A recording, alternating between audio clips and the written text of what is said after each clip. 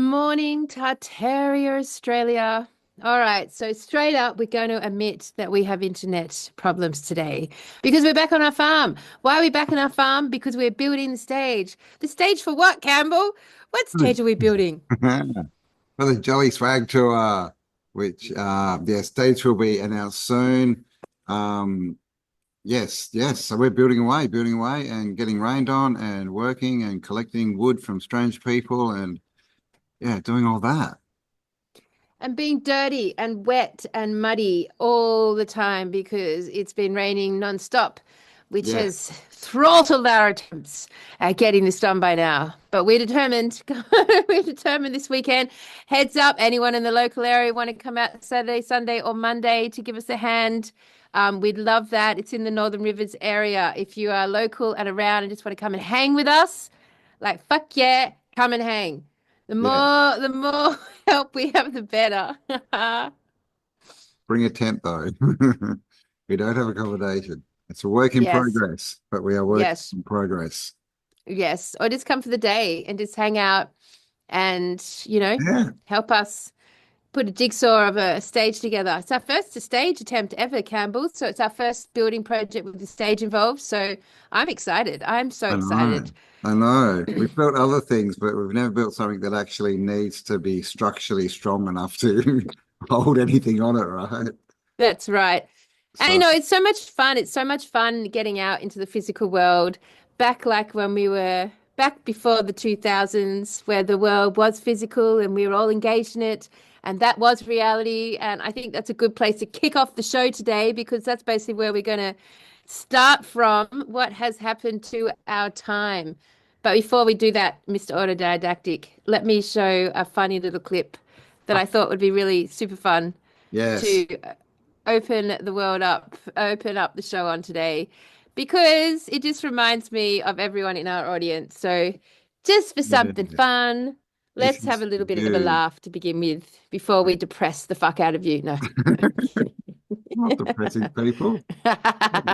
No, this is a positive Positive charge charge, show. man.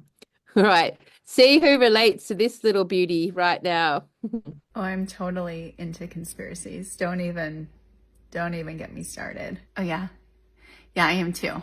Like like are you into the conspiracies about like cloud seeding and geoengineering? Or like Jean Benet, like who really murdered her?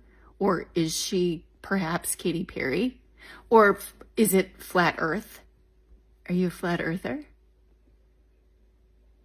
Or how like aliens are really demons and all famous people are clones and also aliens and lizard people? Like we're basically poisoned through our food, our air, our water, and soil. That's why we're all sick. Or like JFK Jr. and he's still alive. Or like there's whole underground cities all over the place. Or like Pizzagate. Like those kinds of conspiracies. Like what's your favorite one? Like what are you talking about? Oh, I was just talking about how there might be some traces of fluoride in the water. Oh yeah, that one's good too. I when I saw that I laughed because it reminded me so much of me and everyone I know who's in this realm on this level. It cracked me up. I mean, I'm sure you can all relate to that clip, yes? Yep, we're all crazy. We're all crazy. Crazy conspiracy theorists. So, And Mr. Order, I'll go on. yes, one of our latest conspiracy theories is the quickening. Time is speeding up. And it has been confirmed by science. They are talking about moving the clocks a nanosecond. Mm. We're out by a nanosecond, apparently. Mm. But yeah, other people have got different takes on it. Like, leave us a comment. What do you think? Is it quickening? A cloud! This is the quickening! Yeah! Yes! Highlander time. Yeah, I mean, geez, Cam, like, where do we start on this topic? So the last show we did, we looked at we looked at dreams and are we being programmed in our sleep? And we looked at the influence or the connection to water and the programming. And we did quite a detailed show with Guy Anderson about that topic and went down as far as our brains could handle that conversation live on the spot. But since then, we've been talking further about time, and it's undeniable to me that time is spent. I mean, it's just undeniable. I find living in this world right now quite a challenge on that level because my whole being is super hyper conscious of the fact that time has changed. I can feel it. I can feel it in my days blending together. I can feel it in the hours getting shorter. I can feel it I mean, like we're actually literally like Campbell and I came together almost 5 years ago now, 4 or 5 years ago. And when we were planning events and things to do for the year, we would look at planning things in June, July, September, and it would literally 4 years ago would feel like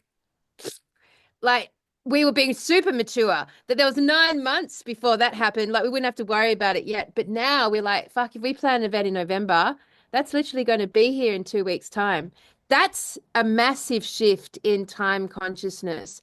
And the last 12 months, 20 has peaked. Something has absolutely changed. And I know you guys will relate to this. I don't even have to ask. I know you do. So Campbell, I think we started this conversation, and it was a really random, intuitive one because we started with KFC, which is such a bizarre link to how all of this unfolded in our dialogues. But like, if we follow through the trace of our intuitive conversation, we did actually begin with KFC and the phenomenon that is this KFC commercial that's gone through the truth community in the last, 2 weeks. Do you want to start there? You want to start with KFC? Where someone walks into like a lake of gravy and it's almost like a baptism, and they put them in the gravy and the person comes back as like a chicken strip thing. Chicken drumstick, actually, all like with the Colonel's 11 herbs and spices all over him. Secret herbs and spices. Yes. What are those secrets?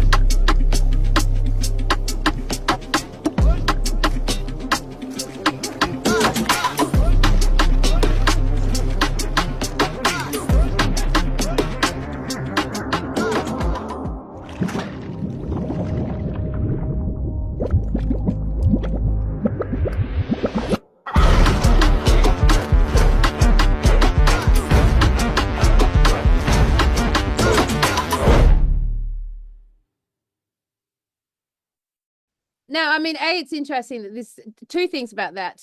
One, the commercial obviously has gone viral in the truth community because they've just released it. KFC have formally just released this commercial. So number one, KFC's released it. Number two, are they confessing what they believe, what is actually the truth? Are they putting it out there? And three, it's just really interesting how when one little thing gets released, the echo chamber that surrounds it within the truth community as far as AI goes and how the algorithms are now wiring and firing. So let's start with that commercial. So then we started talking about the food chain. Now, you told me something very interesting in that conversation. Yes, about another video I saw where someone was talking or asking the question like, where does all the meat come from? Yeah. Mainly it is like the fast food, because you know, Yeah. I think, what is it? McDonald's, is it 6 billion? I can't remember. A lot, millions and millions. It might be 6 million a day. I can't, but a lot of burgers, right? And then McDonald's is only one chain, right? There's so many massive chains. Where are they getting all the meat? Because if you look into how many cows there are, and also with cows, obviously, you know, they take a few years to mature, right? So it's not like, you know, it's a quick crop. So with all this consumption, where's all the meat coming from? Is the question. Yes. And this is why people have been jumping on this KFC thing, like, what is this food? And just as another note, something we mentioned was last year, in America especially, they were killing millions and millions, tens of millions of chickens all across And the the UK. country. And the Yep. UK, right, for the bird flu, right? Yep. But all these chicken shops, right, in America, Popeyes, Chick-fil-A, we've got like Red Rooster and Chicken Treat and stuff, and KFC, the chicken never slowed down, right? Like those fast food outlets never once said, "Oh, we're running out of chicken. Sorry, we're closed today." Yeah. They just kept pumping it out. So where's it all coming That's right. That's right. And actually, on that topic, another clip I saw was an elderly gentleman. He was sitting outside the two chains in America. So the two chicken chains in America are Popeyes and Filippo Lay, from? Filippo Chick, Chico Fillet. Chick-fil-A, What? Chick-fil-A. Chick-fil-A. And he was Chick-fil-A, and he was noticing that there was literally like 3 lines all day out of both of these chains. And he's like, fuck, they must have the best chicken sandwich in the goddamn world. Like, and he went in, just random, he went in and had a look, and then he started to sat down and started to actually investigate the ingredients on both of their chicken sandwiches.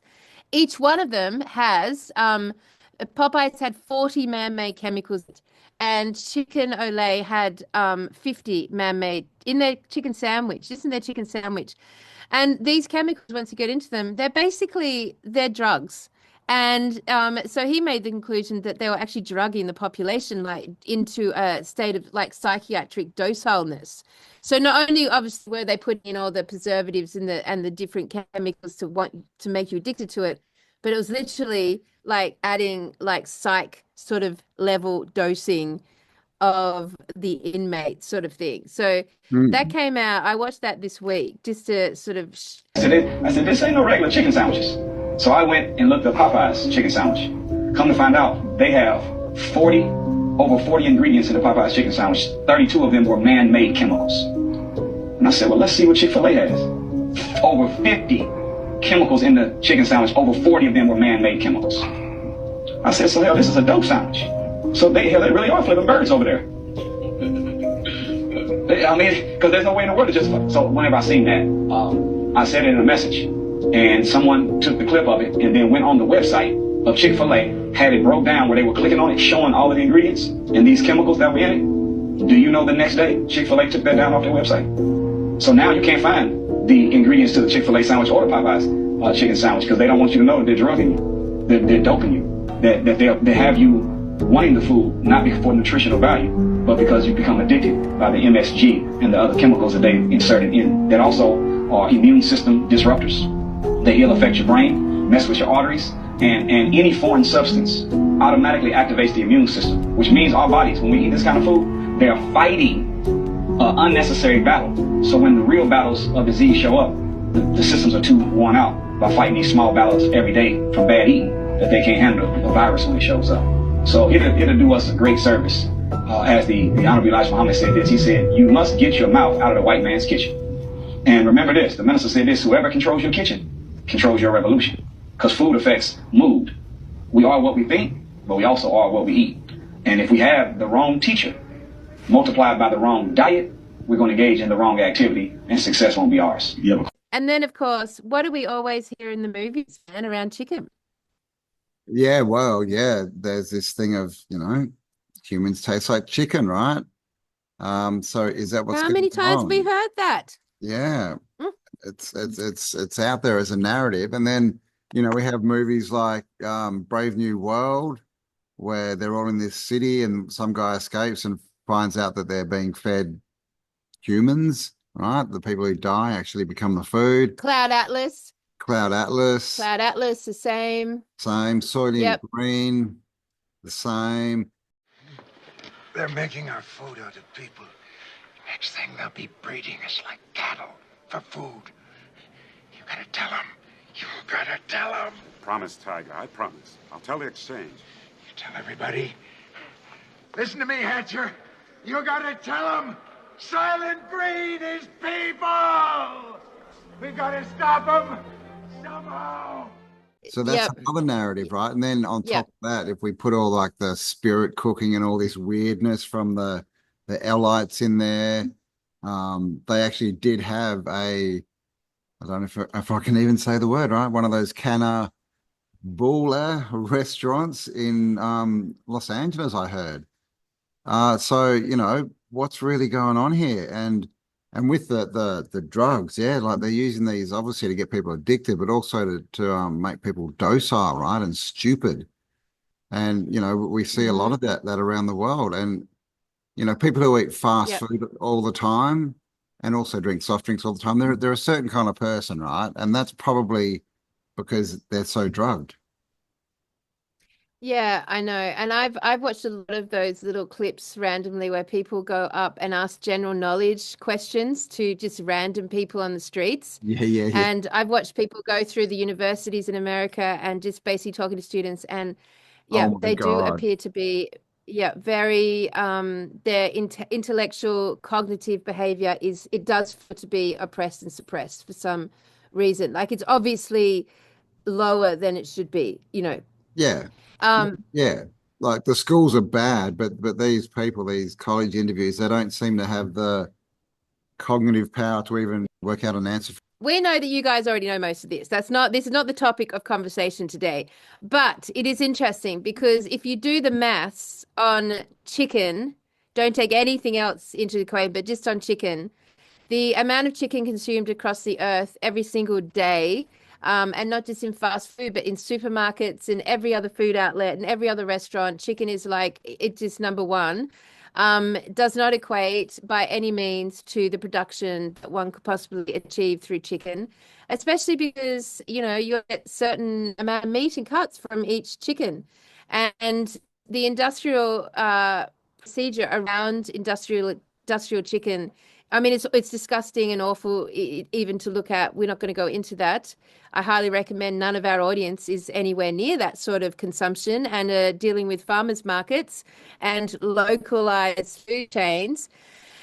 So that chicken, even the ones in the supermarket, Campbell, is very questionable as to what potentially it is. Now, I don't know if you've seen Cloud Atlas out there in the tribe out there, but Cloud Atlas is really, unfortunately, it's got some shitty actors in it who I can't stand anymore. So I'm not going to recommend you go watch it because it's got Tom Hanks through it. But it certainly shows you they basically started feeding population themselves.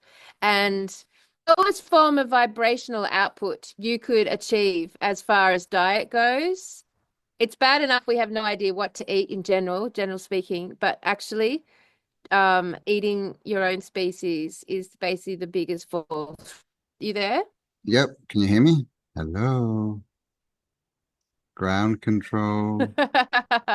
So basically, the reason that we started with KFC because it's going to take us to a conversation about vibration, and Yeah. that's going to take us back to time. So let me share to Major Tom. So just on the topic of KFC, just randomly speaking in this new commercial, I have never watched a KFC commercial before. Have you ever watched any older KFC commercials? No. No. I remember, didn't they have like a little bird in one of them, like what are they called, a chicken hawk? That's all I remember, but not really. I don't remember. Definitely nothing with the actual kernel in it. I've never seen one that old. All right. Well, this is emerged as a response to the latest commercial. It's from 1967. Just to give you the vibe of what KFC was presenting all those decades ago and see what frequency you think it sits on. I say let's muffle them. Let the lie detector do it. We want your secret recipe for Kentucky Fried Chicken. And we want it now. You're going to tell us now? Why, it's my pleasure, lady. Go ahead, tell us. First, we take some eggs and some milk and Yes, Colonel. some flour and savory. And? And then we have 4 ounces. 4 ounces of what? 4 ounces of 4 ounces of grandfather's overcoat. Give up, girls. How to blend 11 herbs and spices that make Kentucky Fried Chicken so finger-licking good. That's the Colonel's secret. Forever. Now, Colonel, let's try it again, and this time the truth. Finally, I had 3 shoelaces and a hubcap.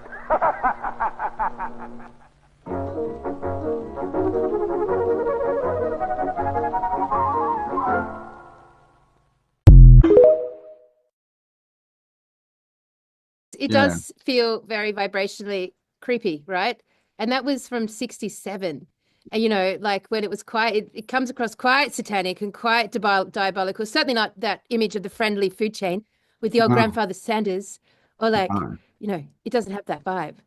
No, and of course, you know, Kentucky Fried Chicken, or KFC, used to be called Kentucky Fried Chicken, and the narrative is that they changed it because they didn't want to use the word fried, right? Because oils were bad or whatever in the 90s. But there's another story going around that they had to stop using it because they weren't actually selling chicken. So do with that one what you want. And of course, they've all been tested and found heaps of human DNA in every place they've tested, both McDonald's and KFC. Interestingly, KFC is the #1 across the world. It's bigger than McDonald's. Yeah, it's the #1 food outlet in Asia, in the Middle East. Like KFC is big, man. It's big everywhere. all through It Asia. is. Yeah.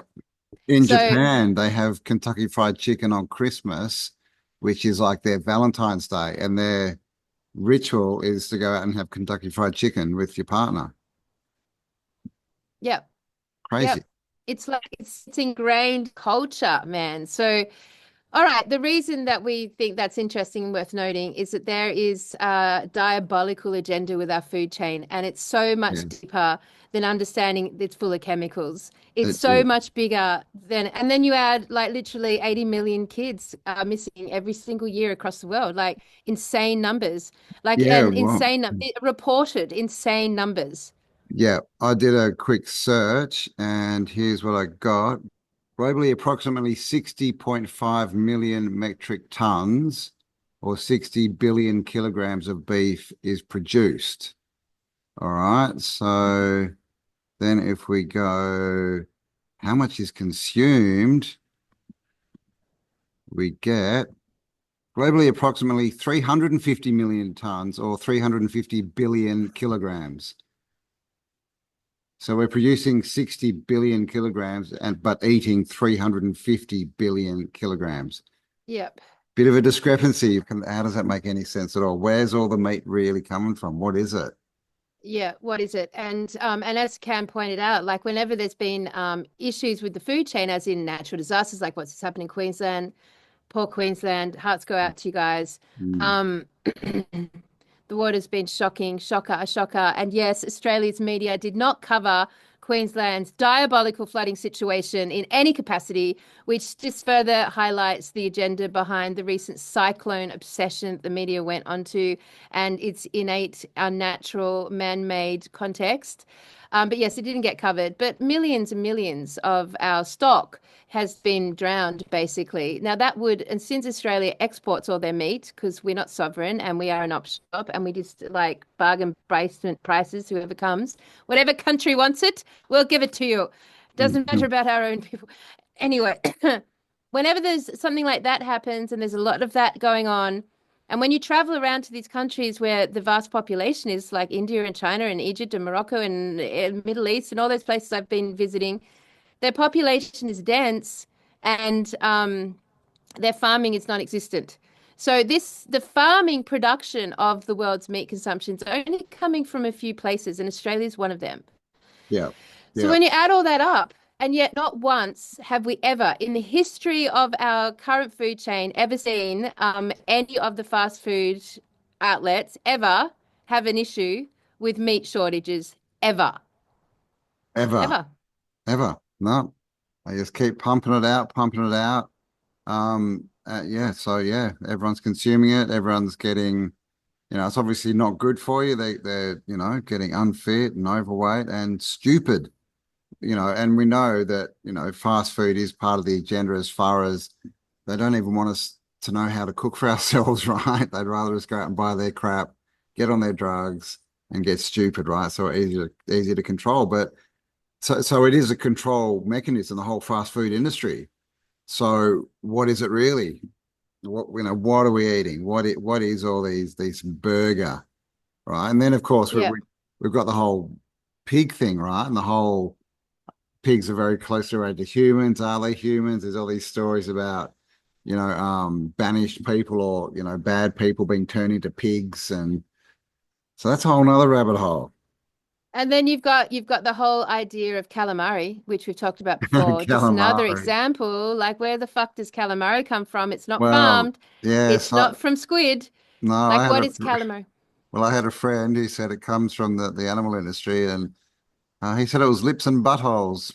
Yeah, lips and butts. But ultimately, it's just a white compound that's been like it could be anything, including what is a part of all of this conversation, which potentially is our food chain is founded on cannibalism. Our food chain is founded on humans, human consumption of human. That's a big thing to say and get our heads around. Human consumption of humans, which would essentially be the lowest vibrational fall from grace one could possibly go to as a culture. If their whole agenda is to lower the frequency of this realm and of us as the creators, then like having us without our consciousness consume human meat would be like a very no-brainer idea to achieve. I mean, I would think I mean, if everyone it's a vibrational realm. We all talk about the human trafficking all the time, like Yeah. we know it goes on, we've got stats on it, right? But I think everyone assumes that they're sold into either just slavery or, sex slavery. But what if they're sold for something else? What if there's a whole different industry going on there?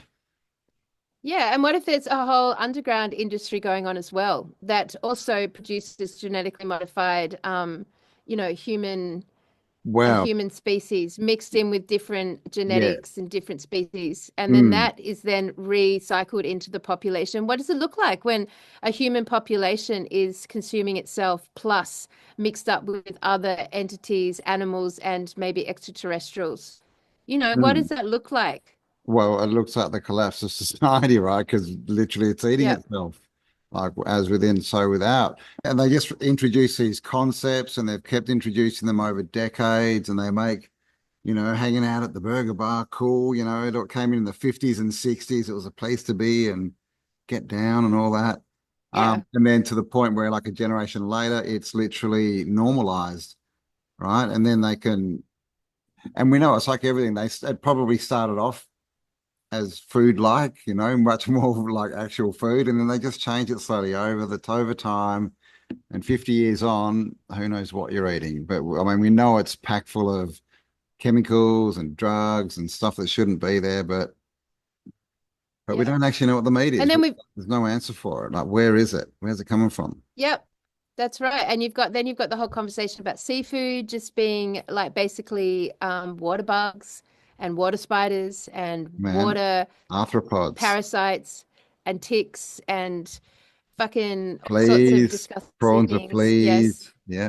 that's right. And looking at the meat that they produce, the meat that a lobster produces compared to a tarantula spider, they're basically identical, all white meat. Interesting. And then, of course, let's take it back through Tartaria and the concept that all of our salts are basically the remains of the giants. So that's another consuming another salt. form of human. Yes, good point. Oh my God. Yeah. So everywhere we look from these lands, you can find evidence that potentially we exist dominantly now in a cannibalistic society. Cannibalism, as far as like historically through nations and tribes, is very quite common. If you look up cannibalism through time in the world. There's still communities today that practice it. It's part of their normal culture. It's very common. Yeah. Um, In Papua New Guinea, just north of the closest island to Australia. all right, so there we go. So side note, something for everyone to consider, that we live in a world where we are consuming humans in all manner of ways through all sorts of industrial food that has absolutely nothing to do with holistic eating of animals and plants. That it's become solely inorganic, and they have mastered the art of deception, which we know they are masters of, and mastered the art of deceiving the food.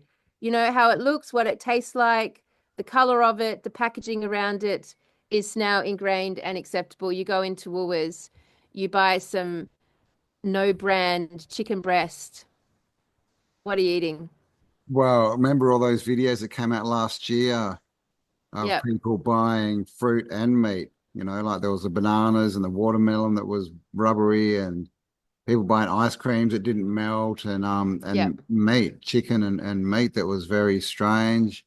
I saw a video where a lady had a carton of eggs, 12, and cracked them all, and every single one was a double yolker.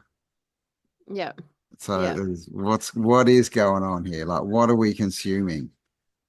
I mean, it's a pretty phenomenal. I know we've touched on the food chain quite often throughout our videos, but like to take it at that sort of level and scale, that's a pretty phenomenal moment of deprogramming one's brain. Like that's a pretty fucking big statement to say that we live in a culture founded on cannibalism. Yeah. That's pretty fucking big.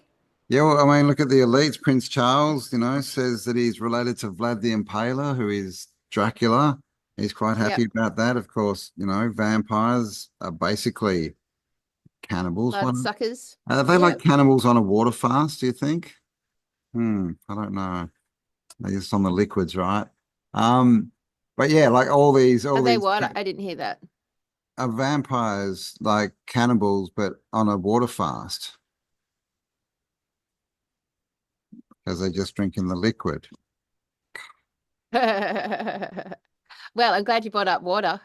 I'm glad you brought up Water. water, Campbell. But yes, yes, well, vampires still part of our cultural mythology, not validated outside the truth community. But yes, this vampirish action, these blood rituals, this satanic agenda, and also this whole like drain all the blood out of what you don't get bloody food. Have you noticed that? You remember back in the when we were kids, like mum and dad would bring home meat and it would be bloody. There would be like blood on it still. I mean, I remember this. Today it's so sanctified, so clean. You know, that industrial chicken goes through a cleansing process of chemicals to get rid of any potential salmonella. They're apparently they're like killing and processing, over 300,000 chickens a day, some of these places.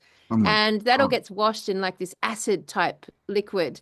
Yeah, that bleaches it and sterilizes it and puts it into that nice shape and that nice color that has no blood and guts, and then packaged and sent out into the world. So, Nice. there's So, many yeah. processes of deception. Yeah, you might die of chemical poisoning, but at least you won't catch salmonella, guys. Mm. So, but like back to the water, Campbell. So then we Water. started to get back onto this low frequency energy. Like we know that at the end of this agenda, this is a war on frequency, right? It's a war on vibration. That's why we've started the positive charge movement. That's why we've looked at the change in service to self and service to others, and the change in the poles and what that looks like and how that relates to these times. And yeah, I mean, at the end of the day, this is a vibrational issue, right? We are vibrational beings, and those who have enslaved us have caught us up in a very low density, and most people aren't even conscious of it. So then we start to look back at this notion of time, my friend, time, time, time. So And by the way, we are doing time, Get Your Shit Together hour every morning. Link yeah. below. Come and join us. Yeah, fucking oath. Come and join us. It's very empowering every single day to wake up and know that you've committed to doing an hour's work of clarity and meditation and gratitude and writing and breathing. It's a very empowering practice. It is. Everyone who's doing it is really getting a lot out of it. We are getting a lot out of it. it keeps your thought process stable for the day. That's what I like about it. Yeah, it does. It gets you focused, keeps your chi flowing. Yeah, And because how hard is it? I mean, I find it personally very hard to keep my head in a good positive disposition these days. You know, there's just so much infuriating yeah. content and content connect. Yeah, And also the quickening. The reason we started is like if we don't get our shit together now, it'll be December and the year will be that's gone, right. and we'll be like, what the hell? We achieved nothing again. That's right. Oh my That's God. right. Yeah. So let's look at the quickenings. Do you know that in recent years there has been more and more talk of time speeding up? You've probably noticed it yourself. The acceleration started around 1980. Scientists are noticing that time is passing faster. People have less time to do things than they used to, and scientists are already putting numbers on it. A modern day is equivalent to 18 hours, not 24. People now in their 40s look like people in their 30s used to look. For example, monks in a monastery on the holy island of Mount Athos noticed this because they didn't have enough time to pray. For centuries they have been reading the same prayer book, and now they don't have time to read it in a day. And in Tibet there is a monastery in which every day at the same time monks burn candles that should burn exactly 24 hours. The technology of production of these candles do not change for hundreds of years. So, since some time the monks have noticed that the candle does not have time to burn out in 24 hours. And the most frightening thing is that every year, time begins to fly faster and faster. By the way, have you ever noticed that time has gotten faster? Or is it all a game of our brain and imagination? So then we started to look at the quickening, and it took us, as we were researching, it took us to the year 2000, Campbell, and let's start the conversation on Y2K, which our little truth community haven't been talking about for a long time now. You know, Y2K. What was your experience of Y2K? Well, it was big. It was everywhere, right? And it was, Yeah. they were posting it as the end of the world. Basically, we're Yep. going to be thrown back to be troglodytes living in caves because, when it flipped over to 2000, when they originally made the first computers and did the base programming, it was all on the 1900s. And they went, oh my God, when it flips over to 2000, the computer won't know what's happening and everything will Yep. go crazy. Planes will fall out of the Yep. sky. They literally said planes will fall out of the sky. And we actually know Yep. someone who bought a ticket and flew on New Year's Eve because they were really, really cheap and the plane didn't fall out of the sky. Yep. But yeah, but what actually went on there? Like there was hundreds of billions of dollars spent rewriting all this stuff. But we can kind of link this in a little bit to like the Mandela effect and this quickening effect. Like when we look back Yep. at when was the real time, the real time, we tend to go 80s or 90s, right? We don't tend to come into the 2000s. So definitely something Yeah. happened around the turn of the century that things just started to get different, right? They seem to feel less real. Time started to get distorted. After that, the Mandela effect popped up and all this kind of thing. And of course, a lot of that has to do with the birth of the computer age and people spending time in a virtual world rather than an actual physical world. Yeah, I mean, definitely for me, that was my first moment of being conscious of prepping. I remember I was still at university and I was just like, fucking Y2K, what is this? What's going on? And I mean, I had the beginning of a computer, I had the beginnings of being on a computer. So it wasn't like we were fully engulfed in technology at that point in time. It was still a relatively new concept. A lot of things hadn't begun yet, the YouTubes and that sort of stuff. Google was still really quite foreign concept.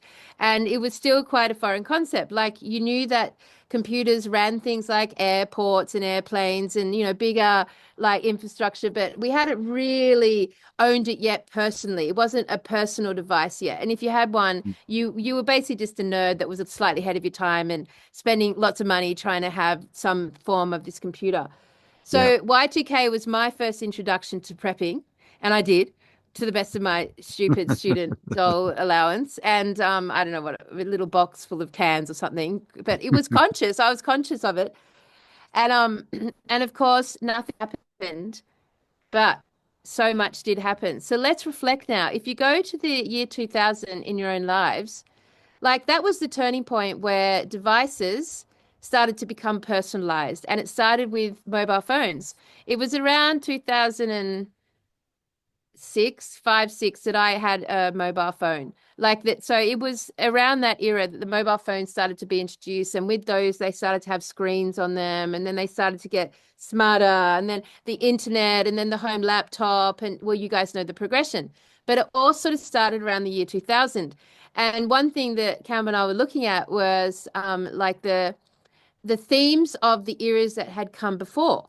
So just to go back to that, Cam, like you guys, if you say talk about the 80s, yes, there's a very distinctive concept of what the 80s was. You know, there was shoulder pads and there was fucking Perms and hairspray, mullets. perms and mullets, and you know, there was like crazy, you know, Loud, fluoro fashion and hypercolor, hypercolor and very and kind of business looky, and yeah. the music was all very synthy and poppy. Yes. And the men look very feminized in the synth. There was a real, you could really, all of you could sit here and describe the 80s. And we'd all have a very consistent image of what the 80s felt like. And you could do it to the 70s with the Yep. glam rock and Yeah. the fucking hippies and the makeup, men wearing Brown, makeup. yellow, and orange, everything. Yes, yes. And then you can take it through to the 60s. Afros. That's right. So you can basically sit here easily and define those eras that came before 2000. You can define the cultural interests, the cultural trends, the fashion, the vibe, the genre. You can, and you know, you can go on to any music's thing and go 80s, and that will come all the music from the 80s, from the 90s. And then in the year 2000, something changed. Something shifted, because could you sit here and define the 2000s, trends of the 2000s? Could you identify a genre of fashion, a genre of music, any political movements? Like, could you define anything about the 2000s? Something changed, right? Yeah, I don't even know who the president of the US was, or the prime minister of Australia in the 2000s. I don't know. Yep. Was that when Kevin Rudd gave us free money? That's the only reason I remember Kevin Rudd. No idea. No idea. But essentially the 2000s, and then like what's the next, how do you say the next 2000s to the 2000 and what's the next? 2010s, I The guess. 2010s. All right, to the 2010s. Again, could you define the fashion? Can you define the music? Can you define the movement? Because what happened at that point after Y2K is we started to get the beginnings of the recycling, the beginnings of recycling and replicating and recycling, didn't we? Like Yes. you started to get the mixture of all this stuff. And all remakes in movies started to come out. Oh, the You know, remakes. sampling in music came out. Yep. So they were basically recycling the movies, the music, you know, all the fashions kind of Yep. we just all recycled from the last, you know, the previous kind of Yep. 30, 40 years, everything. And then, of course, online, you know, we found ourselves in these spaces where people were just copying each other. You know, we got into this thing where everyone was after the dopamine hit, right? And Facebook posts and things. And so they all started to become the same and repeats. And, you know, no one's sad on Facebook ever, right? Everyone on Facebook has a perfect life. They're always happy in an amazing photographic location. We know And this. if they are sad, it's on trend. If it's on trend, Campbell, if they're sad, it's on trend. Yeah. I mean, it's true. Like, so what we could say about from Y2K onwards is that a couple of things happened. Technology extremely advanced very quickly. From Y2K onwards, it's extremely advanced. Time started to change, and we got the introduction of algorithms. So those three things happened simultaneously, and it wasn't obvious to us at the time, but that's actually what happened around the world. So then you've got to ask the question, like, what did they actually do? What was Y2K actually about? What did they actually do? What was it that they upgraded the entire software of the entire planet for Y2, spent $300 billion on it or something? It's either 30 or $300 billion. 300 to 400 billion, yeah. Yep. Upgrading all of the technology across the realm Did they at that moment upgrade to a level of artificial intelligence we just didn't know about it at that point? Did algorithms get introduced and become smart? The Y2K like idea is a cover up for something they did around technology. Yeah, well, it was a good excuse to shut down, right? All these big computer networks and reboot them as something else. Yeah. Which is what you need to do. That happened recently, right? With TikTok. People, remember they shut down TikTok for 12 hours and people worked out that's just long enough to reroute the hard drives or whatever it is. So did that happen again? We don't know. But yeah, what happened in 2000 and why does it seem that everything after that year seems less real? I mean, yes, we're all online a lot more, but that's also been a progressive thing. In the 2000s, not everyone was on. I mean, if I think Facebook was 2007, was it? I think YouTube was around the same. So for the early part of the 2000s, the social media didn't exist. But still, try and think about what was going on in 2005. What were the trends? What were the movies? Who were the presidents? Like, I got no idea, right? Yeah, exactly. Like the blockbusters cease to exist. Sort of like things. Yes. I guess what it feels like is the world became less physical, less Yes. physically integrating. Yeah. So your entertainment styles changed. Your what you did to socialize changed. Your music sort of like became a blend and a meld of like looping from the past. Like Yeah, well, the fashion. autoplay, right, is another thing that started coming up. Remember all the iPods and stuff? And it'd just Yes. keep playing. So we weren't choosing as much, like choosing the different songs or whatever. Stuff was just being served up to us, basically. And Yes. everyone also started to go online, right? And basically create an avatar, really, to create an alternate Yep. personality online because the personality online wasn't actually them. Again, right? Yep. Go and look at Facebook. No one's telling you the truth. There are all these, amazing people. Oh my God, and my partner's the best in the world, and my kids are amazing. And they go home and cry, right? And it's like it's all false. So people created this version of themselves online that existed online but wasn't real. Yes.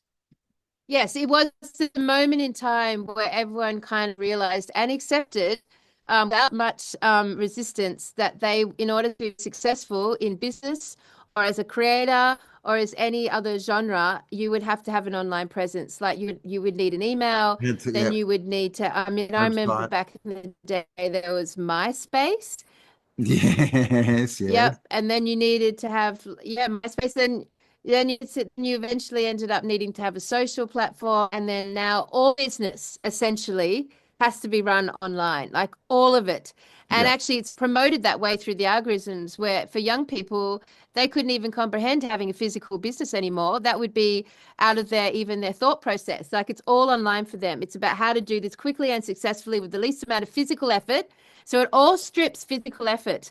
And you go down any main street in any town or city around the world, and you'll see two things. You will see one, that there's very few like actual physical stores available anymore, and the ones that are there are basically on repetition. Yeah. Like one of the things about all the trips I've done is that the marketplaces and the Medinas and the areas where people shop are just the same shop every three shops. It's the same shop. So you don't get these shops where you're a creator of clothes or of something. You're an innovator of a product or a creator. You don't get the shops that then you can go and sell your product to anymore. That doesn't exist anymore. You don't get that individualized, unique artisan No, output as product anymore. You don't get the boot makers or the shoe repairers or the leather workers or the metal people or none of that exists anymore. no. You don't see it anywhere. You just get H&M and fucking Boost Juice and all the brands. Yeah. You just go to the main street of any Western world, it's the same thing on repeat. Yeah, yeah. I mean, I saw that a lot in America with all the food, like the fast food. It's just the same thing on repeat everywhere. Like it's just everything's a copy. It's a copy of something. There's no originality. There's no imagination being put out anymore. You know, everyone's, you know, like even if you're building a website back in the, you know, 2010s or whatever, you might be trying to put still creativity into it, but you had to do it on a platform that someone else created and you had restrictions at what, you know, so it started chopping that down. And of course, you know, like Kelly said, people started going online more and more because it was cheaper, right? Obviously kept costs down, like you could start businesses, but people started making businesses to make money, not because they had a good idea, not because they wanted to serve people, not because they were creatives and they wanted to get their products out there. It was to make money. And this is what she was saying about all the markets, is instead of the artisans there and the artists and the craftsmen making their stuff and selling it, as people doing it for money. They're all getting the same stuff in from China. It's all crap. And they're selling it, and it's the same thing. It's recycle, reuse, reuse. And it's like you know, a photocopier. If you make a photocopy of a picture and then you get the photocopied picture and put that in and photocopy that and keep doing that, at the end, there's not much of a picture left, right? And that's right. And that's what seems to be happening. And then you've got a shift through the genres where you get to the 2000s and suddenly the world's turning into a monochromatic vision where, like, because it now is all based on how to make money using this technology that's not physically like real for you. It's not like you've gone and, you know, used your hands and your good sense of style and taste to innovate something. You've just flipped through an online portal and try to find a product that not everyone's selling, pull it out of China, put some package on it, and you've got it back into Amazon drop shipping, and you've got a business. Like, you haven't even touched anything, right? Yep. And so obviously when the world is operating in this way, like, they don't they're going to get rid of all the variables that are going to maybe sell less product and heighten all the variables that are going to sell more. And in this case, obviously, you get rid of color, because color is a personalized decision,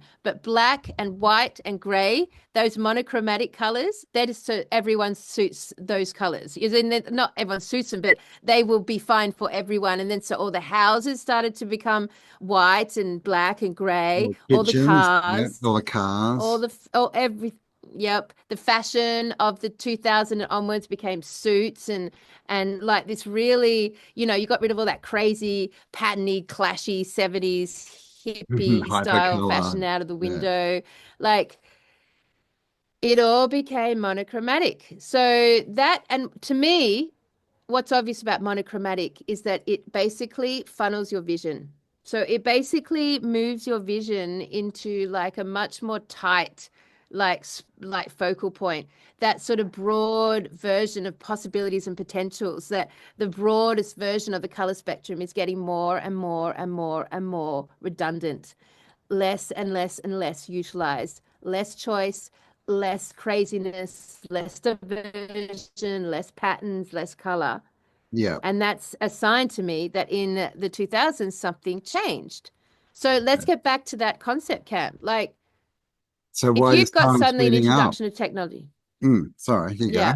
No, like if you've got an introduction of technology that becomes like a personal device, and then you've got this thing called algorithms suddenly introduced. We didn't even have a word for that back then. Like, we wouldn't know the word algorithm. It wasn't a part of our culture at all. We only knew Al Gore. We didn't know he had rhythm. That's right. Algorithms, what is this magical, mysterious thing that now govern our entire reality, right? And make the AI super smart, but also make us in an echo chamber. So we introduced the algorithms in the year 2000 when they switched over from Y2K. Then suddenly what happens to time? We become on a tighter and tighter and tighter loop, because algorithms and technology creates echo chambers around you. And so your echo chambers are basically getting smaller and smaller and smaller. You're being fed specific and more specific information that aligns with that echo chamber, and then you're competing with that echo chamber. So then your output is to serve that echo chamber. So then you're serving the things that is being echoed back to you that echo chamber wants. And so you're becoming even less and less and less free and full of possibilities and potential. And is it that the algorithms, Campbell, have basically put us into a tightened time loop of replication and recycling, and that has altered our notion of time itself? Yeah. Well, there's no new ideas being put out there. So there's no like real new inventions, right? There's no new artwork. There's no new themes. There's no new imagination, right? It's all recycled. So is that what, we obviously, we all a lot talk about, we create our reality through what we think. Is the fact that reality is getting a bit thinner because people aren't thinking as much, right?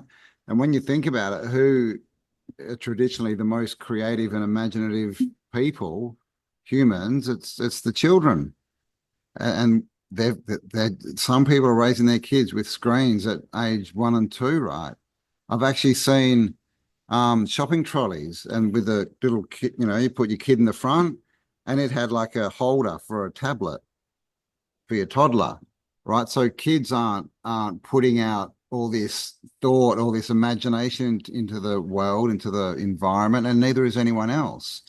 So is that what this place needs to run? Does it run on imagination? And when you start taking that away, it all starts imploding. People start getting sick. Time starts to be irrelevant.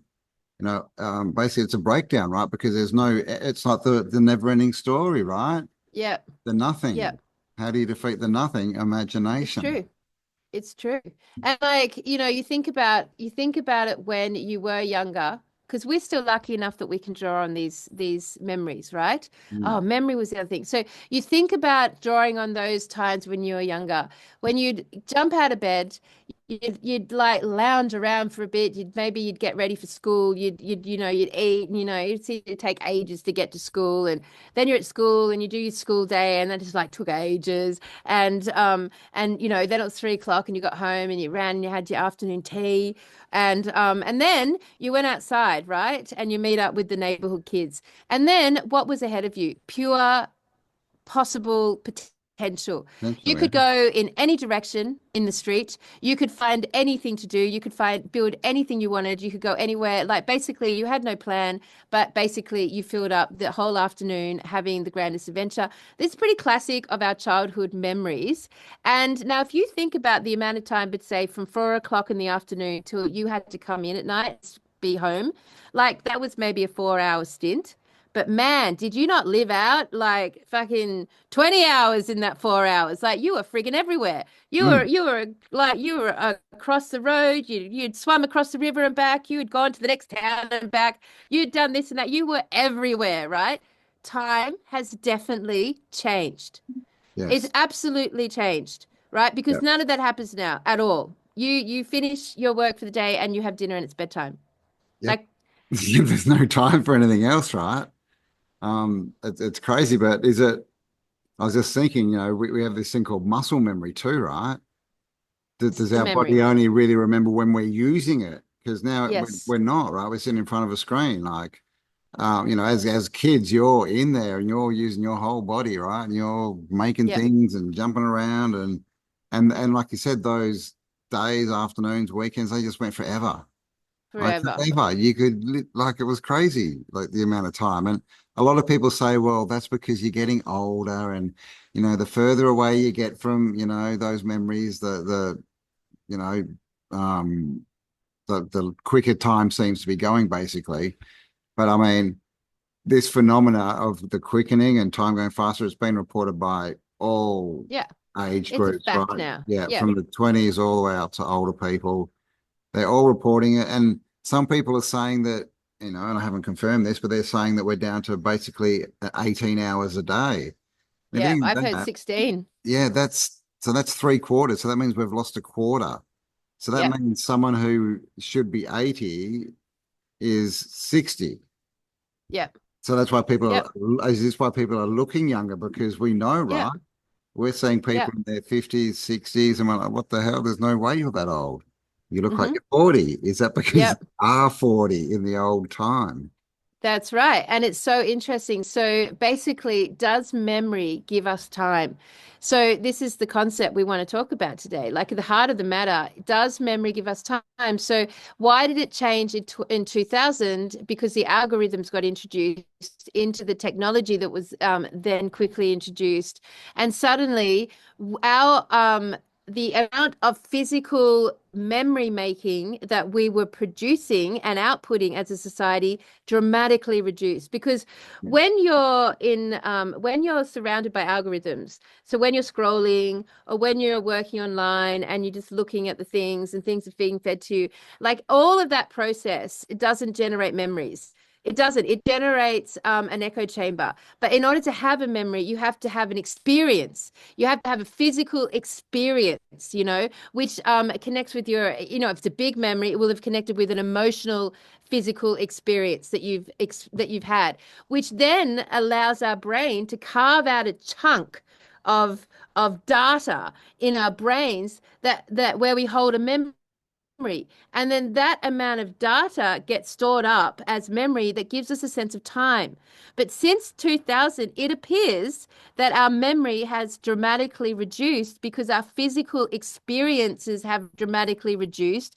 Thus, we're not generating as many memories. And the emotional triggers we're generating are online ones, which aren't even in the we can't form memories around the online world because it's not physically tangible. You can't No. jump over it. You can't beat it up. You can't wrestle it. You can't make it. You can't tickle it. You can't go on an adventure with it. You can't do anything. You've just got it here as this like artificial concept, this replica, this image that it cannot generate a physical memory for you. So It's then our 2D. memories have reduced. Yeah, It's 2D, right? Which is interesting. Everyone's saying, let's go to 5D, let's go to 5D. And they spend all their time in 2D. That's the thought. that's right. That's right. And we're literally now in a situation where for the majority of the world, and I would say of the world, their physical memories have been reduced because they're having less and less physical experiences, less and less and less. As a result, their sense of time has reduced and time has sped up for the whole. So the algorithms and the echo chamber has reduced memories, which holds time, and so that's reduced, so time is sped up. That's the theory that we're looking at today. Yeah. Yeah. So is the way to reverse this to slow time down to actually get back in the nature and live like we did in the 80s, right? Do it like we did back in the 80s. Because all this stuff was introduced to us as something that would help us, give us more time, help our lives out. But really, what's it done? It's Of course, stolen the time. inversion. It's always the The perfect, inversion. of course. Always. Always the inversion. And so it's stolen Always. our So time like, and it's made more time, our lives more complicated, right? Because now we've got all indeed it these different has. avatars and all these different websites and we're trying to keep up and Yeah. And how much more difficult and exhausting and draining is it to go in and try to say fix a website up versus go into a house and clean it? Like at the end of the day, going into physical space and cleaning it and clearing it and redesigning it is physically way more effort, but makes way more sense. You can do it. It's tangible. You know how to do it. And at the end of it, you're really proud of it because you've achieved an outcome. Whereas when you're working online, it's just like a never-ending blur of invisible variables and factors that you're constantly having to try to figure out and discover and work with. And it's just like an endless blur. It's an endless blur. So our days are becoming an endless blur. Your whole weeks are going by as a blur because for the most part, we're not creating a physical memory. Us building this event here is part of our experiential. So every retreat, everything Cam and I are engaged with at the moment, it's all about having an experience out of this knowledge, out of these theories. Us physically getting muddy and dirty for the next, 7 days, we're going to form a memory out of that. It will be a memory and time will be slower as we do it. I just know it. I know that we'll work our asses off this weekend and we'll get so much done and we will just feel like, wow, I can't believe it's not dark yet. We've still got time, Campbell. It's only 2 o'clock. And you've we'll got be two more amazed people. because we will have, Yeah. like because we're physically engaging in the real life. But then if you think about when I was at university, that was the early 1996, around 96. I got really involved, of course, in the like all the, movements that were going on and all the stuff that was going on. And, you had to turn up into this room and there would be all the other people involved. And then you had to, as a group, like figure out how you're going to push this movement. And then you'd draw posters up and some would be photocopying. And then you had to go onto the street and like stick them on telephone poles. And then you would have to attend an event and speak and like rally people at the talk. And it was this ongoing, massive physical experience. Massive. Think about what happens today. These movements of people like posting a few memes on their feed. No skin in the game at all. They're not everyone I had respect for back when I was young, Campbell, knew how to make fucking glue out of flour and water because we were all friggin' postering shit on telephone poles. We were literally postering the world with whatever it was. That was our job. We would go and post and make fucking glue out of flour and water, and that doesn't happen today. No one needs to do that. You don't need to you don't walk down the streets and see like, poles that are this thick because it's just full of layers of different band posters and fucking political posters. That's gone, right? And all of those posters were innovative and creative and had an intent behind them, a passion, a consciousness that doesn't exist now. Now people just send, meme send, change my little flag on Facebook. I support Ukraine. That's it. I've done my job. Like, yell at someone on another Facebook page about how dare you support blah, blah, blah. And that's their political movement. No memories whatsoever being created there. No physical movement. So, of course, nothing you can show. We've got when you build things online, you can't show them really to anyone. You can't pick them up and hand them to things. If you're talking to someone who doesn't have a phone or a computer, you literally can't show them. You build a stage, right, or a dunny or whatever. It's there. You can bring people and go, look, there it is. You can jump on it and feel it, and it's tangible, right? It's different. And when we drove into Lismore yesterday, was it? And I noticed that when you're in a car, right, it's your peripheral vision. Like out of the side, you see all this constant movement. There's no peripheral vision online. So is that like, does that mean that our brain isn't sensing movement, like, and it's messing with the time distortion thing? It's not running properly. I mean, we don't know. There's also Project Looking Glass and CERN. With Project Looking Glass, remember that's right. They said they were looking through and they could see the future, and so they could make changes and adjust it and then put that into it and see what would happen with that. But it all stopped, and I'm pretty sure it was 2012, and they couldn't see anything else, and they couldn't explain it, and they don't know why. And on this video, I think he mentioned on that video, he was asking, is that because nothing else was being created? Like we've hit this spot where we're just going round and round and round and round, and nothing new is being formed. So there are no new pathways to travel. We're caught in a loop. Yes. We're caught in a loop, and there's no counter culture movement going on. Everything's all going on online. You don't physically see. I mean, when the protests happened in 2020, they were great memories for people. They really were great memories, and they were physically engaging. So the protesters at the against COVID across the realm, they actually made that a formidable memory in their lives. Like that is something that they will be able to speak on now forever because they experienced it. For the vast majority, it's a blur. It's a blur because all they had was the news and their devices. It was a blur, right? No formidable memories. It's a blur. So so we've got this situation of an introduction of algorithms and devices. We've got this replicating echo chamber that's getting tighter and tighter and tighter. When I started first making websites, I was starting from fucking HTML coding, which was like an overwhelming concept. How do you do this? And now there's like Wix or WordPress. Everyone jumps on those. Here's all your templates. And it's like that across the whole internet. Here's the program. Here's your templates. Here's your program. Here's your templates. Find the next program that does it better with their templates. So it's just a replication over and over. Here are the products that sell. Here are the ways to make money online. Here's what you need to do. Here's the AI you need to use. Here's how you can get quicker and quicker. So they really push getting quicker and better online. But the irony, the irony is it's stolen our physical time. Literally, not just in hours, but actually the neuro pathways of how our brain formulates time by holding memories has been taken. Yeah, So, totally. No new pathways are being formed, right? There's no expansion happening in the mind, and all is mind, right? So if the mind's not expanding, then nothing's happening here. This is a mind thought powered realm.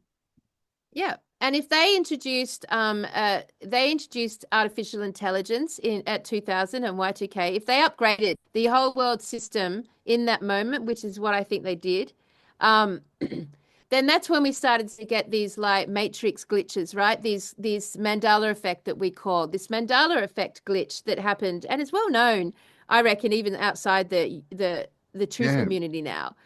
Well, right? it So must be getting there. Yeah, it's getting crazy out there with Mandela. yeah, it's getting crazy out there with Mandela. All right, so then we started to look at, okay, just to bring it to last week's conversation with Guy was about the water. How does water link into all this? Because one thing that we talked about last week was that AI, artificial intelligence, needs a shitload. Literally, it has a water diet. AI has a water diet. AI requires so much water to operate. It takes 9 liters of water to produce one image on AI.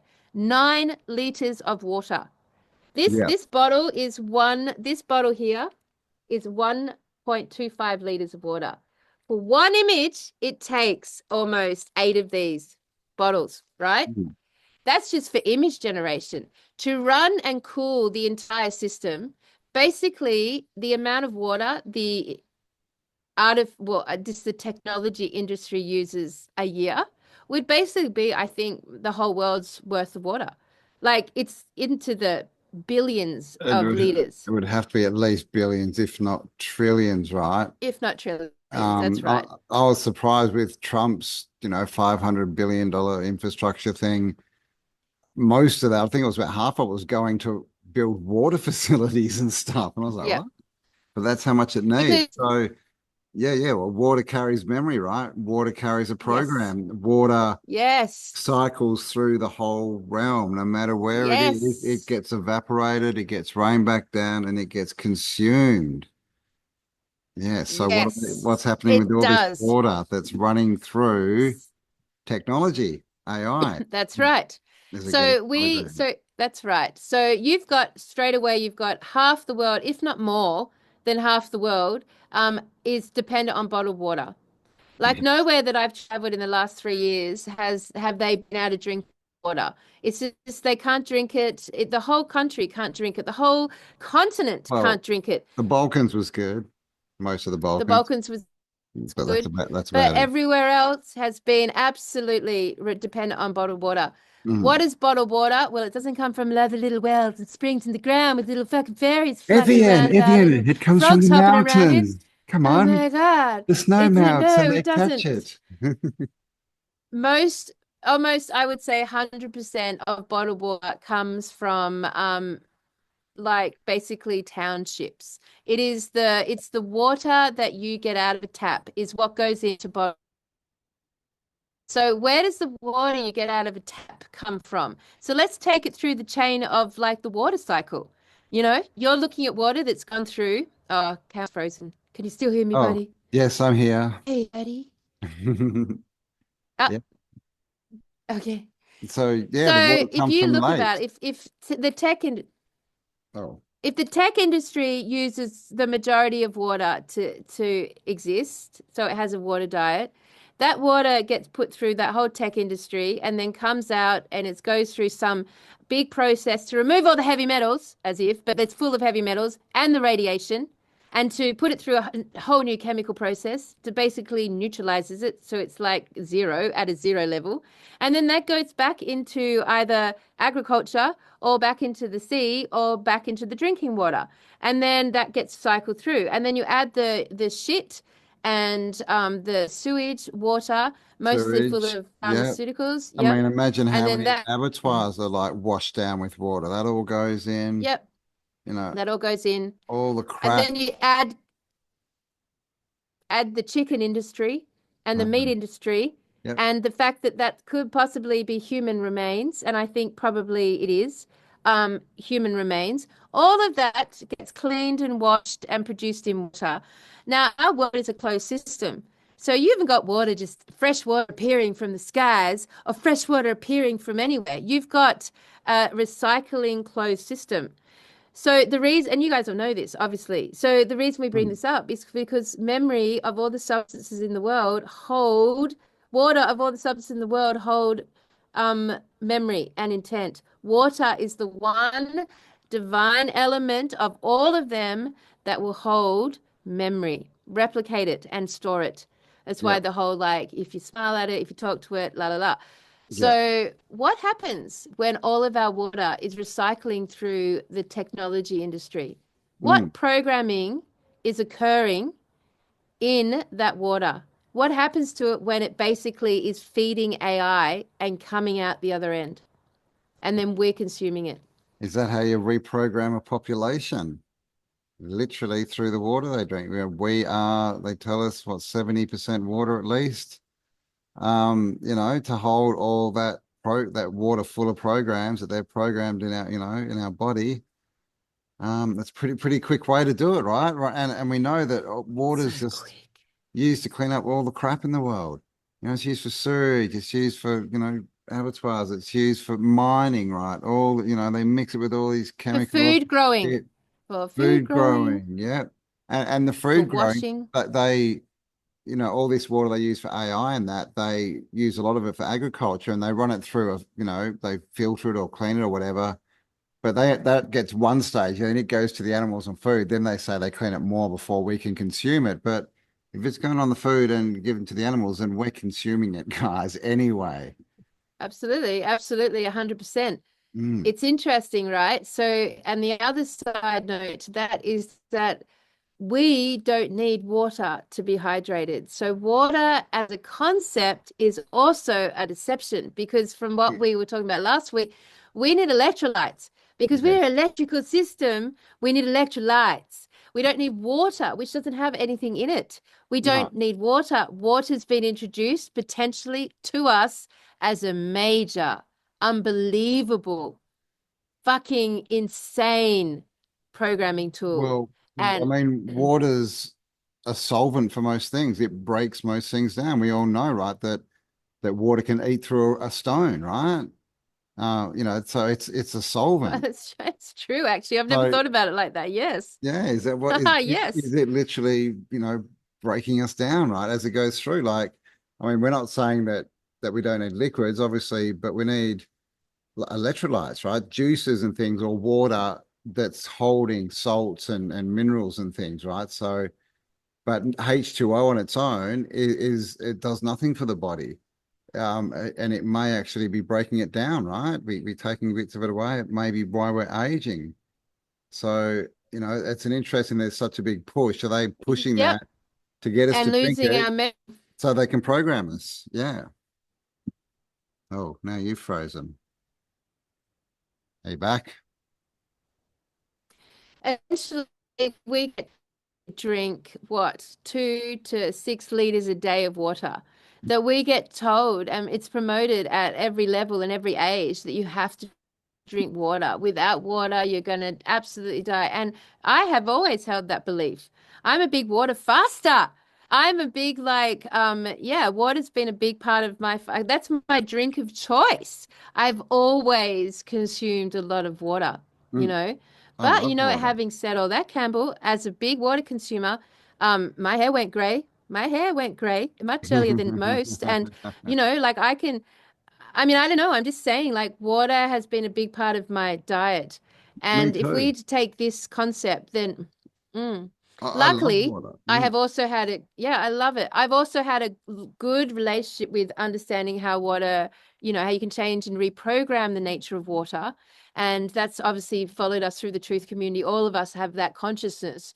And most of us got out of fluorinated water and we got out of town water and we got into the sort of filtered water and we applied our own, you know, like skill set to how we were going to consume the water. But imagine that, Cam, if the water is actually the single biggest programming tool holding the single biggest lowest vibration AI inspired intention and memory, if it's coupled with the biggest food consumption being chicken and mince meat, and that being a human cannibalistic diet, and you add that to the low vibration of the physical body, and then you basically alter time by putting us in a tightened time loop, a replicated, recycled time loop that's getting tighter and tighter and tighter because we're no longer experiencing physical memories in the real world. And you add all that together, and we could explain where we currently stand on this realm. And maybe the truth community, maybe you are advanced in your consciousness simply because for some bizarre set of alignments, you just happened to get rid of fluorinated water, start to be conscious of your water. You stopped eating takeaway food, junk food from fast food outlets. You became conscious of what you're putting in your diet. And you're old school enough to still want to create physical memories in the actual world. And because of all those things, you're brighter and smarter and hold a bigger consciousness than most. I would say is how you would define the difference between someone who has found themselves in the truth community and someone who has not. Yeah. So that's good, but I think, it looks like the way out is out, right? The way to fix all this, and there's a lot of talk about it now, and there's a lot of talk about the 80s and things were better back then, and the time thing, and people are, the mental illness, right, is rising, and loneliness is rising. There's actually companies in Japan that they employ people to go and hug people. Like, people pay to get hugged. Like, that's how bad isolation and loneliness is, and that's all of that, and plus the bad food, right? Like, people just sitting in front of a screen and eating crap. Like, all of this is linked to technology and the interwebs and social media, which is all it's a very clever echo chamber, because it makes you think that you're learning something new and you're going forward, when really it's just stuff being recycled and recycled and recycled. And I see it all the time.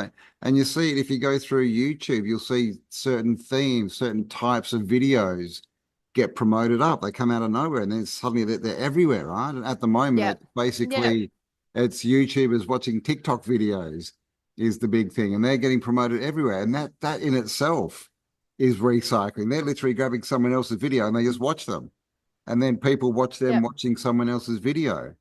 It's becoming this whoa, fractal of repeating, right? Fractal of nothing. Yes, it's true. It's true. And basically, we're in a situation now where the collective consciousness is now aligned with this. Like, it's now what shapes our world. It's now our reality. It supersedes our individual consciousnesses. It is what the dominant version of reality looks like. Time is sped up. We're getting dumber. The food chain's getting harder and harder to negotiate and navigate. Our memories are getting less and less. We're having less physical experiences, less social experiences, less touch experiences.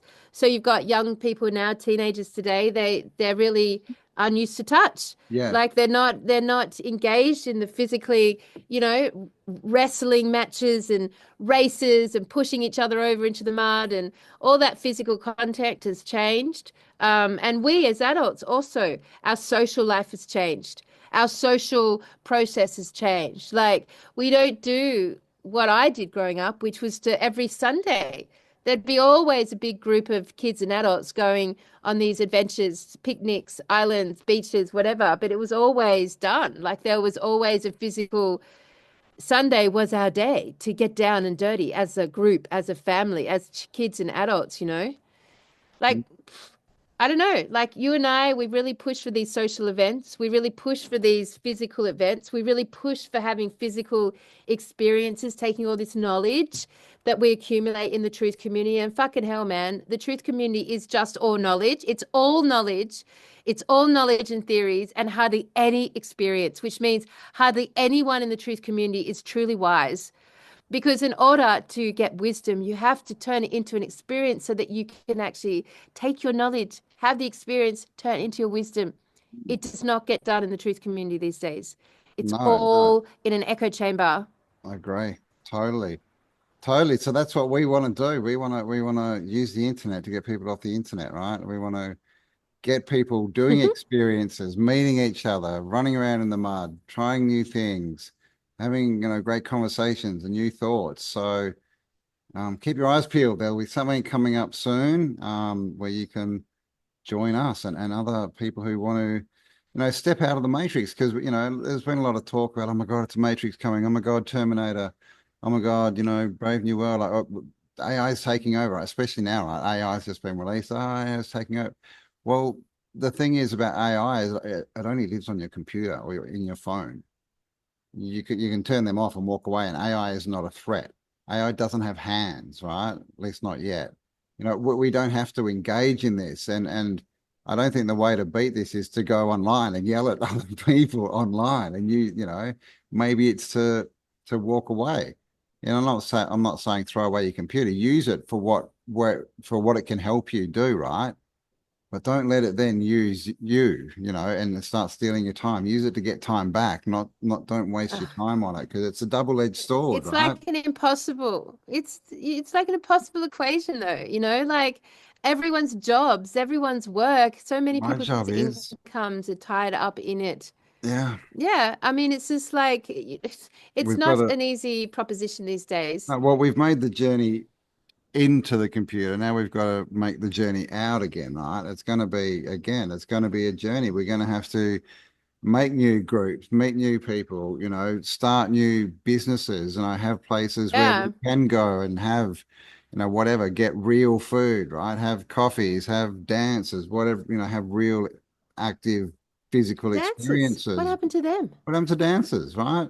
Like, I What don't think they happened even have to, them at yeah. schools anymore. Do they even have proms anymore? I mean, I don't know. Like I mean, man, I used to love, I mean, getting some the blue light MDMA and discos, going out man. Blue light dancing. disco. Man, drugs and dancing in my 20s was like Ah, it was EDMs. that doesn't Yes. happen. That doesn't happen anymore. It doesn't happen. We were at a cinema the other night for the first time in 5 years, and we were the only ones there. And it was like I was in some weird cardboard cutout version of my memories of what that sort of scenario is. Mm. So it's not an easy proposition, and and it's very all invasive. And and we can see it even now in this week. How many YouTube clips now are talking to directly to the AI, like asking these questions, and then the AI is talking back to it, echoing what it says, like, that was an amazing, insightful idea you've just had. Yes, you're right, and going and then talking it through, like, and then and we showed some of these clips a couple of shows ago where we were talking about AI 1, AI 2, AI 3, the levels of AI and advanced intelligence, the difference between artificial and advanced. But you can see this echo chamber developing where people are just having conversations directly with the AI, and then that's their core source of information and taken as the correct answer, an advanced answer. And then that's put out into the population, and it so quickly becomes an algorithm and so quick and so tight that now my feed's full of people doing this. And will they have conversations in the real world with other humans on that topic and take anyone else above any other thought above what the AI has presented? It's just like that Mm. conversation. I've listened to conversations that would have taken me, 10 years of learning, reading, watching VHS tapes, doing different retreats and schools and processes and disciplines for me to get my own wisdom to a point where I could have had a conversation that now people can have in 10 seconds Mm. and take the answer, and it's done. Like that's a tight echo chamber. That's a tight loop. It's time. What's the next step? You know, people just sitting in their little rooms and never leaving, and AI is their only friend and their only source of information. I mean, you know, because this is obviously the theory, right? That they want, right? This is the whole, you know, lockstep and smart cities and blah blah blah blah blah.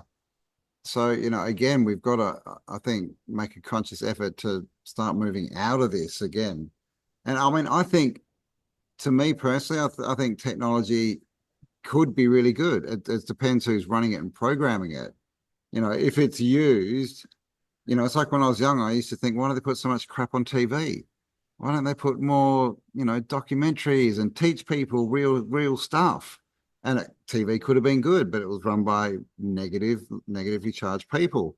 Same with the computer, the internet, same with the AI. So I think it could be good, but at the moment it's not. You know, we need to really sort of make some decisions if we want to, you know, start being ourselves again and start living through, you know, the original avatar, right? Rather than the on-screen avatar. Because, you know, we're all not the people exactly that we are on screen. You know, we all embellish our Facebook posts and we all, you know, put on a bit of an act. Some people totally change everything. You know, then you got the filters, right? The people using their photos, you don't even know what they look like anymore.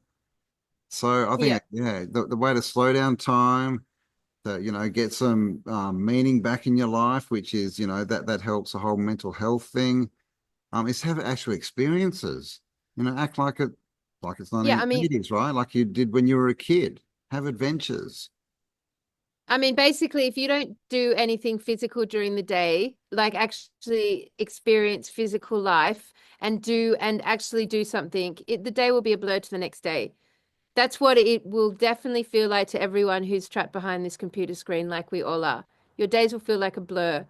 Yeah. So any opportunity you can get to physically engage your reality outside of this in any capacity will, if we're right, make time feel more slower and more reasonable to you because I spin out on this concept.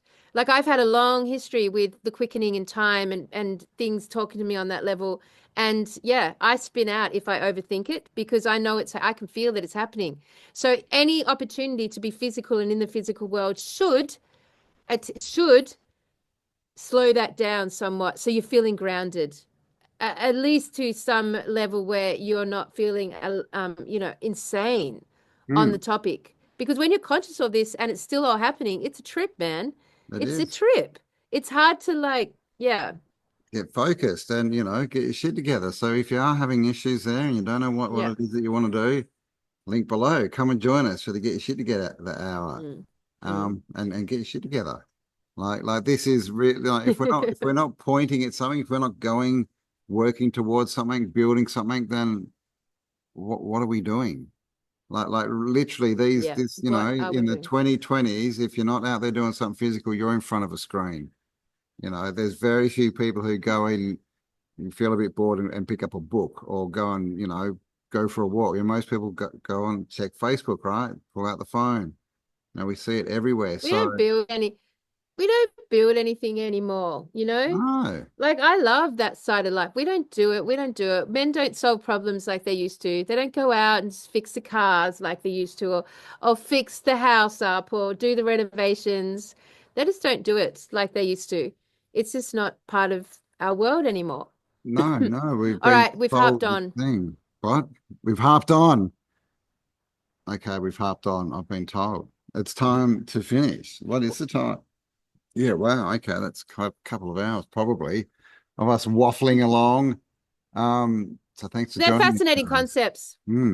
I mean, there you go. You've got cannibalism in the food chain. You've got AI programming our water source. You've got a time loop maybe that's created from Y2K with an upgrade in the algorithm influence of the technology and basically the smart grid across the whole world. And now you've got an issue with time speeding up. And that's our current reality. Yep. So there you go. That seems to be what is the key vibrational interferences into the world we used to know and remember. I think. And I would like to end the show, Campbell, and feel free to stick around. I want to play that 11-minute clip on the topic of this is for the Aussies in the house, because one thing that obviously our audience does so very, very beautifully and well, to the point where we have to really cater for you guys when we do our live events by like taking you out of the public eye in whatever capacity we have, is that the majority of you are smokers, hopefully organic. And you would have noticed that the organic tobacco here in Australia took a massive price hike last year and we basically, I think 7,000% more than any other place in the world. But I found this a fantastic understanding of what's actually happened. We're the most expensive country in the world. And what was it's more expensive to live in Australia than it is to live in Tokyo. Actually, I've got that clip too. I might show them back to back. We'll put that in This as is well. yeah, I think I will, just for the Aussies. And you know, this concept that actually it's the smokers of Australia that are basically paying for the healthcare system, not because you're the ones getting sick. In fact, you're the ones getting least sick. Yeah. So and we pay for everything, and then we just get taxed to crap. And on top of that, you can't smoke anywhere. You get off a plane, you got to go bloody walk a kilometre away from the terminal before you find somewhere where you won't get arrested, man. That's why we're turning the farm into a venue so that we are all free and civilized and can smoke on a lounge room chair and be comfortable and no problem. Yes. That's how far we have to go these days. This is like the true underground movement. Where to hide all the smokers? Where to hide all the smokers, Campbell? Where have they gone? We need to have like rallies of people walking down the street smoking. So keep your eyes tuned. The Jolly Swag tour is coming. Like I said, we've been rained out a bit, so we're a little bit behind schedule, so we might have to look at when it is. But if you're free this weekend, and that's like literally tomorrow, come. Sunday, Monday, I'll leave the email below. Send us an email. Let us know you want to come down, and we'll, come down and help us build a stage, camp out. Yeah. Set up a campfire. We'll just chill out down there. Yeah, come and build some memories. Come and slow your time down. Indeed. All right. I'm just going to quickly share this. Well, you might have to stay on for this one because it's only 2 minutes. This is the Tokyo one, which, we just think is like good to know. Good to know. Cost of living comparisons, Tokyo, Japan versus Sydney, Australia. The currency used is the Australian dollar. Let's start with Tokyo today. The average annual salary is $71,000. Big Mac is $4.66. Average rent for a 3-bedroom home is $2,535 per month. And the median cost of a new house in Tokyo is $559,000. Here are the numbers for Sydney. The average annual salary is $80,000. Big Mac costs $7.35. Average rent for a 3-bedroom home is $3,750 per month. And the median cost of a house in Sydney today is $1.46 million. So that's plus 13% for salary, plus 58% for Big Mac, plus 48% for rent, and plus 161% or 2.6x for buying a house. Tokyo is by far the most expensive city in Japan, but it's nothing compared to Sydney. Buying a house in Japan feels very cheap today. Would you buy one? Leave a comment. What you're about to what? Yeah, there you go. You thought it was expensive in Australia? You're right. Oh my God. It's crazy, isn't it? It's far crazy, out, man. Anyway. It's $800 to rent just a standard house. It's crazy. So Australia, the world's op shop for everyone else, but not for us. It's the world. It's like the Hamleys. What was that really expensive one in London? The Harrods. Australia's Harrods for Australians, but an op shop for the rest of the world. Yes. So, all right, we're going to say goodbye. Yeah, if anyone's looking for a prime minister, we've got one you can have. Come and take him, please. He's free. It's free. Option prices. All right, so love you guys. That was an interesting random talk. Lots of different concepts there. Hopefully we'll follow that up next week and really get into really looking at it because they all make a lot of sense to me. Yeah. And I'm going to end on this clip. Now, this clip is put out by an excellent Aussie journalist called Topher. And let me just see. Yep, Topher Field. And I've always liked Topher, and he just does really good journalistic work, and he's just a truther in really good ways for the truth community. on the topic of the Australian government. So hope you enjoy. If you're a smoker in the worm or anyone else, it's very worth watching. And we'll see you guys next week for Tartaria Australia. Stay awesome. Join us on the Get Shit Together hour. Bye. Yeah, come and join us. You've got nothing to lose. Like, honestly, it's going to help your sanity doing this journey every morning with us. It just is powerful. Can't tell you enough. That's right. And it stops diarrhea. All righty. Enjoy the clip, guys. Stop diarrhea. Yeah, you get your shit together. Yeah, mental diarrhea. Mental fucking diarrhea. That's right. All diarrhea. All right. Yeah, fucking oath.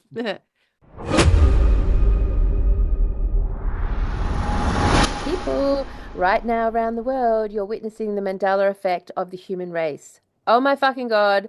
We're literally watching the Mandela effect of the whole human race right now, and who is standing on this earth and who is standing on another frequency-specific version that is changing in front of our eyes. It's so observable. It's so fascinating.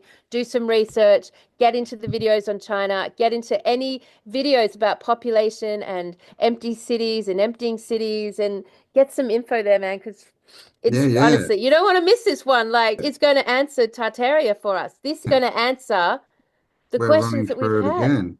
But this is it, right? We've seen it in the past. We've studied it. Empty cities. What the hell's going on? Where did all the people go? And it looks like we're going through it again. Recently, people from across China have been posting videos online saying that cities they live in are no longer the same. Once bustling streets are now deserted. Formerly crowded commercial areas are disappearing, and the busiest places like malls, subways, train stations, and buses are nearly empty. Does China really still have 1.4 billion people? When it was 1.2 billion, it always felt so lively, whether it was the streets, the malls, or even the villages. But now, with 1.4 billion people, the streets are empty, and the villages are left with just a few elderly people. The number of students in schools has dropped by several times. Where did all these people go? What would you feel if you woke up one day and everyone, your city, the people around you, had disappeared?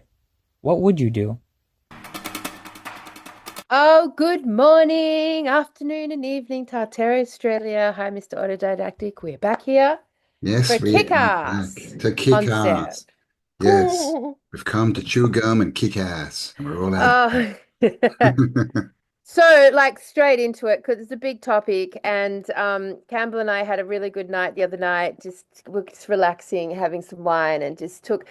Well, you guys all saw the last podcast where we were looking at China. So that's where we're going to kick off today, because this topic of China has fascinated us. I mean, because I was actually there 2 years ago and saw it with my own eyes and came back and was like, China's empty. What's going on? And now, as we said in the last podcast, there are all these Chinese people in China walking around making videos saying, where's all the people? Many people are starting to question if China still has 1.4 billion people as officially claimed. The economy is struggling, businesses are quiet, and streets are less crowded, and even rural areas are getting emptier. This raises the question, where did China's population go? It's strange, the holiday is over, but where have all the people in Beijing gone? I don't know if you've noticed, but the streets in Beijing are empty. The malls are empty. The streets are empty. Everywhere is empty. Can anyone analyze this? Where did all the people go? Did they go back to the countryside to retire, or have they moved to other places for opportunities?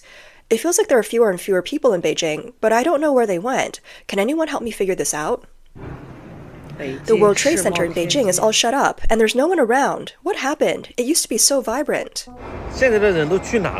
Where have all the people gone? The streets in Shanghai are so empty. Look, the streets are deserted. Where did everyone go? Honestly, when I came to Shanghai 10 years ago, we had to wait to cross the street. Now it's empty. Just look at Pudong Airport 10 years ago. The number of people was so much higher than now. Where did all the people go? I really don't understand. Even in our town, there are so few people. I didn't expect Shanghai to be so empty. Look at the stores. They're all struggling. There's always space. No more waiting in line. In fact, population loss is as severe everywhere in our country now. I'm at the World Financial Center in Lujiazui, and the entire road is empty at midway. Where are the office workers? Where are the beautiful women? This area is home to the headquarters of major banks and security firms, so there should be a lot of office workers. Where did they all go? I walked around and couldn't even find a restaurant or food court.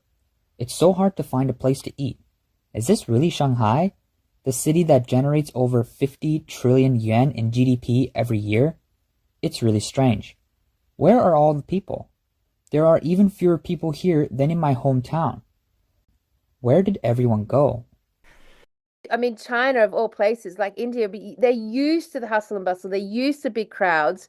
They're used to being shoulder to shoulder and having to line up in queues for ages to get things. They're used to having to push their way through the markets and haggle their way through the thick, dense streets. So it's finally become super obvious to the population themselves. So that's where we're going to kick off the conversation today, Campbell, in as much as this seems to be happening in real time in front of our eyes. I mean, that's the first thing we should start to talk about. It's happening in real time. Yeah, What say man. you, Mr. Purvis? What It say you? is. I mean, I think we've all sort of been talking about this population, maybe from the effects of something that happened in, 2020, 2021. And we've been sort of expecting to see something, right? And of course, nothing is getting shown on the news. But now all this information is coming out, yeah, of especially China, right? And empty, like we're talking, they're now saying there's videos out there saying that the population might be like a couple of 100 million. Well, I've discussed China's population in several programs, and Consistent said that it's absolutely not the official 1.4 billion, and it's no more than 100 million. And also, I don't want to come across as sensational by making unsubstantiated claims. That said, a number of viewers have written to me, sharing their thoughts and information on the matter. I decide to finally confront the question head on. China's real population is not anywhere near 800 million either. It's somewhere between 300 and 400 million. Yes, you heard that right. China's actual population may be only a fraction of the official 1.4 billion. So we're talking like a billion people. Of course, with China, it's a bit weird because they had the one child policy. So, what was their actual population anyway? But yeah, the thing is, the cities are empty. These massive, massive cities. There's no one there. There's no one working. All the shops are shut. And the people reporting it don't seem to know any of they just sort of say everyone's gone. They don't seem to have any relationship to any of these people. I really can't understand it. There are very few people in the village, and I don't expect there are so few people in Shanghai either. Where do all the people go? The holiday's already over. Where have all the people in Beijing gone? I don't know if you've noticed, but there are no people on the streets in Beijing. There's nobody in malls, nobody on the streets, nobody anywhere. I feel like there are fewer and fewer people in Beijing, but I just don't know where they've all gone. So I'm really curious, if there are no people in the county or in the provincial capital, where have all the people gone? In Shanning, with a population of over 4 million, there's no one at the tourist attractions, no one on the streets, no one in the shops, no one in the malls, and no one in the supermarkets. Even the factories are empty. Where have all the people gone? I remember when China had a population of 1.2 billion. There were people everywhere. The streets were packed. Everywhere you went, it's all packed. Now, with a population of 1.4 billion, you can't see anyone anywhere. What's going on? I've been in Wuhan these couple of years, and it feels like there are fewer and fewer people. Before, at the Optics Valley roundabout in Wuhan, you couldn't even get on a bus.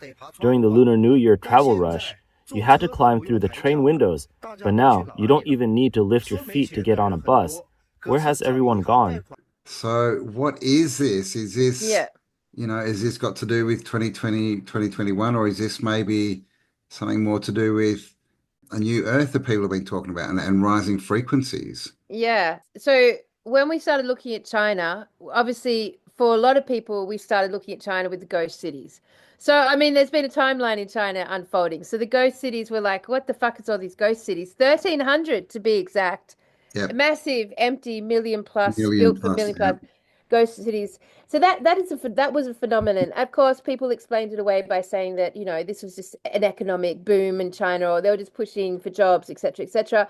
but they're weird, and there's so many of them, and a lot of them are modeled off, it's like the cardboard replica of Europe, or great monuments from the rest of the world, and they're built really shit. A classic cardboard inverted recycled version of the real thing. So the ghost cities were obviously a phenomenon. And then when I went there and it was empty, and it wasn't just empty in a eerie way, it was empty in like the infrastructure in China is so gigantic. Like everything's gigantic. It's gigantic in all directions, and yet there's no people. And every tourist attraction is literally set up for, hundreds of thousands of people to move through it. And there's no people. And there's all these big squares with all these shops, but no people. And then you go to the bigger cities like Shanghai and Beijing, which very famous, especially Shanghai for its shopping precinct of the world, basically. And if you do any research on the history of Shanghai or Beijing, it's fucking busy and bustling. Like it is packed. And I know I was there in Beijing when I was 13, and it was shoulder to shoulder. And we were at the Tiananmen Square seconds before that exploded, which is You were there through a ironic. Mandela effect. Yes, so that was my first lead up to understanding a Mandela effect, because I was actually there. So I saw it with my own eyes, and then I watched it glued to watching it. It was being broadcasted live without any sort of media censorship.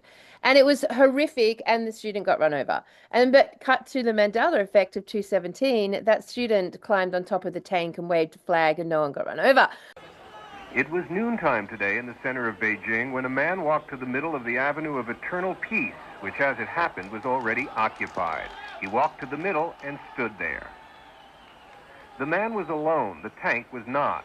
It wasn't just a single tank he stopped. There were 18 tanks and armored carriers in this convoy, and while he talked to the crew and ignored the gunfire, he stopped all of them. One man alone, of course, can't stop an army. Except for a moment, that's exactly what happened here. For 3 minutes in the middle of the day, an army was stopped by a man who stood still. A man who'd made up his mind, it seems, though why we just don't know. But when bystanders rushed in to save this stubborn soul, it wasn't easily done. He was pushed away at last, faceless in the crowd. Safe, we think, but in a city verging on calamity. So that was my first kickoff. So China is a notable observable point for me. So there we are. So Cam, we're there. We've got like the ghost city, and now we're getting all these videos come through in the last 2 months from Chinese people in China acknowledging that there's no people anymore, and they're all walking around really confused about it. And so Cam and I are like, what's really weird about this? We're getting all these accounts of Chinese people walking around going, where are the people? But there's no personal stories. As Cam said, there's no personal emotional stories. Oh my God, I went to work and all my workmates are missing. Like, where are they? Or, all the people in my building have suddenly gone. I don't know where they went. There's no personal distress in relationship to all these missing people. Surely I know some of them personally, and they're not there anymore, and I don't know where they are.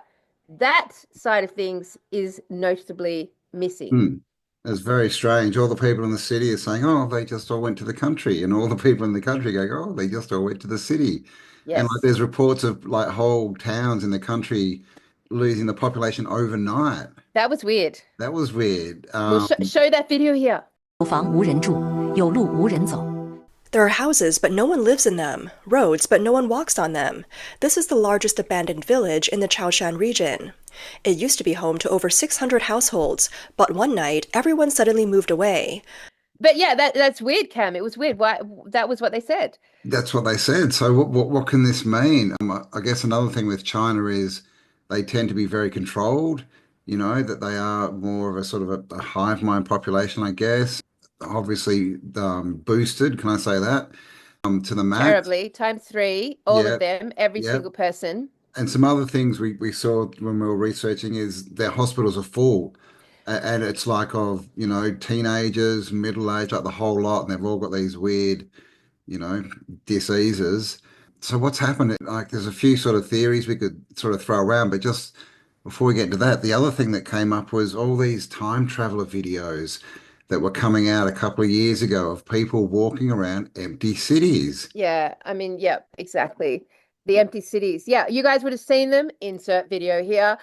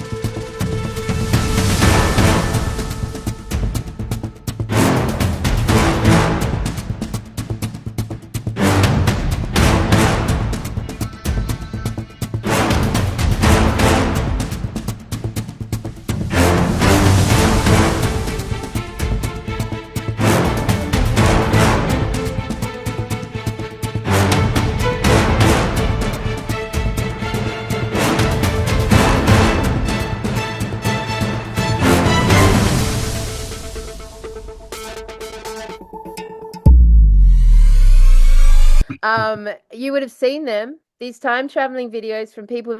One of the famous one is a guy claiming to be in 2027, I think, Yeah. and he's walking around and he's walking in really highly populated areas, classically, and then into places like, banks and police stations and hospitals, places you couldn't normally go into, and there's no one there.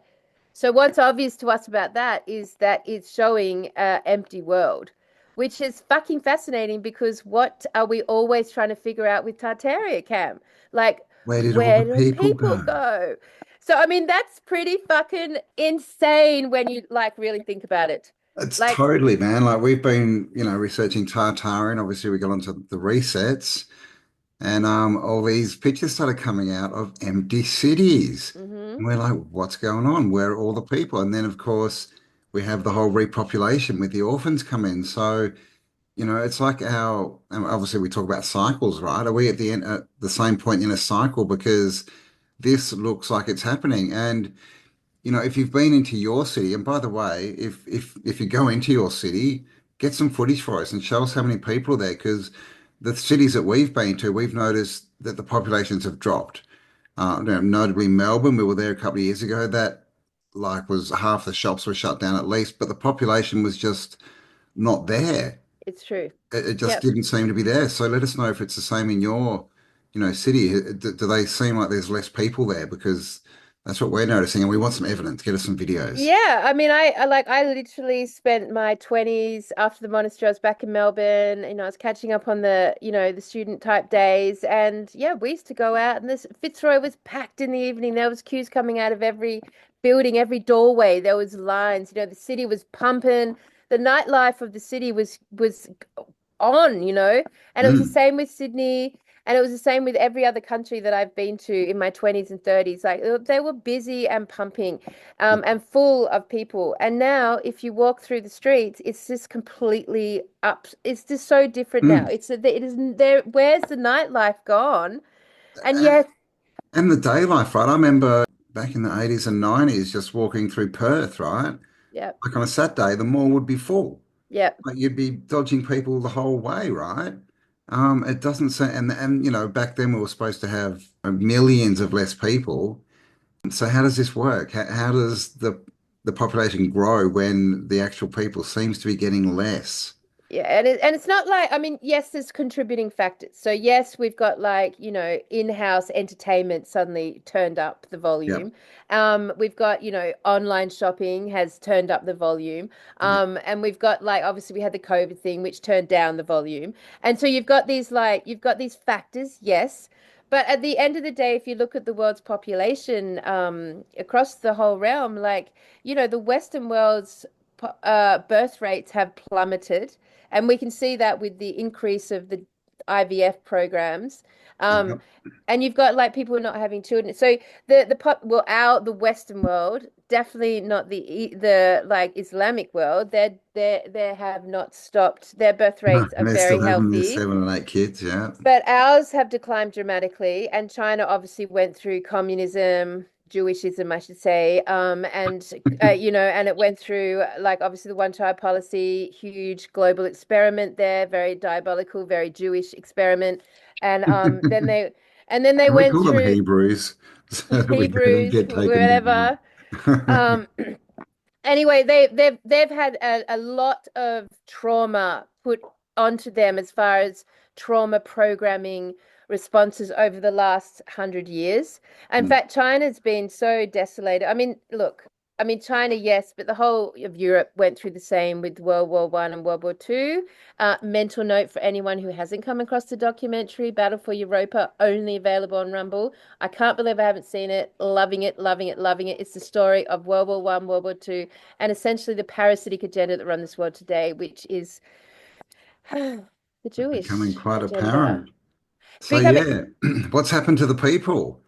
This is the thing, like that there's only, I guess not that many options. One is results from the boosters. Another that we sort of discussed was there some kind of mind control on? I guess you could link that to the NPC phenomenon, and where they literally, like this town in the countryside, where they just all told to get up and leave one night, and have they gone underground? Have they gone somewhere else?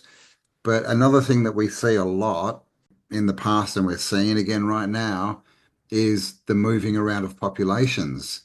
We're seeing it big time in the UK. Obviously, a lot went on in the USA, and that's sort of still going. We've got the empty buildings in China, the empty cities. What's that built for? Is that maybe to house?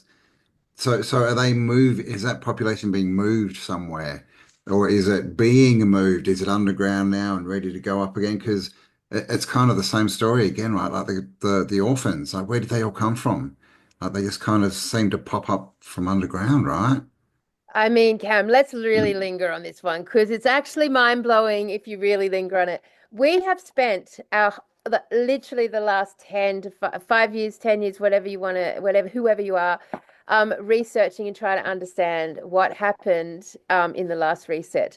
We've literally spent all of our time trying to figure out what happened to Tartaria, what happened to the people, where did they all go, what happened, how could they have done this? How could they have pulled this off? How could they have got rid of all the people? How could they have taken down a whole gigantic, amazing, extraordinary civilization and then have there be no people and then repopulate everyone? Like, that has been the question on every Tartarian researcher's lips for years and years and years. And right now, we are potentially watching it for real play out in real time today. I mean, like, that is a phenomenon. That to me is like that is a cyclic process that we are witnessing to actually be so obsessed to trying to understand how this happened and now to be living it in real time. I just want everyone to truly fucking linger on that concept.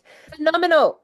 It seems to be happening, and we're definitely getting the signs, and we've been getting signs for a long time. I think for the last kind of 6 months, there've been a lot of videos talking about the population and the fact that it's declining, but of course for their agenda around the climate, they need to be pushing that it's growing, growing, growing, right? Because we're these, bad little beasties that are destroying the world. So on one side they're saying no, it's declining, it's declining.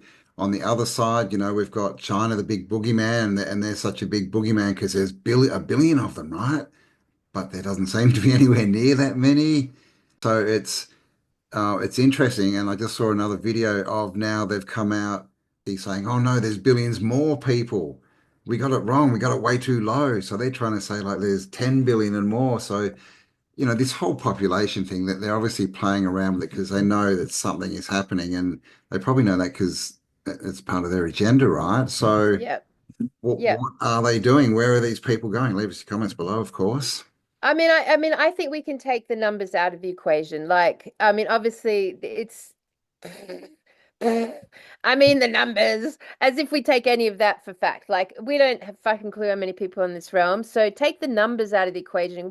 I just don't believe any of it. But what we can believe is what we've observed with our own eyes. That we can believe. So we can all attest that in the 80s and the 90s, there were a lot more people, it seems, around us outside. Okay, so it seems that the cities were busier and bustlinger. The more exotic nations and countries were fully bustling. The population was obvious. We saw it with our own eyes. And now we can't see it the same way. I mean, I was down on I went to the movies the other day for the first time in honestly 5 years. And it was down in Maroochydore here on the Sunshine Coast. Huge mall, massive mall. It was a Saturday night. It was like, prime time, heaps of cafes, like bars, cafes, huge mall, cinema, all that stuff. Honestly, it was like a ghost town. There was hardly anyone there, like, a dozen or so teenagers lingering around, no one at the cinema, no one in the cinema. We were totally by ourselves. And it just felt like a complete ghost town. And this was just a standard set, like, literally, they built these places because there were people like coming to them. They build these malls, they put money into these investments because people are coming and there and engaged with it. Like, otherwise, what would be the purpose of building these huge, massive things? Like, it literally looked like a ghost town. And like, we're way past COVID now. That's just not a factor here in Australia right now. And in Melbourne, particularly in Melbourne, you walk down the streets, but it's not just the lack of nightclubs and the lack of, night activity. It's just like all of the millions of apartments are empty. The big, huge apartment blocks, all in the Docklands, all these places, like all the lights are off. You don't see the same sort of, nighttime lights in homes, in apartments. And interestingly, Cam, when we were looking at this, I Googled, I was like, missing people cities, or and the next country that came up after China, it was fucking America. It was Yes, America that that's came true. up Yeah. as having the top most 10 most empty cities, and they were like really big, very well known cities. And it's just that they're like these gigantic cities that have very little people living in them. Mm. And that would be the same story, I would say, of Melbourne, Sydney, and Brisbane as well. And I think most of the audience would have a similar story to wherever they are located in the world. Like, the cities are there. Yes, there's people, but nowhere near the amount of people that would be attributed to such big cities. That they used to be, and nighttime's a good one, right? If it's because everyone's staying home that we're not seeing them out in the street, well, there should be lights and stuff going off every night, right? And we'd be able to see that. So Yep. it seems to be emptying. I was just thinking about beaches, you know, back 20 Oh, years ago, the beaches were just packed, like they were packed. chocked, packed. And like the whole area around the beach, everything was just Yep. so many people, and you Yep. just don't see that anymore, which is an interesting one because when people go to the beach, they go outside. Yep. You don't even see it in the beachside communities anymore. So there seems to be something going on. So, let us know, what do you think? Are they shifting populations? Have they taken them underground? Is this some kind of NPC thing? The, Yeah. Oh, yeah. Well, so if we go to the NCP concept, so we've got a couple of theories. One would be that, and that was the idea that we were talking with Guy about. The idea that like this whole not non-person player is that sort of non-player character. non-player character. I never get it right. Non-player character, being that they could have been the babies of the children in the incubators, the clone kids. They Clone. don't have that internal monologue, so they're not basically generating reality or projecting reality. So they're not part of the system that like is required to even exist. So that, I mean, that's one concept, and that they're just being recalled. They're being recalled, and that recall process is just happening quietly and in the middle of the night, and they're being recalled to wherever they're being recalled to, and most likely that would be potentially underground. So Mhm. that was one theory. Is there anything you'd like to add to that? And it's an That's interesting one. And yeah, it is. I mean, and you can sort of look at it from different angles. If you want to look at it as a computer, if we're in a computer type simulation, then that could literally be a delete button, right? It could like literally be just changing the program, which would kind of match up with the Mandela effect. Is all part of this too, right? This whole which we mentioned about China, like something's changing, so I guess that's another option is there something to do with timelines? Like, Yeah. are we jumping timelines to a Mm. different place, or are we ascending, right? Like, is some of us, down here, is our frequency rising? And so we're actually going into a different band of frequency. And if we only have a certain range we can see, does that mean a lot of the lower frequency people, maybe soulless NPCs, have disappeared out of our view, right? Because we literally can't interact with them anymore because they're just too low on frequency, out of our range. Yeah. I mean, yeah. So, note when we talk about frequency, it's not a judgment. It's just like a Oh, yeah. different frequency band. So that theory is the next one, which I think is probably the more accurate one, which is basically because when I worked on the Mandela theory and Mandela effect, and as you guys did, what struck me immediately was that when we come across the Mandela effect, and it happens and occurs, all representation, the entire signature of that mandala, that object, that thing, that event is deleted and removed from all time, from past, present, and future on all timelines. So if you go and search, like, well, the Bernstein Bears is a classic one, right? So there's like millions of books in libraries and people's homes, all of this book with it spelt this certain way. And then suddenly Mandela effect, and all books from all time, from all history, are deleted and changed, right? So there's like you can't find the evidence. Same with I remember I looked at like We Are the Champions of the World, the Queen song. I loved Queen growing up. So I'm probably satanic now, but I loved them growing up, and We Are the Champions, and it ended of the world. But with the Mandela effect, there's no of the world. So then if you go back and look at Queen singing or any documentation of this song, you'll never find of the world anymore. It's been deleted and removed from all timelines, past, present, and future. Is that what is happening to the people of China and the people in general? Are they being removed? And as Cam said, either from a frequency shift. I mean, we've all seen that, the split in the earth, that symbol of the two earth split, that symbol of the new earth, the old earth, the 5D earth, the 3D earth, that split, right? Are they being removed in the same fashion as the Mandela effect has altered things, people, places, things, time, and events? And so that when someone is removed from the frequency band, all memory of them from past, present, and future is also removed, which would include people's memory of them as well.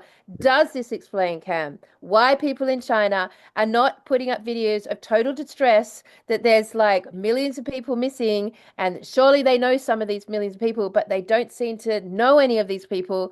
Are they just simply being deleted from all memory of space, of time, for including family members and friends? And I think Makes sense. that, Yeah. yeah, that's how somewhere along my line, I couldn't remember when we were talking the other day, somewhere along the line, I remember receiving a teaching on this topic, and it may have been on the what's the religious one where the rapture. Oh, It yeah. may have been on the topic of the rapture, that someone asked, what happens to all the people who are left behind? Won't they be really distressed, and won't it be just so horrible and traumatic? And I believe the answer was something along these lines, which was when they leave, they all memory of them leaves with them. So no one will even remember that they were ever there, including their mothers and fathers and sisters and brothers, and they will not remember. And this is what I feel, Cam, is kind of vaguely happening in fucking China. I have to go get my power cord. We're going for a walk. Okay. Yeah. Yeah. No, it seems that way. Obviously, Dolores Cannon sort of first brought out this concept of the split. And, there's been, obviously, especially in the last 5 years, so much talk about this 5D reality, the new earth, the whole raising frequency, raising vibration kind of conversation. And so is this what's happening? Because, we've got to admit that the things like the Mandela effect exist. And how? Because in the concept of the world that we live in, that we've been given, that's completely impossible, right? So we have to sort of go out and look at different options, and that would be things like timeline jumps, or frequency jumps, or the Earth split. Is it like the Earth is splitting like an embryo, right? The first two cells, when they split, And when they do that, that they're joined, right? And that join gets smaller and smaller, right? Where they overlap until they break. And so is that what's happening? Literally, as one Earth or cell or whatever is moving apart, the people left in the middle get less and less. So people would start disappearing, right? Is that what's going on? Is it like, yeah, a frequency thing so that when you hit a different frequency, literally you can't even access that frequency, right, anymore, the one that you've just stepped up from. And Yeah. is that why they're not remembering the people?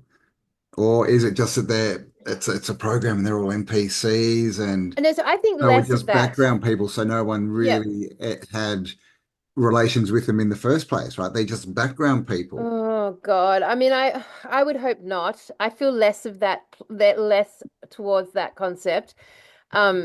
It just feels a bit like it just feels a bit more that one feels more like a soulless computer game sort of notion. And then who are we to judge who are those people versus us? I mean, I liked the idea that they were the clone, that there are babies that repopulated the earth that came out of incubators and weren't brought up Mm. in a family unit and did their whole history was eradicated because there's no elders around. Like I think that is viable and makes a lot of sense. And then this whole concept of a lack of internal monologue, which I can't validate myself. I've never met anyone who has this going on. Have you? No, I've seen an interview with someone and I have researched it. At least they say it's a real thing. And I can't remember the percentage. I think it was like 30, 40% of people, it was quite high that have no internal monologue. And I don't even know how that works. Like, how do you live without an internal dialogue? I don't know. If that's you, I then mean, no. I can't imagine that anyone on this chat would have that because you wouldn't even be able to, you wouldn't be here asking these questions or even interested Well, you if that was, couldn't. Mm, yeah, you wouldn't have it. So, all right, so there is mm. something in that. Yeah, Obviously, yeah. we know that there's cloned children and then they've had children and that's passed down through generations now. That's Well, fact. yeah, yeah, yeah. And like it's a lot of circumstantial stuff around there too, like why they are so protective of their bloodlines, right? That would make sense if you're into cloning, right? And of course, all the stars that have come out and literally said they're clones Yeah, and I all the know. weirdness around that Yep, and famous people like changing, that's why they brought in plastic surgery, right? So they can, oh, they yep. just had plastic surgery, and this sort of whole narrative. So clones, and I was just thinking in the Bible, right? In the Bible, there's two creation stories, right? True. God who creates man and Yes. woman, and then the Lord Yep. creates a woman from man's rib. Is that telling us that there is a creation like people down here with souls, right? And then there's a cloned population, which were the second ones, which was the second creation story. Oh, that's a good theory. Yeah, Yeah, I yeah. mean, it seems to Mm. be that, right? Like we've all had the experience when you try and talk to someone about, actual concepts, and they can't compute. They either ignore you, they just stare at you stupidly until you finish, and then they just talk like you've never said anything, or they Mm. lose their shit. Like they just, you can't Mm. talk to these people, right? They're different. There's difference, definitely. And then obviously the jab, that's emphasized it even more. And the thing with the jab is that you actually gave permission at that was consent. There was consent and ownership basically of your soul and vehicle because you gave consent to a corporation like owning what's inside of you. And so that sort of consent, that sort of also maybe leads a pathway to the split concept that we're looking at now. I mean, when we were talking about this the other night, you mentioned the Celestine prophecy, and like if there's and hello, everyone here probably started their whole spiritual path on the Celestine prophecy. Let's remember what that book was talking about, Campbell. Yeah, yeah, yeah. It was talking about, looking out for coincidences and things, a Yep. lot about energy. But the whole basis really was to raise your energy, right? Raise your frequency. And at the end of the movie, they're standing there and they raise their frequency so that the soldiers who are hunting them can't see them. Like literally, they're showing us, and we've got stories, like the Toltecs and other civilizations who Yep. seem to have just disappeared, right? Yes. That there doesn't seem to be any explanation. They were there, fully functioning society one day, and the next they were gone. So, again, cycles, right? Has this happened before? We've got all these clues Mm. that This is what does happen and has happened, but it's still a very out there concept to really get your head around, isn't it? Because it's proof that everything's frequency. It's not a solid world. We're making the solid world, but there's something else going on, right? That's much more fluid than we were taught Yep. the world is. Yep. Let's all remember that, because it was like that triggered off most of our spiritual journeys. And like the thing about that book is quite literally they shifted their frequency and were no longer viewable. They literally disappeared. Yeah. And then they saw beings that were in the higher frequency. They They appeared. did, yes. So you've actually got this like amazing, I guess, I mean, take it as real or not real, but you've got this spiritual book that we all started on, and here we stand, all collectively asking what happened in Tartaria, what happened to that civilization. And then you've got actually in front of our eyes today, people, the populations just seem to be literally disappearing, and no one's distressed about it. No Yeah. one's even like, they're all wondering what's happening. Where is everyone gone? But they're not distressed. Like, it's not personal. And it's really interesting. So then it's like, okay, so, and also, Cam, we've got the time sped up. Like for Yeah. us, for this community here, it is absolutely, I believe now, no one is denying the fact that time has sped up.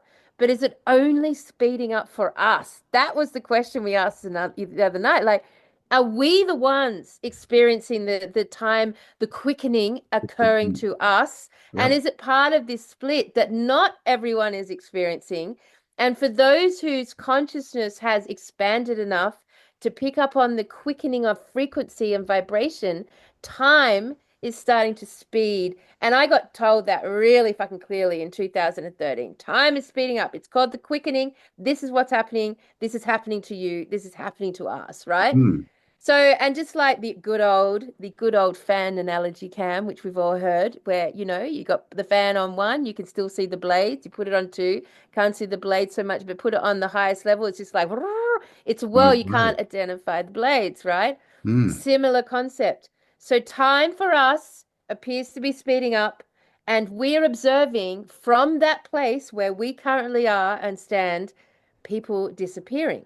Yep. So, can we like theorize here Yeah. that we, the ones who are conscious of this, are now in a position of observer on this realm? We are literally observing the collapse of the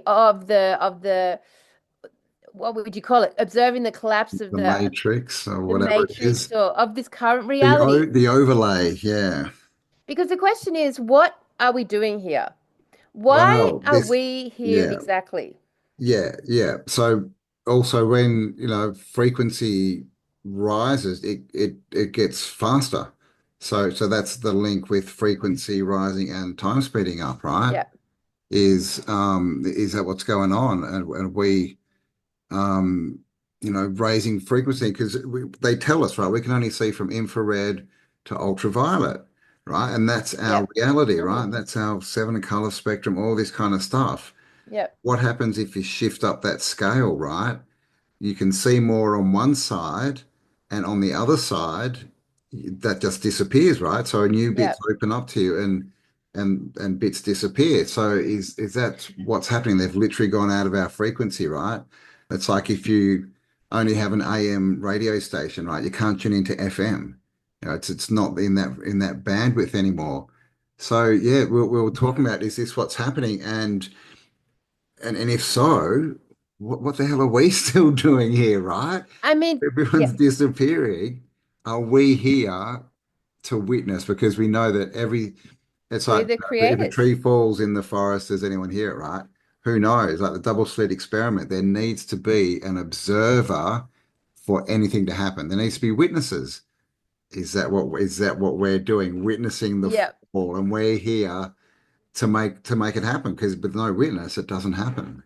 But also, even further than just being the witness here, we're actually the projectors forward. But so, like for me, when I say us, I would say the distinguishing difference was made when the Mandela effect was introduced to us as a concept, and you were either someone who remembered or did not.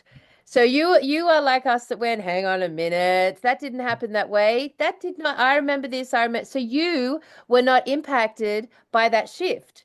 And I would say classically in this community, we were not affected or impacted by whatever occurred then that shifted that frequency. We still remember the old way. We still remember the old version of events. And interestingly, we collectively are all obsessed with understanding the old realm. Like the old realm is organic to us. It inspires our memory and our imagination. We want to understand what happened. We are focusing on so when we talk about history, we're straight there into the old realm and we see it as beautiful. We see it as advanced. We see it as harmonious. We see it as airships, airships, airships. Whereas like we don't see spaceships, spaceships, spaceships. We're all about the airship, right? We don't see new smart cities as desirable. We're all about the old realm. We don't see these new memories as true. We're all about what we experienced in the old memories and that they're true. We are planted here as a direct link to the old realm, to the old earth, to the old history, to the old stories. So, from that perspective, it appears to me that one of our biggest purposes, if not the reason for us all to gather in this moment in time and space with choice and intention, is to be the link to from this like during this split, because now it's feeling more and more like a split, right? Now we're literally feeling like we have a vibrational split more and more and more. And our consciousness is over there in the old realm, not over here in the new futuristic AI space realm, right? So as we stand here as observers, we're not only just observing the collapse, we're the one that's fucking making it happen because Yeah, this we're is what we've been obsessed. asking for, right? Yes, we're obsessed that it's shit now. We're obsessed that it's broken, that it's fake, that it's a deception, that it's cardboard, that it's all fucked, it's all wrong, it's all bad. Like it reminds me of the Langoliers, the Stephen King horror movie, The Langoliers. Like it just like feels like a tasteless cardboard cutout of itself. Our sensory interactions do not get stimulated by it anymore. We only find that in nature and per people contact. That's where we find sensory harmony. But to cast our eyes on the world as it is, we're detached. We're detached. We're detached. So now we stand here not only of the observers of it collapsing, we are the creator energies that are bringing that about. Yes. Like it couldn't Totally. happen without us, right? We're the ones that have been obsessed that it's happening. Campbell, we're the ones that are obsessed that there's an apocalypse coming. We're the ones obsessed that there's a reset coming. We're the ones obsessed using this language that something's happening, something's coming, something's happening. We are the ones projecting that forward. Yeah, man. We're the ones creating it, right?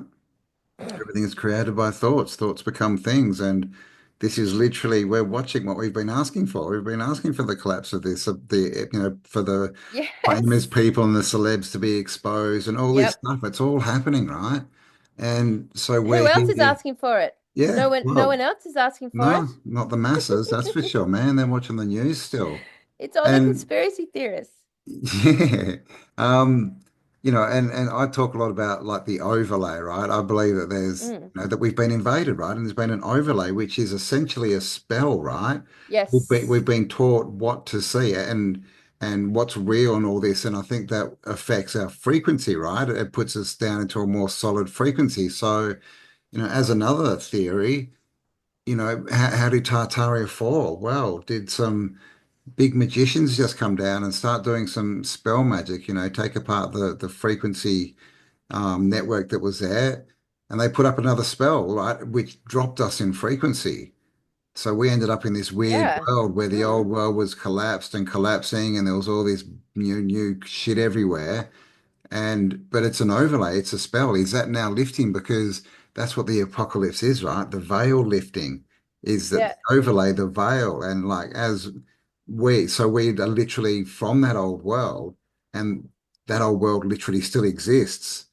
And it comes more into our reality as our frequency rises. And that's kind of what's been happening over the last couple of years, right? We've been getting used to this, the old world. We've been seeing the buildings, we've been Yeah. wondering what they are, we've been working out the earth grid and how things work, and free energies back in the conversation, and water and all this stuff. So we're starting to learn about this world. So it's becoming more present to us, right? More in our vision, more in our frequency. So that's another thing that could be happening is this overlay included all these people which were basically there to try and make us believe, they're the echo chamber, right? But Yep. now the internet's the echo chamber, so they don't necessarily need so many people. Yep. So are we literally, waking up, as they say? It's interesting because I believe that part of our purpose is that we came down with distinguished full-bodied, soul-embellished light, and that it can't be distinguished. Like it cannot be eradicated. It's us. It is us. It is the life force that runs through us. It can't be programmed in that way, like only temporarily. And then soon enough, it starts to be questioned. And it's innate to all of us because that's our purpose to be like we have somehow signed up in some capacity or we've evolved to some capacity. So it may not have even been a coordinated, a front. It may have just been that we've evolved through certain frequency bands, and in that evolution we come to this moment which seems to be cyclic anyway, where we can not only are we observing the collapse, we're the ones causing the collapse, we're the ones who have disentangled from the reality outside of us, that are detached and not interested and certainly not emotionally involved at all. Like we're not going to get excited by, much happening out there in the world itself as far as politics or, I mean, all of that stuff. All of that stuff seems so deceptive in every way. You can't even put your finger on it properly, but we're certainly not like emotionally impassioned by it. It certainly just feels like a recyclable replica. And in fact, most of us just take joy out of watching it like a movie, like it's Collapse. it's like watching. So not only are we the ones that have disengaged emotional responses from these things, which is how you have to create reality, right? You need to have that emotional reality. Or and plus we are the ones that are now speeding our frequency up. We're the ones that are now observing this and asking the questions. And as our eyes perceive it and we speak it out, everyone else's eyes perceive it and speak it out. And it's just like, it's inevitably in our control right now. And probably at really was always that way. Totally, man. He with the biggest stream wins, right? And we're winning.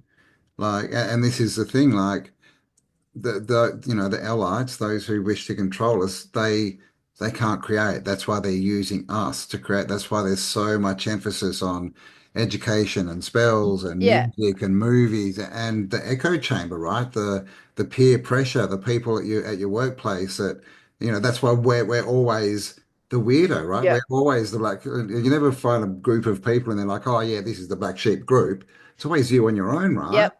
Like against this whole massive echo chamber trying to get you to believe what they believe, because that's how Yep. they control reality. But that is clearly not working anymore, because we've gone down these rabbit holes and we've Yes. kept expanding our awareness. We now see more, and the truth is, plain to see, right? It's just there. So as we all in our own time and different levels and that hit a certain point, we all see the same thing because the truth is evident, right? When you can Yep. just see it. So yeah, we've created the biggest dream, which is for the system to collapse. We're all, consciously moving away from the system and trying to be less involved and trying to create more of the world that we want to interact with.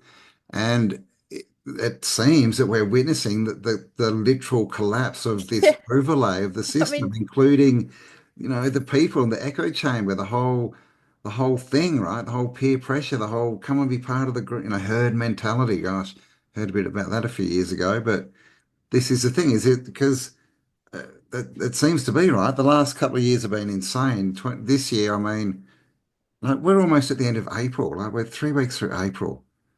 Like so that's a third of the year almost gone. That's crazy. okay, so let's go back to the emptying of the cities. I mean, I just want everyone to really linger on that. I mean, it was quite a extraordinary thing to witness, like to actually be so obsessed with what happened to Tartaria and actually to now compare it to our actual reality. Yeah. Because we having studied history, we spend our time trying to make sense of our reality via history. But now to compare our reality to what unfolded in the past from the timeline perspective is absolutely fascinating, you know. And so from this concept, and like let's add in the Celestine prophecies because it really did start our whole spiritual journey on this, which was the end of the book, by the way. Getting to this point was literally, you know, the end of the book. Yep. So, and now here we are at the end of that teaching, which is now people are disappearing in front of our eyes, but in a completely unemotional way, just like they're just deleted. And then I was actually talking to Cam about this because I wondered, I have had an experience of a Mandela effect physically in my existence where something appeared and reappeared in front of me. So I've had an actual experience like that. But I've also, all the other Mandela effects, obviously I can relate to my life. And but as far as like talking to anyone who's experienced a missing child, and when you look at the statistics on missing child, there's millions a year that apparently go missing. If you look at the statistics that are statistically reported. But I've never met anyone who's experienced a missing child, nor do I ever, rarely, hardly ever see documentaries or reports of parents and families who are totally traumatized by having a missing child. Like, we don't see any of that. I know the news doesn't report on it, but outside of that, you would think that within all this social media now, there'd be just families, millions of families worldwide having something to say about this, desperate to fight. But I never see any of them. So I don't know anyone who's experienced a missing child. I don't know anyone who's just disappeared. Like, that's obvious in my reality. Now, if we are not impacted by the Mandela effect, we are the ones that will remember. So if anyone goes missing if suddenly you wake up and like half the houses in your neighborhood are empty and they were there yesterday pottling around like normal, like we would know, we would see it, we would be, where's the neighbors gone, you know? But anyone affected by the Mandela effect would just like carry on like it never even happened and there was never anyone there. It's not out of the ordinary, nothing. What are you talking about? It's no one been living there forever, sort of thing. Yeah. So I mean, I'm that's an one. interesting point, just so quickly, like the Mandela effect, like, yeah, it's us whose past isn't changing, our memory isn't. It's everyone else's whose timelines are jumping around, right? Yeah. Because yeah, when things change, they all get a download or whatever, they believe something different. So this is why people, yeah, like they're Yeah. where are the people, but they're not saying much. But we're questioning, where are they? What the hell's going on? Yeah, We so remember, yeah, I'm wondering what happens when it happens in close proximity to, and yeah, is there like a buffer zone? So, for example, if someone in my family went missing, like just disappeared, like seriously, millions of people have just disappeared all over China and other nations, may I just add, all nations, Australia included, like, would we then have a schism? Would that create a schism? Like, for a conscious observer to witness people disappearing, would that schism something out? Because yeah. I don't know anyone who has gone missing or who has like had No, anyone go missing or any emotional distress. It seems like it's obvious that it's happening. yeah, So to me, that's an interesting phenomenon. Would that schism, yeah. if someone in my family went missing, but I knew they'd gone missing, but then no one else has any direct memory of them ever existing in the first place, what would that cause? What impact would that actually, what would happen? Mm. It's a good one, and as a sort of a follow-on effect, China's a good one, right? What happens to people who run companies that rely on Chinese products? What happens if all the people running that company disappear and it was like they never were? What's the follow-on What's effect the again? Like what exactly, happens to that person? Does their business, could never have existed, right? And exactly. also, it's interesting what we've been seeing in the news recently with, old Orange Man and tariffs. And what's the result of what's happening? He's trying to get all this productivity and manufacturing going in the USA so that they don't need products from China. Well, that's interesting, isn't it? Because there might not be anyone in China to make those products anymore. So is this all part of a covering up agenda? I mean, it's so interesting. Exactly. So is that what COVID was all about? You know, because what did COVID do publicly and very publicly? It shut businesses down. Yeah. It very publicly caused this shutdown, right, of the economy, of businesses, of shops, of places people would be and socializing. It was very public about that. But was that just all a cover up so that this was covered up and it was explainable? It was Yeah. justifiable. It made the world go, oh, that makes sense. The COVID affected so many people, they don't have business anymore. So the cities are Yeah. dead. But but it seems to be not only are the cities dead, but because normally in the past, like if something happens like a nightclub closes or say 10 nightclub close, it's not that the people go anywhere, it's just the venue's gone. So there's people on the street. There's Yeah. people everywhere on the street. They just don't have a venue anymore. But we're not seeing that. We're seeing, and COVID really did tick a lot of justifications there. Oh, everyone's just staying at home. No one wants to go out anymore. It's got too expensive. Netflix, yada, yada, Mm. yada. But let's not forget that the whole mandate of human happiness is human to human connection. That's why we're a social community. That's why we gather. That's why all those things were invented in the first place, because that's our nature. That's how we get energetic subs. That's how we regenerate ourselves. It's by connecting and communicating. That's why we're doing the Jolly Swag Tour. It's about getting people together, and that's our mandate. Make known the unknown and be in community. That's our two mandates as human beings from our perspective. So Indeed, yes. didn't COVID just provide such a It's brilliant worldwide justification totally. for this phenomenon? Yeah, Such a yeah. good cover up. And this is the thing, if we're correct, and that, a lot of the population either don't remember or their memories change as things go along. They basically don't witness what's happening, right? It's just our group, right? I'll call it our group.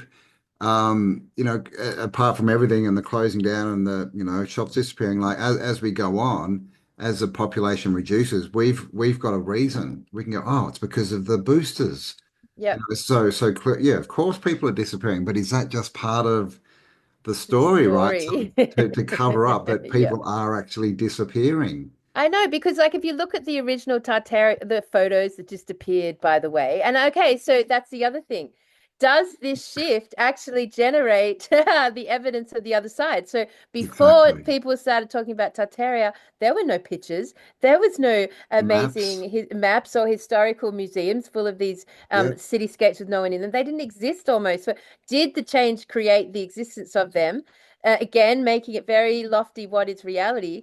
But in those images, there's all these cities, but you don't see businesses. You don't see people with stuff on the street selling stuff. You don't see that economy booming, but there's people suddenly in all these cities, but there's no shop fronts, It's those true, yeah. the They're buildings just all aren't over the street, right? It's yeah, they're weird. all over the street. The shop Like fronts are there. And what like do you see today? dazed.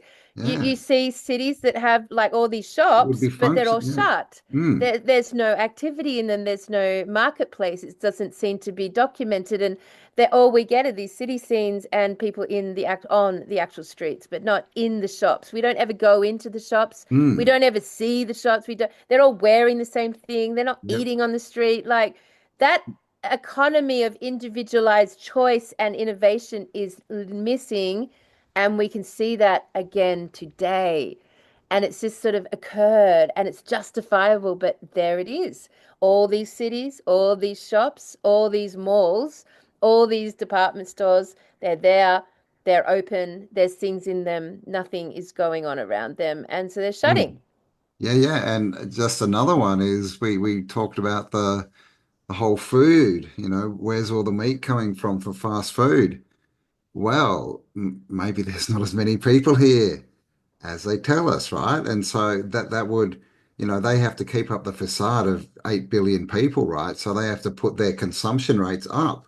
Yeah. Is that why there's such a difference between what's produced and what's consumed? Is the fact is there's just not that many people. Yeah, Like that's exactly. just all part of the scam. And so it's interesting because I think one of the things I watched on the China was people were using AI to study the change in the consumption of salt and sugar.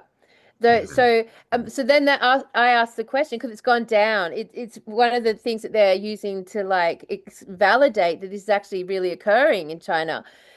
So then I'm interested because if this is a Mandela effect, which is probably a very clumsy word for this, we probably don't have the right language to explain what this phenomenon is. But in our most ruditory understanding, let's Rudimentary, use yeah. them rudimentary,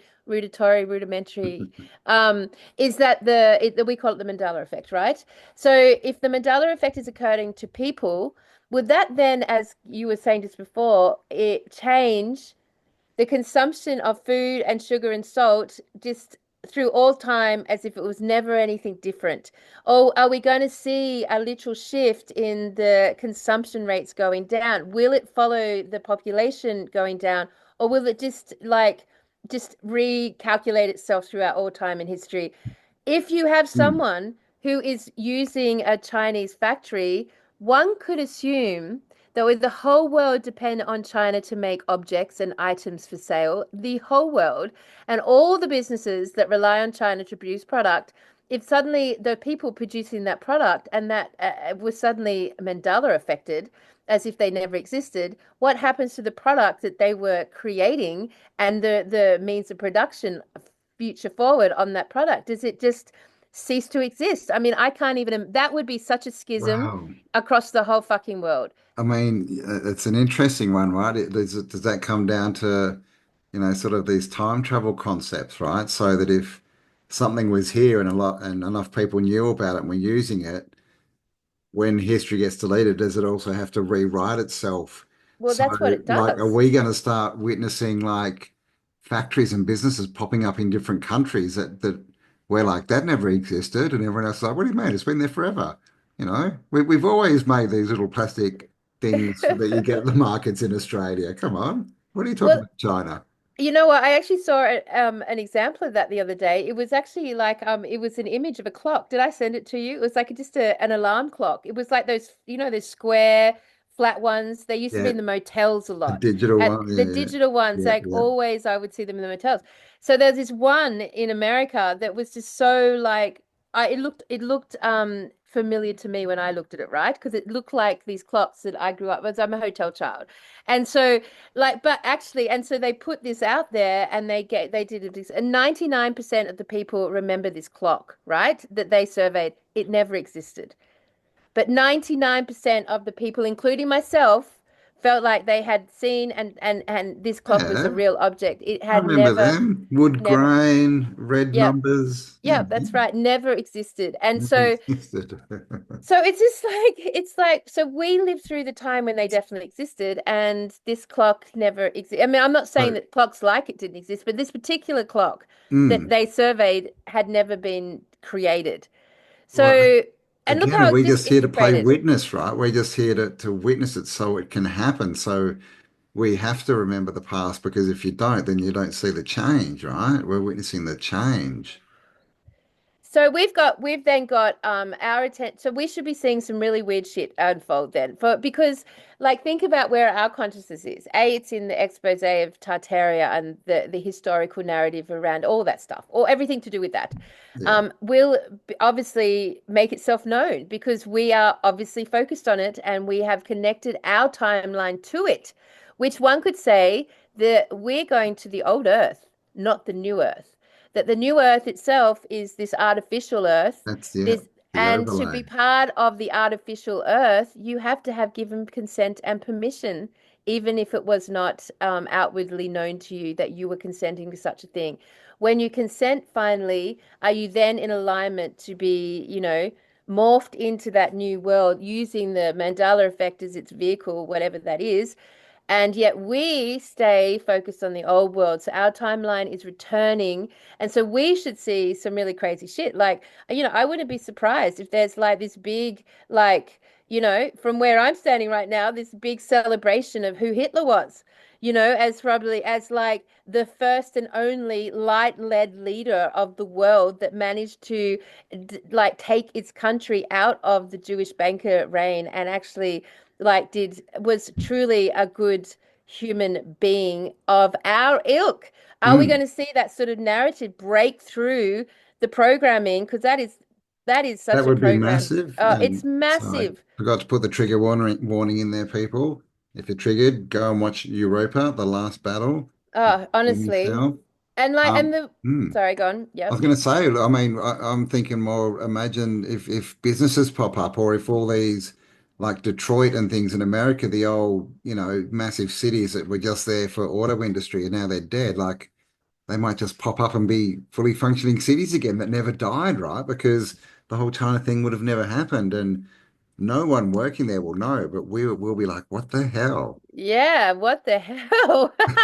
Because if you think about America now, I think that so much that comes out on America is their crisis with homelessness. And there's all these people fucked on drugs and on the streets. It's like that image gets sent across the internet so much. And Yeah. yet, when you research America, these humongous cities with this millions of houses are standing there empty with barely a car on the street, empty motorways, like the complete opposite to the images you get like That shown you of get America of told. being a hustle, bustle, dynamic energy and people and all this stuff. And it's so Well, much going on. I There's so mean, much homelessness because there's so much going on and we can't cope. yeah. But I've seen actually, heaps of footage of New York with the whole homeless camps and I haven't been in New York, so I don't know sure what streets they're on, but they seem to be pretty empty, right? And I was just thinking back, remember all those movies that were based in New York in the 80s? All the business, like Trading Places and Secret of My Success and all that. This they show Rush Hour and it like covered in people, like so many people. So yeah. is it still like that in New York? I mean, I definitely haven't seen any footage like that recently, but that's what we were shown in the 70s and 80s, this whole facade of cities growing and people everywhere and And there hustle, were. hustle and everyone running, around to get all their stuff done. But you don't see that anymore. So again, the question like, has the population already dipped a lot? And we're I, just sort of starting to realize it because, I mean, yeah, I mean, Cam, like the pictures we have of the reintroduction of people into the new realm, our reality, like there was more people on the streets then than you ever see yeah, today. yeah. And that says accounts for basically negative population growth. Mm. So it's a crazy one, right? What do you think's happening out there, guys? Let us know. Have you got any other, ideas, concepts that we haven't sort of thought of? But it's interesting, isn't it? Does that mean that when we like finally get to this new earth, that we'll be the confused people standing around in cities going, "What the fuck is Well, this?" I was about to say that exact thing Yeah. because, like, where will we stand at the end of this? Like, Mm. because what is happening now is we're standing here while people are disappearing. We're standing here while the businesses are closing. We're standing here while everything's reshuffling. We're standing here while history is rewriting itself. We're standing here being depressed. Like, so from our perspective, we will be the ones still standing here. We are going to stand here and witness and bring So, about the entire shift and we're going to live through it and we're going to see it and we're going to see it happening. And in fact, all of this weather control and all of this climate change agenda and all of this, you know, this idea of there being big earth shifts going on, like, when you think about that, it's another convenient story or cover up for this actual shift within timeline reality to bring us to questioning what is reality itself. Like, as mm, long as they provide enough justification for to cover up that conversation, that questioning pathway, then you know what I mean? Like, it's like everything is, yeah. you could say that everything in the last 200 years has been designed to justify what they knew was coming and what we would know once we started asking the question Mm, that something was coming like this. So, but then, you look at daydreamers in the plasma apocalypse. I'd never heard of that concept until maybe, I don't know, like 8 years ago. And it was really daydreamers that really started to bring me up to date on what that was looking like from his perspective. I love Jay's work for that. He stayed very true to his ideas and his theories and has never like he's just stayed true and he's kept working on them. And I like that energetic. He was definitely someone I would want to talk to get wisdom on that topic. Like he would be the person I would. mm.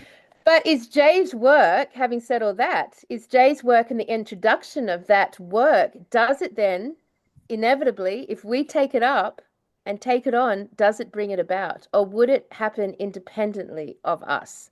So that's another question. How much of this stuff happens independently of us? Well, that's a good question. There's a lot of talk, is how much free choice do we really have? Is this a scripted existence? And when you put it that way, like if there are certain things that need to play out, well, it would have to be scripted, right? Because we would have to bring those events about by thinking about them and wondering and projecting them outwards, right? And does that mean, Cam, that all of this is just for us? I think so. I think it is. Yes, it's all just for us. Are we just the ones having the experience here? Yeah. I mean, that's all it is, right? There's only perspective. Like you can't really prove much, can you? You know, we've Yeah. learned that definitely with the outside world. All you can really prove is we're here and now, right? And we're observing something.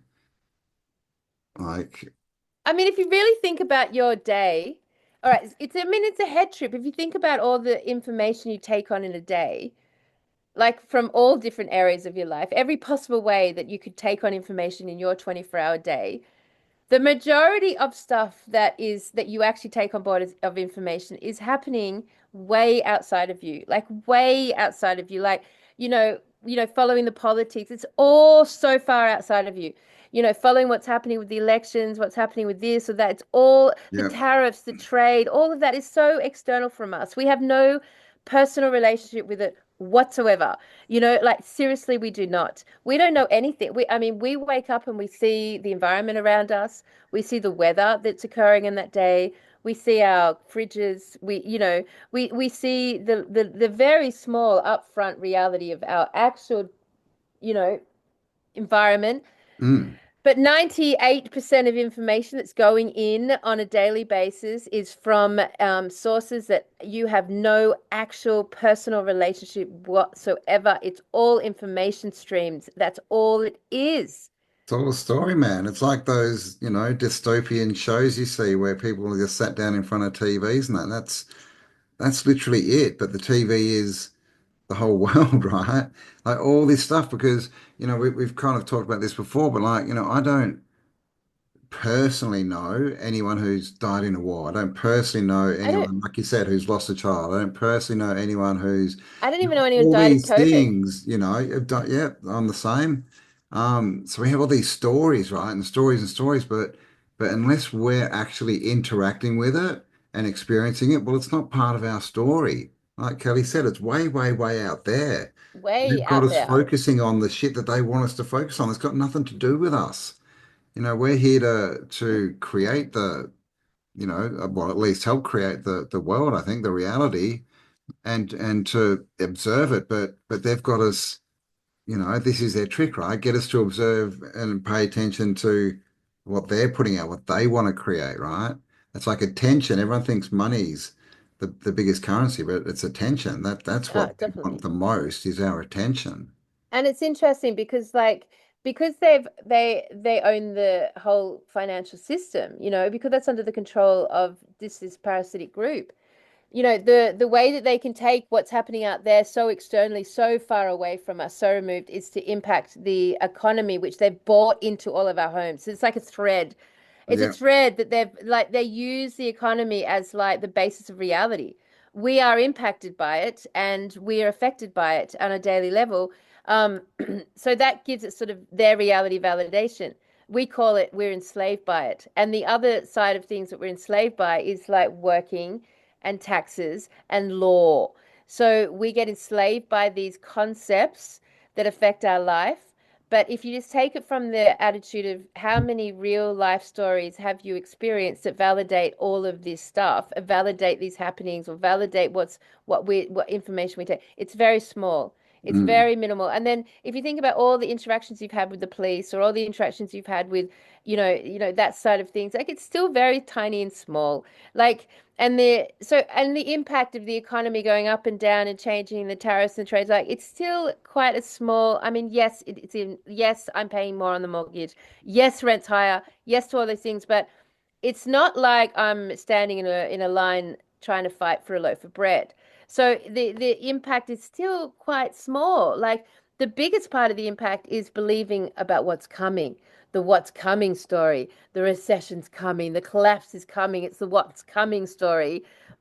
Always much bigger than the what is story, Yeah. isn't it? Like it's like that's the enslavement of the grid. Like they've really, we're here, we're conscious, and we're shuffling around within it. We're still in it. And it's interesting because when you look at sort of how the impact of all of this deceptive reality has had on us, is that we have then put our attention on trying to understand how it came about. So their enforcing it onto us has caused us to counter react or react to it by then going in and questioning it and then piecing together the truth about it, the history of it, and the accurate timeline, which is then counter put into the culture. Yeah. So like this conspiracy world has been we've hit it with the truth lens, so it's like it's a battle. There's a battle going on in that, like, you know what Yeah, I'm trying to say? yeah, we're projecting forward, right? Which is what they want us to do, is to think of what's coming and project it. But yeah, that's the battle. We want one thing, and that's the whole thing about this reset and apocalypse and bad stuff coming, and that, I totally believe that, the more you believe in that, the It's more you're going hard, to get man. affected from it, right? It's hard. It is. It's hard because this is the thing, is they've got us in the past, right, researching, or they've got us projecting forward, and because that's part of the time loop, right? Is we're not in the present enough. That's because we're focusing on things outside of ourselves all the time, which, they're doing, right? Hey, here's the truth. Here's the truth. When I think the truth is subjective, right? There's only your truth. What's true for you is true for you. Doesn't necessarily mean it's true for someone else, right? Because this whole realm is malleable, right? We're all in our own little worlds. It's all created by us, I think, and for us. And so brilliant are they at this game. Like, but so brilliant are we at this game. Like, it's just, but so that's what makes me think that, are we here just to do this ourselves for our own personal growth and understanding as sovereign beings, or are we here to solve this big crisis on planet Earth that requires our attention, our godly attention, to help sort it out? Like, so it's just like, which part of the game you're coming in? It's an interesting concept. And man, I tell you, I don't think we're really ever going to truly potentially understand it yet. I mean, it might be, a few more games after A this that few we more, a fully few get. more, a few more years of school, you reckon? But I can imagine that we could be standing here as like, in the same way that the new reset stood Oh, with a few people on totally the right. streets. And yeah, I think, yeah, we're creating it all, right? And what if, like, if this is a school, what would one of the biggest lessons to learn be? Well, it would be how to create, right? And to That's our do mandate. that, the first step of that is you've got to understand that you are creating anyway. Yeah, and what That's that kind of means. where we are at the moment, right? This is the thing that holds people, like, they're all like, I understand it's all energy, it's not really there. I create with my thoughts, but then get distracted by the outside world again. Yeah. Is that why there's so much distraction? Because it's our job to push that away and then go, hang on, my thoughts are creating reality. Because, if you can't create, well, you wouldn't release us on the wider population, right? Who knows what we'd create?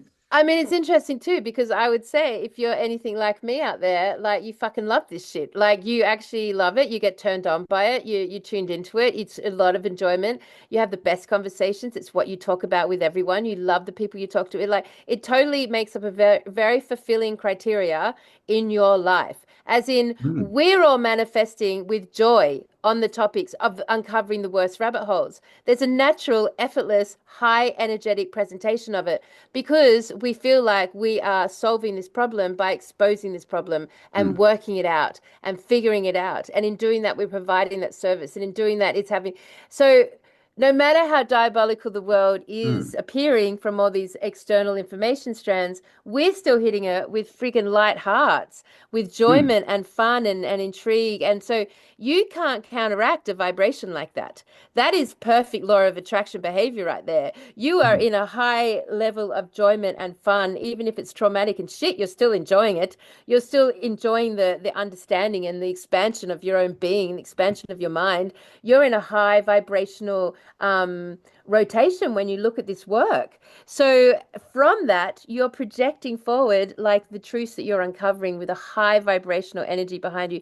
And you're doing all of that naturally without even thinking about it, without even considering it. Whereas if you look at the external world, you all look at it through eyes of like, fuck, And fucking yeah. what? It's just like, Well, they did such a good job, didn't they? You know, getting people out of the countryside and into the cities and offering them money so they can go and buy possessions.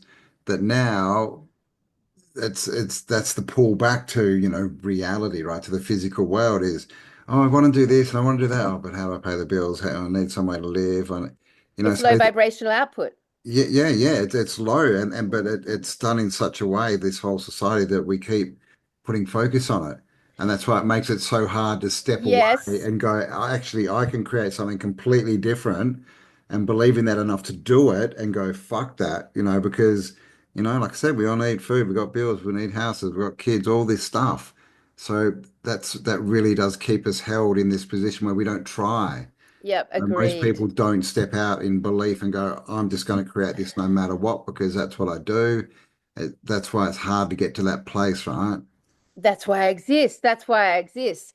Yes, it's interesting because the thing is, though, we are taught that, the we know that the way they work is to generate fear, distress, trauma, pain, suffering. That's how they've taken over the world. That's what was behind every war. That's what was behind our whole history of the last few hundred years. And then according to their history, forever and for all time, it's been like this, right down to the pharaohs, where every fucking pyramid and chamber are covered in paintings and sculptures of their warmongering gods, of the pharaohs with skeletons in their hands and bodies under their feet. Like, it's been the same story since the beginning of all of our stories, has been the same story, right? But the actual reality is that from a perspective of fear, a vibration of fear, your ability to generate reality is so diminished. You can hardly generate reality from that frequency range. Like, it's very slow. That level of vibration is slow, like the rock. It's slow to manifest. It's slow to do much with, because like you're using fear as the motive, as the projectile out. That's the emotion. It's very low. Whereas from our perspective, this whole stuff turns us on, tunes us in. We fucking love it. We love it. We have the best conversations, the best people. Everything about it is, and even all the protests were great, were fantastic. There are parties. Like, it's always very, very sociable and fun and extraordinary for us. Our vibrational output on these topics is high, naturally high, meaning we're naturally projecting reality as we uncover this stuff. Whereas when we're just paying the bills or interacting here, we're barely generating any reality around us. So I just wanted to identify that we've been taught that, fear is what creates reality. But naturally, so when we talk about, if we put our focus on the apocalypse, we're focusing it out from a fear perspective, so it's going to become horrible. But in actual reality, whenever I talk about the apocalypse or the reset, all that stuff, I have to be honest, Campbell, there is like excitement in my presentation. There's energy, there's positive energy. So what apocalypse are we bringing about? What plasmic charge are we bringing about? Because I have to say, most people are kind of excited and joyful, and they love the idea of something changing, and that vibrational output would be kind of harmonized with this in a really positive way. So then, as Abraham would say, you don't have problems to solve. You just have fun solutions to find for fun problems that you're going to evolve. Like, it changes the presentation of it being a desperate situation to a fun one to Yeah. solve. Yeah, well, yeah, just make sure you're projecting yourself, being in the right place at the right time, right? And that's the other thing is, I don't think many people think about this stuff and see themselves as one of the victims of it, do they? Like, we see it as, well, yay, the system's going to collapse. They can all bugger off finally, and I'll be fine. We'll be in the new world. So, yeah, I mean, it is true. And it's interesting, like that, again, like 10, 20 years ago, most people were a lot more enthusiastic about their job, because I guess there was a bit of hope there, that you still sort of had the belief that if you worked hard, you could buy your house and own it, and you could retire early and have it, but that's gone, right? Yep. So is that also helping to collapse this whole system and work paradigm? Is that people aren't putting that much energy into it anymore? And whatever they're putting into it is just low non-creator energy, right? It's just, this sucks, the government sucks, taxes, blah, blah, blah, blah, blah. Because that's what we're saying. We're seeing the disintegration of the system. And I mean, this year, love him or hate him, but Trump has said some interesting things, that we thought we would never hear from a politician, like, getting rid of income tax. I mean, that was crazy. It hasn't happened yet, obviously, but this is, you know, it's kind of like the llama corn story, right? Like you put out all this energy and then one day you got proof, right? You got a Yep. receipt and a dollar. It's the same kind of thing where like taxes, legal taxes, and then, that's part of the mat of it coming into reality is it's now been spoken, right, by one of the actors. So again, I Well, think we're causing this, right? We've put so much energy into the system collapsing, but based off the lives that we're going to create, right? Not focusing on the system collapsing, but where do we want to go? That it's just naturally collapsing. It's not getting as much attention anymore. So it's gonna well, it's interesting because the Trump one from this perspective is interesting because, like, first of all, Trump is part of the the victorious Western Front that did become the victory, 100% victory for the Jews. the Um, yeah. what word do you want me to use? The Israelites or the The Hebrews, Israelites, the something like Hebrews, that. all right, Yeah. whatever. Those people, we all know who I'm talking And about. it's a Like, good point, right? Because we can tell that they're still in control because we can't even say their name. yeah, it's totally censored, right? So in that way, we have to say that Trump is that as well, and that he is providing this, this hope. Did he get put in to provide the one that the truth community, the awakening truth community, like we're going to put their hope in, and then he ends up and nothing happens as a result. A few things happen, but and then how depressed will everyone get when Trump is like assassinated or imprisoned or removed or whatever, or he lives out his term but nothing's changed. Mm. Whatever the outcome, suddenly, and then what is going to kill the spirit of someone in the truth community if they put their hope in that, Yeah. like more than that happening. And we We, all saw little hues of that going on mm. last time. But I think most of us would But have seen through it by then. But it's a good lesson, right? Like that's the biggest lesson we need to learn is we can't follow leaders if we want to go and create something new. yeah, Can't expect someone to step in and do it well, of for course you, not. right?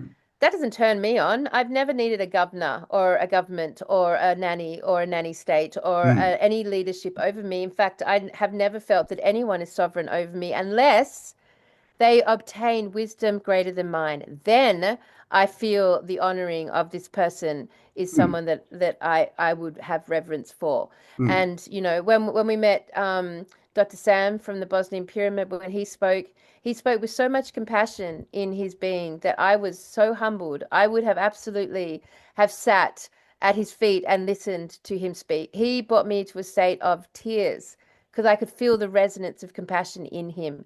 Mm. That to me is leadership that I would agree to. And for me, as we watch out Trump, knowing that he is definitely part of the Jewish, sorry, the Israelite agenda, and as is Putin and all the great leaders, and that communism is completely of the Israelite agenda and the bankers, which means China is completely of the Israelite and bankers, and we watch all of that play out with disdain but glee that we get to be conscious enough to observe it.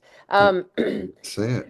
So, I mean, the Trump one's an interesting one. Obviously, there's a lot of things that you could, like the space fucking bullshit, the people that he put up on stage when he got inaugurated, like the fucking Billionaires. Amazon, the Yeah. space, the fucking the Elon Musk. I mean, all of that to me is just like riddled with the same old cardboard cutout recycled games that's playing out that has done for the whole.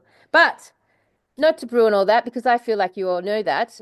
But let's just once again finally, before we finish the show, brew on the idea that people right now around the world, you're witnessing the Mandela effect of the human race. Oh my fucking God.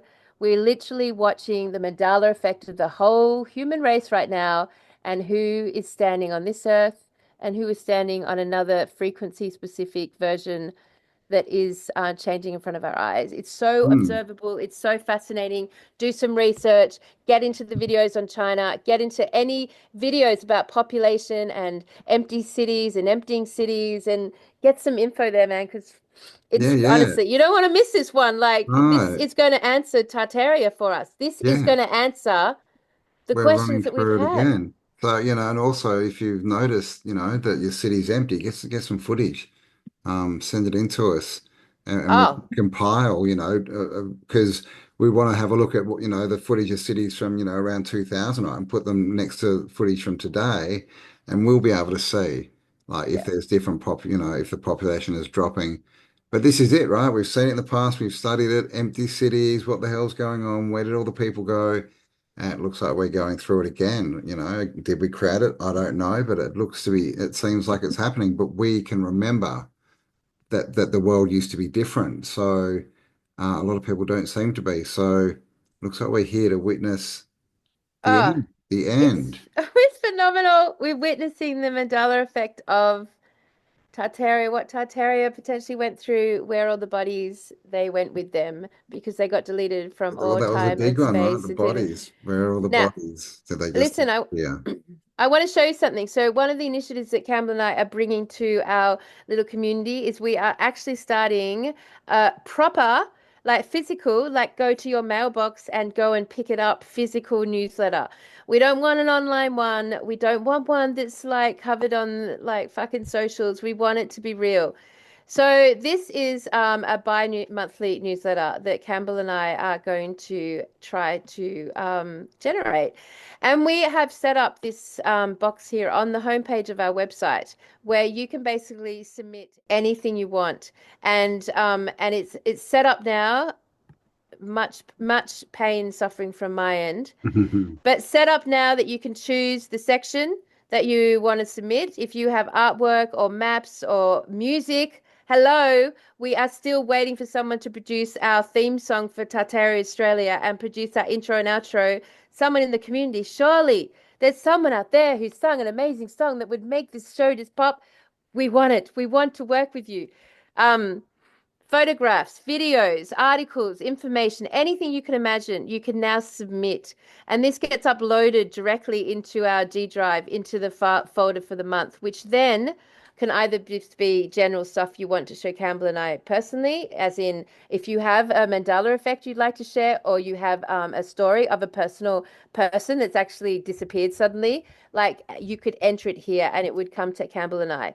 And for anyone who wants to contribute anything to an actual physical newsletter, this is where you do it. It's on the home page of the website, right under me smoking a spliff, right there. And you are the guys that are going to write this newsletter because we realize that not everyone wants to do a podcast. But shit, man, there's like hundreds of thousands of you that have so much good shit to say, Yeah. so many amazing things to contribute. For sure. If you're a researcher and you're more into writing, we are after articles. But please finish them. We're not going to have the time to go through and edit them or anything. So yeah, but yeah, if you want to send some articles, you want to get them in front of people, just go to tartariaaustralia.com and submit it and whatever else, and we'll go through and we'll create a newsletter and send it out, and you can get it in your letterbox and you can hold it in your hands and put it on your coffee table. And have a cup of tea and smoke a spliff and see what's in that newsletter, because literally we're never going to know. It's going to be what is ever contributed. And this is a call out for anyone within this community. If you have things that you want to promote, your own fucking medicines, tinctures, your own products, your creativity, we want to put that in. Like that'll all be going in for free. This is in service to our community and creating something very fucking cool for us to receive in the mailbox. And this came about because this is what Campbell and I would personally love to receive in our mailboxes. And this is going to be a trial one, pilot project one. As soon as we have enough content, we're going to produce the newsletter. We're going to take the cost on that, and that newsletter, the first edition, will be free. So you guys can check it out, and we can show you what we're talking about, and you can receive it and experience it. But then it'll be a monthly sub to the newsletter. Yeah. Cool. And that's what we need. And also, if you are a musician or part of a band, we're looking for musicians for the Jolly Swag Tour in September. Drop us an email if so much going on. So much going on. 5th, 7th September, Jolly Swag, and also in June. You'll find all these links below. If you want to come and help us build the Jolly Swag Tour, we've still got work down there. come and meet like-minded people, hang out, have fun, build something, create memories, right? Slow time down. Well, It's all there. I guess after this podcast, one could say that this sort of um spontaneous ideas that we're having and spontaneous like desires to connect us all in a physical space and time and reality must be very intuitively in alignment with our community's needs at this time as we are playing witness to the Mandela effect of the population. Like it's going to be having a physical newsletter appear in your mailbox. It's going to be it's like a energetic like bond. It's like we've got Real. what's yeah, it's like a way, it's a what's the word, like there's a glue between us, there's a pathway, there's a bond, there's a connection, there's a timeline. It's going to be a timeline between our community. So this is like when we do the volunteer weekends, when we do the festivals, when we do the newsletter, when we offer these sorts of things, when we like invite you to certain things and have containers, they're all like timelines that we're weaving around us in some sort of intuitive magical way that makes sense of what else is going on in time and reality that we haven't quite understood yet. Do you know what I'm trying to say? Because I didn't say that very Yeah, well. man, come and hang out with your tribe, have amazing conversations, and connect up with what you want, right? We've got to build, our own network, right? That's not the internet. We've got to get back to, being able to, we'll send out newsletters, let you know what's going on, real things that you can touch that are tactile, right? Because most of our experiences have been absorbed into the screen that you're currently looking at. And so what that means is reality is becoming virtual, right? So we're getting back to the unvirtual reality, like realistic stuff that you can even pick it up, you can show your friends, it can't be edited, it can't be taken down by YouTube. Once you got that letter in your hand, Yeah. it's there, right? We don't have to worry about, censorship and all this kind of stuff, right? We're getting off their platforms, out of the system and back into creating what we want, And right? I Our guess little I communities. I guess, Cam, what else is happening there is we're kind of like weaving back the old world. Yeah. So it was the 80s that used to get newsletters. It was the 60s where you'd get newsletters, like where you'd like sub to something like that. And I guess we're taking it back that way. That's where we want to head. We want to get out of this artificial world back to that space. And I think there's something significant in that. There's something important. I don't know the right words yet or really understand the gravity of it, but it's something. I just know it. So Mm. once again, if you have anything you would like to contribute to an actual newsletter, any research, evidence, theories, maps, photographs, just ideas, theories, we would love to hear theories. We want to hear your theories. Write them out. Bother to write them out and give us your theory. You don't have to evidence it. Just give us your theory. If you've got evidence, excellent. But just give it. If you have solutions that you know would be amazing for this community, put them in there. And they don't have to be on the topic of history because you remember at the volunteer weekend, Dusty was telling me this amazing solution to putting like this tiny amount of bacteria into sort of septic tanks and it reinvigorates a septic tank once you've emptied it. Anyway, it was an amazing product. And I was like, fuck, I could have used that 10 times over already. That sort of stuff is really powerful for our community who are all returning to nature, getting off the grid, living this lifestyle. All of that stuff could go in there. People want to understand sovereign law. They want to understand the legal total invite to Tacit to be involved. People want to like get to understand how you do really utilize electroculture. Does it work? People send us your photos of your vegetables that are big. Show us the evidence of what you've generated with these sorts of new ideas and technologies. Like that's what we want it to be full of. And every single edition, we're never going to know what's in there, but it's going to be brilliant because it's all based on your brilliance. If Mm. you've got the fucking bother and energy to frigging get off your ass, finish the article and send it in. That's all it takes. To say yes and do it. Send it Mm. in.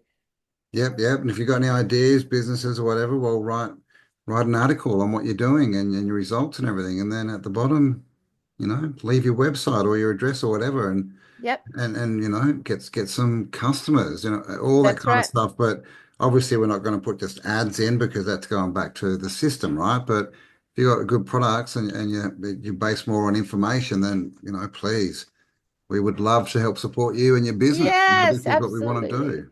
Absolutely, Campbell. And Mm. if you've got an event coming up, or you've got a group on Telegram or WhatsApp, or you've got anything like that going on that would be that is already populated by this community, then you are absolutely welcome to let us know about it and to actually get involved with putting some stuff into the consciousness of a broader community around you in a physical way. Mm. So by the time this podcast is up, there's going to be a nice big fat button here if you want to sub to the newsletter. If you want to receive the first edition of this newsletter, you're going to put your name right here, and we're going to send it to you when it's completed.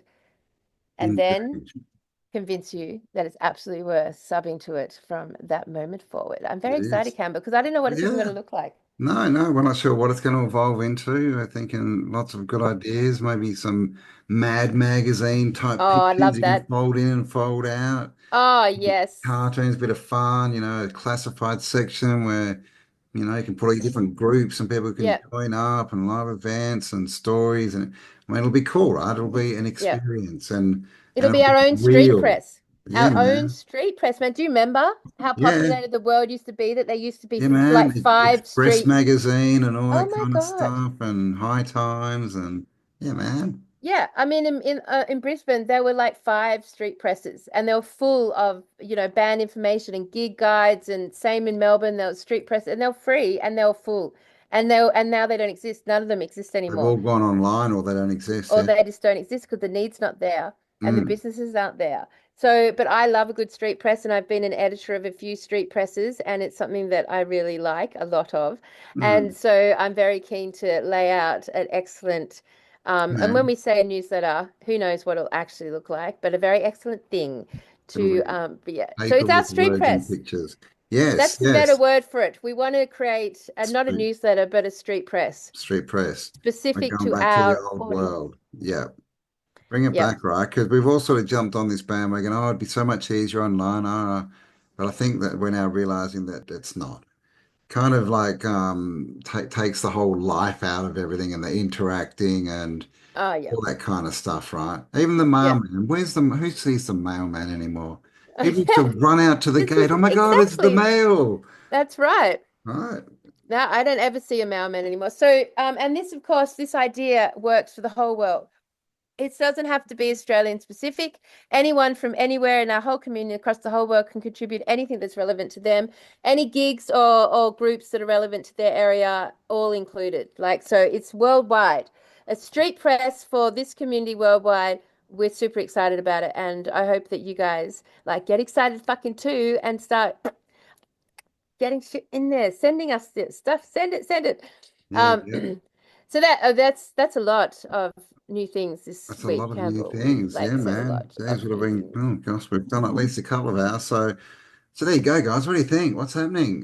Check out the videos, especially with China, people disappearing. Let us know what you think. But it's very interesting that we were literally studying this a couple of years ago. Where the hell are all the people in the past? And now we're like, where are all the people in the present? Have we gone through this again, right? It's so good. It's so good. I love that we're lingering on that thought. No, I love that everyone who hears this is going to linger on that thought and be holy fucking shit, which I expect now that it's out there as a thought. We're going to get bombarded by content validating We'll this start seeing more concept. videos pop up. Yeah. And definitely get us footage of your city if you're out there and it looks like it's not as populous as it was, and then we can put together some actual evidence, right, of city 20 years ago and now, and we can really show what's going on out there. Yep. Very cool, man. Very cool. That's a lot of information, A lot of everyone. information, yes. Thanks for I hope spending time with us. All the links to all that stuff below. Go check it Yep. out. All right. Have the best morning, afternoon, or evening, wherever you're tuning in on the world. We love this, and thanks for joining us, and hope that you get inspired to contribute some energy to some of the other offerings that we have to link us all together, because somewhere in there is something excellent that we don't know yet what it is, but it will be there, and I'm excited to see it. So let's create together. Let's see what a Man. whole community does to create a street press. Yeah, What the man. fuck does that look Back with the like? new world order. Let's bring back the old world order. Yep, fantastic. All right, Cam. All Guys. right, well, you have a great week, man, and we will Well, speak to you talk to you guys soon. Yeah, next week. stay awesome, guys. See ya. All right. Good morning, Tartaria, Australia. Mr. Autodidactic. How you going, buddy? Here we are for another show. I think we're doing a follow-up. Yes, yes, we're going to get back into the Mandela effect again a bit. I'm doing well. Feeling good. Been to the gym. Been to the gym. Yes, joined the gym this week. I hear you did as well. Man, I'm fucked. I'm fucked. Look what I've got on my arm. That's because no one told me about this thing that happens if you don't stretch up properly. And now I can't move my elbow, including Mr. Autodidactic there. Failed to mention to me that I would be mortally wounded. Well, Mortally wounded. to my defense, you did have a trainer with you. I think we blame the trainer for not warming up. That's true. What a bad game, man. I am in pain. Boy, in pain. That's right. It'll get bigger. Sorry, everyone. I know you fucking hate it when I put my glasses on. You also hate it when I swear. And also when I bob my head and all those things I'm going to do today. I'm so sorry. So, all right. If you Well, don't hey. like all that, guys, we're on Spotify. Link below. Join. That's right. Listen, Oh you my don't God. have to look at us. You don't have to look. You don't have to look. You just have to listen. Okay, so wow, all right. We did a really a show last week about the Mandela effect and the disappearing people, and we're going to go a bit deeper on that today because it's a very fascinating concept. And the more you actually look at the context around what we're sort of aiming at, there's not much information out there. Like people seem to, the Mandela effect kind of comes in and out from just sort of like finding new ones and all these weird, wacky new ones, which I think, Cam, you've got a collection of new ones for us today, which I haven't heard yet. But before all of that happens, do we need to do any shout outs, promos, anything we need to say? There's quite a lot of housekeeping. Yes, yes. All links will be below, guys. Check out our website. Everything's there. Get shit together hour is still going. We've got a great little group going. We're all getting our shit together. And Cam, I just to point out there that I have updated that. So now anyone around the world can join us. It's not 6:30 Australian time, it's just 6:30 local time. So anywhere in the world you can start to connect in with the Get Your Shit Together hour. And depending on who connects in with you at that time locally will be your little crew. And then one of you just has to be sovereign and play the video. And I think that's the way it's going to morph around. Yeah, yeah. Once you join, all the videos are downloadable, so you can, you can just form your little group, do it whenever you want. Just get in there. We've also got another working bee coming up at the farm in about a month. So come and join us. We've got, gosh, what is it? Three amazing people flying in. Oh, there's more than that now, Campbell. There's more than that now. That's crazy. Yeah, no, we've got a really we got an amazing community out there all around Australia, and this is just a really unique opportunity to come and hang out with us in a way that's like really kind of suits everyone's value system. I mean, at the end of the day, it's very different from coming to one of the events because at the events, obviously, Cam and I don't get to spend this sort of time chilling out like we like to do. And this way, and it places the value of people like, learning some building techniques and getting comfortable with tools and playing with the off the gridding lifestyle and then connecting deeper into a community and, just having an experience together. And you can stay, we're there for 2 weeks each time, so you can stay for whatever time you can, whatever you've allowed. And you got to be self-sufficient, turn up in your car, camper, trailer, tent, bring what you need with you. And then we just sort of get on with the building during the day, and then the fireplace, socializing, joint smoking, wine drinking, speak amazing conversations around the campfire excellence of the evening. Yes, yes. Come and help us build the farm and build some friendships. There you go. Wasn't that nice? Yeah, and many other things going on, guys. So check them all out. Let's go to tartaria.com. Yeah, that's on and the have a website. look. Yes, Kelly's redone the whole website, and there's lots of stuff for you all to get involved in. Yes, well, we're aiming for this website of ours. We are aiming for it to basically become a place where a million opportunities, offers, and pathways collide. So our aim is to put enough offers on that website that we can play to all of your different value systems and give opportunities to connect in and just strengthen the physical community around us. We're all about strengthening the physical community all around of us, which is, it's a great experience getting out of YouTube and connecting in with a different thing. One of the other offers that I put up I was just going yesterday, to say, Cam. oh, another yesterday. Oh, Oh, okay. well, it was Am I yesterday. involved? No, no, you. Yeah, you involved. No. This is secret. All right, no one tell Campbell this one. Invite us for dinner. Oh, yes, having up yesterday. Invite us to dinner. Yeah, if you want an even closer chat with us, I guess, invite us, cook us dinner, and we'll come round. Um, so that link's below as well. You can put basically a submission in because obviously we can't just take off to anywhere. But when we're in the areas, we're going to get all the people there and see if we can hook something up and come and hang out at your house for a bit. Yeah. And just to turn this into a really long intro, I always get tons of stuff, on Messenger, Facebook, like all these different things, emails, and I can't get to it all. So we have started a street press, our own magazine. So It's so you fucking can now, cool. awesome. So you can now submit it, any articles, thoughts, whatever you've got, photos, theories. You can submit it and get in print, and we'll be getting that up and running in the next few months. And also a link if you want to get the new street press. Yes, it's cool. We need It's a a cool name for idea. it. Yes, it hasn't been named properly. It's just called the TA newspaper at the The moment. It is Tartarian Times. Yeah, something like this. But yeah, I mean, it's a great idea. Obviously, every single one out there has a theory in operation, has photos, has maps, has research, has songs, has arts, has drawings, has all sorts of content. Also, their own modalities and services and products. And being that we're in these sketchy online times, we decided it would be really fucking marvelous to be able to receive something in the actual mailbox.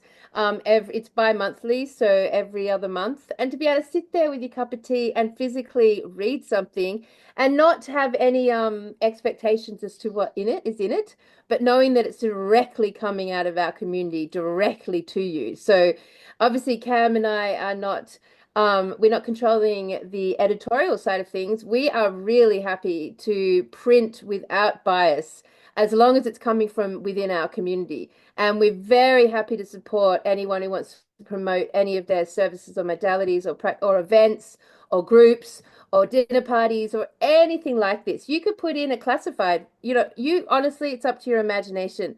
But if the community gets behind this one, we're going to have a kick-ass way of staying in contact and promoting within the community off the internet. So I'm really pumped and think with all the content we get sent every week, all of that could be actually put into print and actually be handed to the whole community. I mean, that's just fucking cool. To subscribe to it, it's $30 a month, which is essentially our membership. And that $30 a month is paying for the printing and the postage and just essentially keeping. That's if you want to support Tartaria Australia, if you love what we've been doing and you want to just support us, then getting a sub to the newspaper is what would just do amazing for not us, but and us and the whole. So we are really excited to put that together and see what happens, but it's totally dependent on you guys. Indeed. Yes, it's an experiment in Yeah. progress, but we're sure it's going to be awesome. Yeah, I'm Thanks pumped. for all you guys. All right. Wait, That was and the also introduction. Cam. Oh my gosh. Oh Oh, God, and this is what's happened because we filled the website with offers. It's full on all. We put in call out for the music. We oh want some yes. music. So we'll put a call out for the musicians, not only to join us at the volunteer events and the live events, because now we are doing it on the farm. We've got like so much more scope to be able to do so many amazing things around music. Yeah, but we also are looking for submissions for intros and outros for the shows and just like all our online stuff. And yeah, we want to hear from the musicians. And of course, this volunteer weekend is all about painting murals as far as I'm concerned. Campbell's in charge of the building, but I'm doing painting this time. So if there's any artists out there that want to come and paint alongside me, we've got heaps to paint, and I'm not dictating it. You get a wall or a column or whatever, and go for it. It's entirely up to you to yeah, call out to the artists in the community. And really, traveling to come to where our farm is in Tabulum, it's not difficult. It's not difficult. It doesn't matter where you are in the country. It's not a difficult trip. It's right down freaking Bruce highways and la la la. It's not tricky. You can do it and it'll be worth it. Yeah, easy to find. Don't need a four-wheel drive. So come and join us. All the links All below. right. Okay. Okay, we can finished move the on. introduction. All right. Yes. The show begins. Oh, you better have something good to say, Campbell. Why don't we start? All right. Well, hey, what did you take out of all the comments? Let's get paraphrased last week's show. We basically suggested the theory that we are witnessing live the Mandela effect of the population of this realm. That was basically what we were that's what we were hypothesizing on last week. Now, I read all the comments, I always do. So, you want to say anything about any of that? Yes, you're much better than me. I don't often read all the comments. I do try to read some. I'm a Virgo. Well, maybe you should go through. I have seen a lot of the China stuff popping up on other videos now. It's starting to become a bit of a topic. So there's definitely something going on. Tell us about the comments. Yeah, look, I mean, a lot of people were agreeing, and there was a lot of people who were saying, like I've seen, I'm in my city and there's heaps of people, like I don't relate. There was a lot of people who couldn't relate, and then there's a lot of people who were definitely saying yes. So I guess like the easiest way to really concur on the topic would be to take a drive at nighttime through your city or through the suburbs and to see what lights are on. Because every time I've traveled abroad, that's been when you can tell. It's like when are the lights on? And my friend Hannah in England, call out to Han, she sent me a pile of photos. She was recently in London on a Saturday night, prime time, basically Trafalgar Square, right in the heart of London. And she's just sending me photos of empty streets, just like no one there.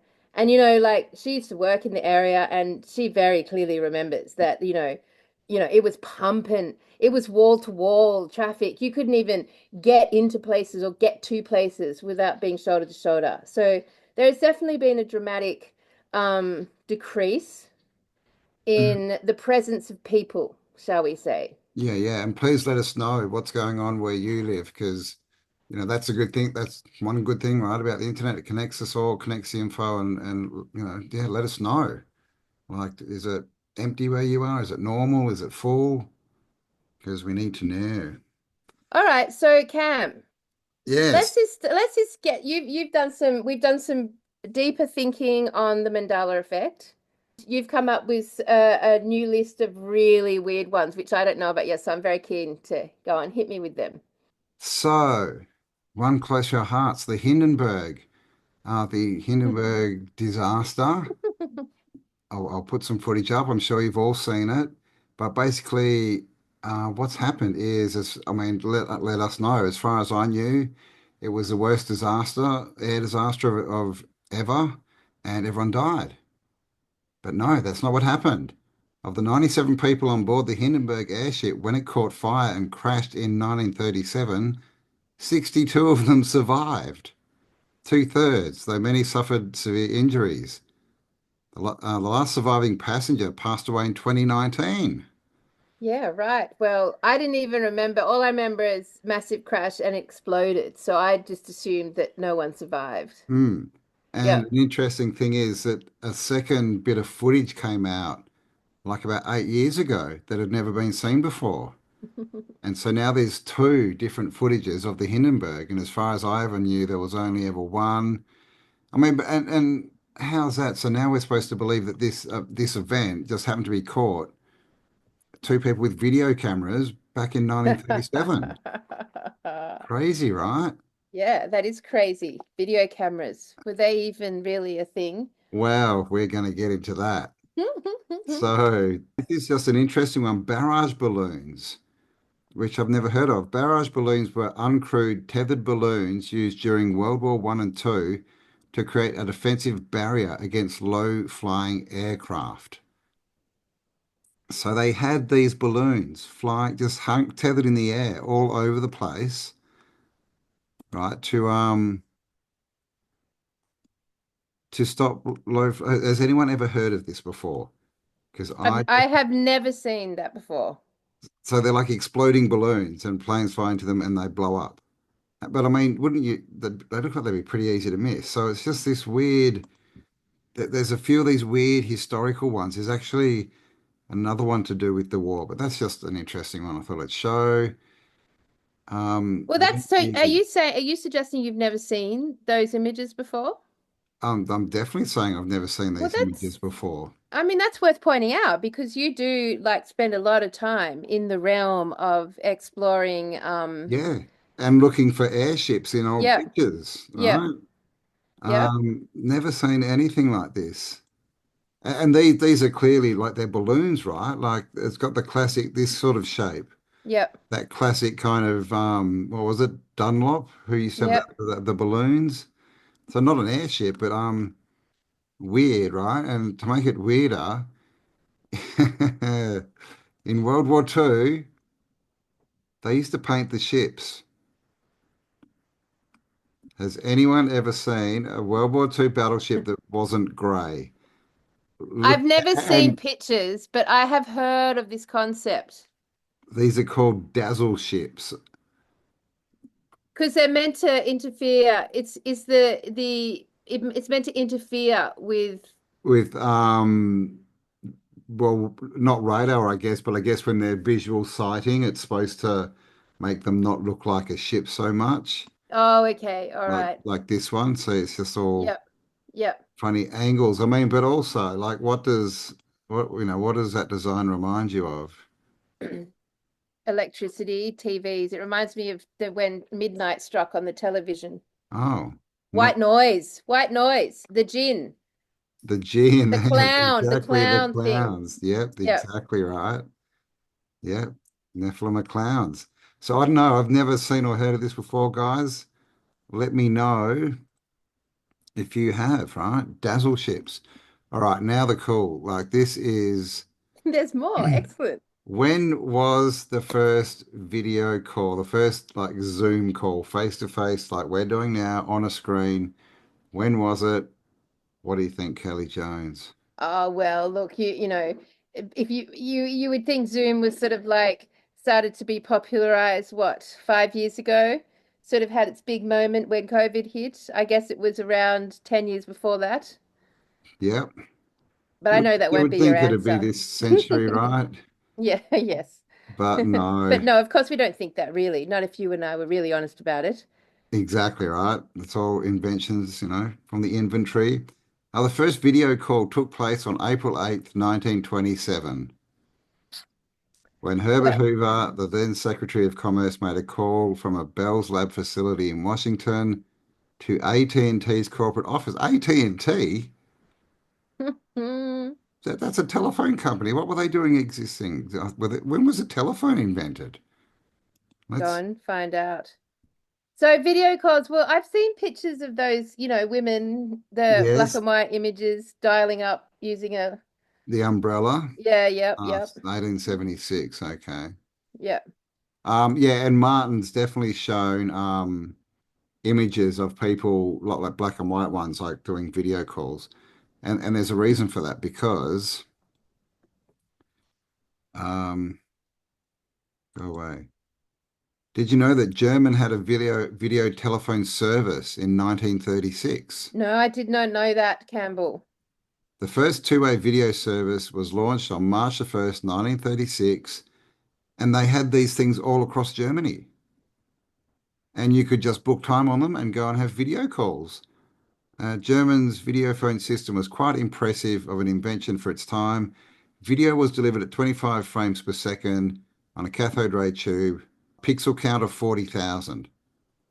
I mean, that's better than the black and white TV I had Yep. in the 70s. Yep. It's true. I mean, everything about technology now, like, I mean, do we, so I can't confirm these as Mandela effects because I don't know what I didn't know about them enough to know if that was new or a quirk, a twerk of the old memory that I have on it. Yeah, because I mean, these all happened way before our time, obviously. But I mean, what I can attest to is I've definitely never been told that. It's never been put out as even in the collective mind. Yeah. It's not all this stuff was revolutionary, right? Yeah. With Zoom and all these calls. But yeah, I mean, let us know, guys. Let us know. What do you think? And I did check out when was television invented? Around the 1920s. First televised drama was broadcast in 1928. This video call happened the year before we even had TV. They were doing Yep. video calls. So, I mean, all pretty interesting, right? Like lots of quirks. And like I said, Martin showed the ladies with the umbrella and he showed other stuff that he's been digging up. And so was it just buried information like a lot of Tartaria stuff seems to be, or is this a Mandela effect? We're not sure. Yeah, I mean, it's interesting, isn't it? Yeah, I mean, we went through that the first year or so when we were working together. We'd ask all the questions and then the information would just suddenly, like in the most It would just like, appear. yeah, it Yes. would disappear. So that happened. So, well, okay. So the thing with the Mandela effect that we know for sure, even though I think it's probably a grossly wrong terminology, I think calling it the Mandela effect is really problematic because like it holds us to this like cute, like cute and Yes. quirky, like, Yeah, yeah, yeah. entertaining sort of like curiosity. Yeah. It really does lend itself to sort of what's it like popular culture. But actually, when we take the popular culture side of things out of it and look at it actually as a serious um, unfolding that's happening on the realm at the moment, like there's probably a much better term for it. But right now, what we know about it is that it's literally causing it's causing people's memories to change. Yeah. And with those memories, the object or logo or thing in question seems to change through all time and space, so Yes. that we don't have all the evidence that you would imagine that should exist to validate your old memory and counteract the new one is no longer available. You can't, it's very hard to find. You have to really search, and then finding something of the old memory is sort of like it's a really rare occurrence. It happens, but it's It, rare. it is, but I mean, isn't it weird that evidence, that residue even exists? Yeah. I mean, I Yeah. guess the weird part is it proves that it's not collective misremembering as the science department would like us to believe. There's something going on, right? And like you said, I think the thing is that, we tend to look at like the Berenstain Bears and, mirror, mirror on the wall and all these kind of things that, that's wow, that's weird. That changed, right? But we don't see that it's really affecting, Mm. the timeline so much. It's just these quirky little things. Yeah. But then, we have, and you witnessed it, right? That Tiananmen Square, Mm. like that was a history changing event. Indeed. Yeah. Right. And we've got, the Zeppelin now, right? That was a very history-changing event. It seems to have been altered. Things in the Bible. So there Yeah. are bigger changes Anatomy. taking place. Anatomy. Anatomy, yes. If you didn't know it, guys, your heart is no longer on the left side of your chest. And you got floating ribs that weren't And you there got, before. and that's a weird one because it's still illegal to punch people in the ribs in boxing.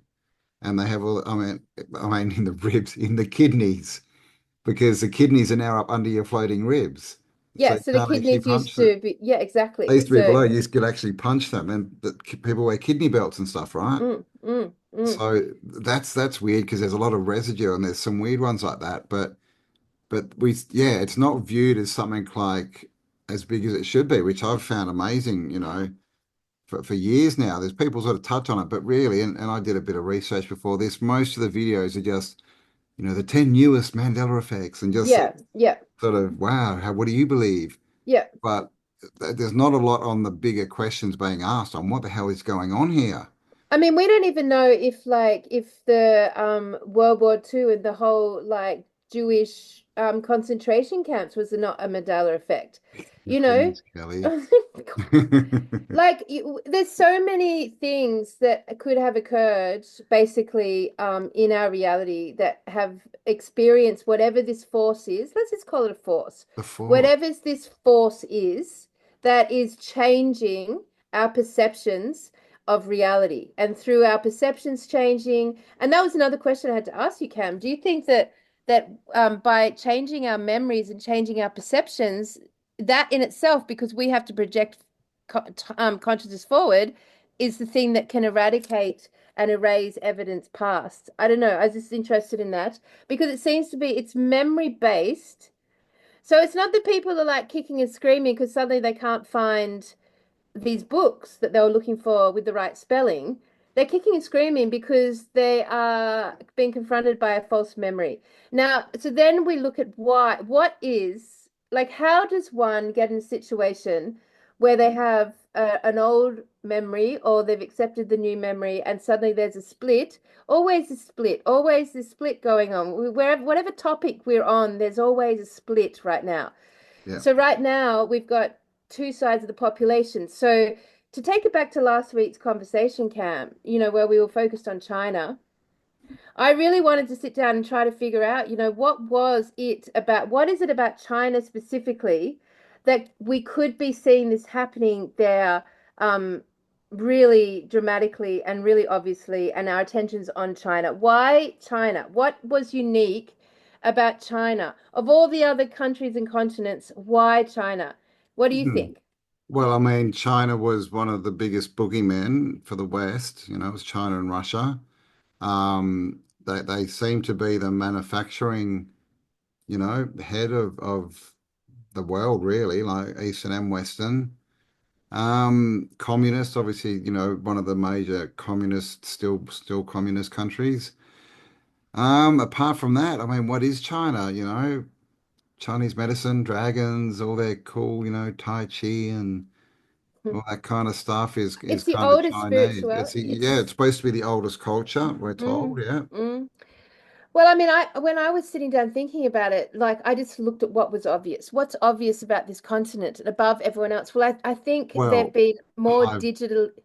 Hive mind, yeah. Yeah, they've been more digitally synthesized than any other culture. Like, I mean, fucking the West is hardcore as well, but the Chinese people have been digitally synthesized, and they've undergone massive mind control trauma programming. Like their whole religious slash political agendas of the last 100 years has been all mind control trauma based programming.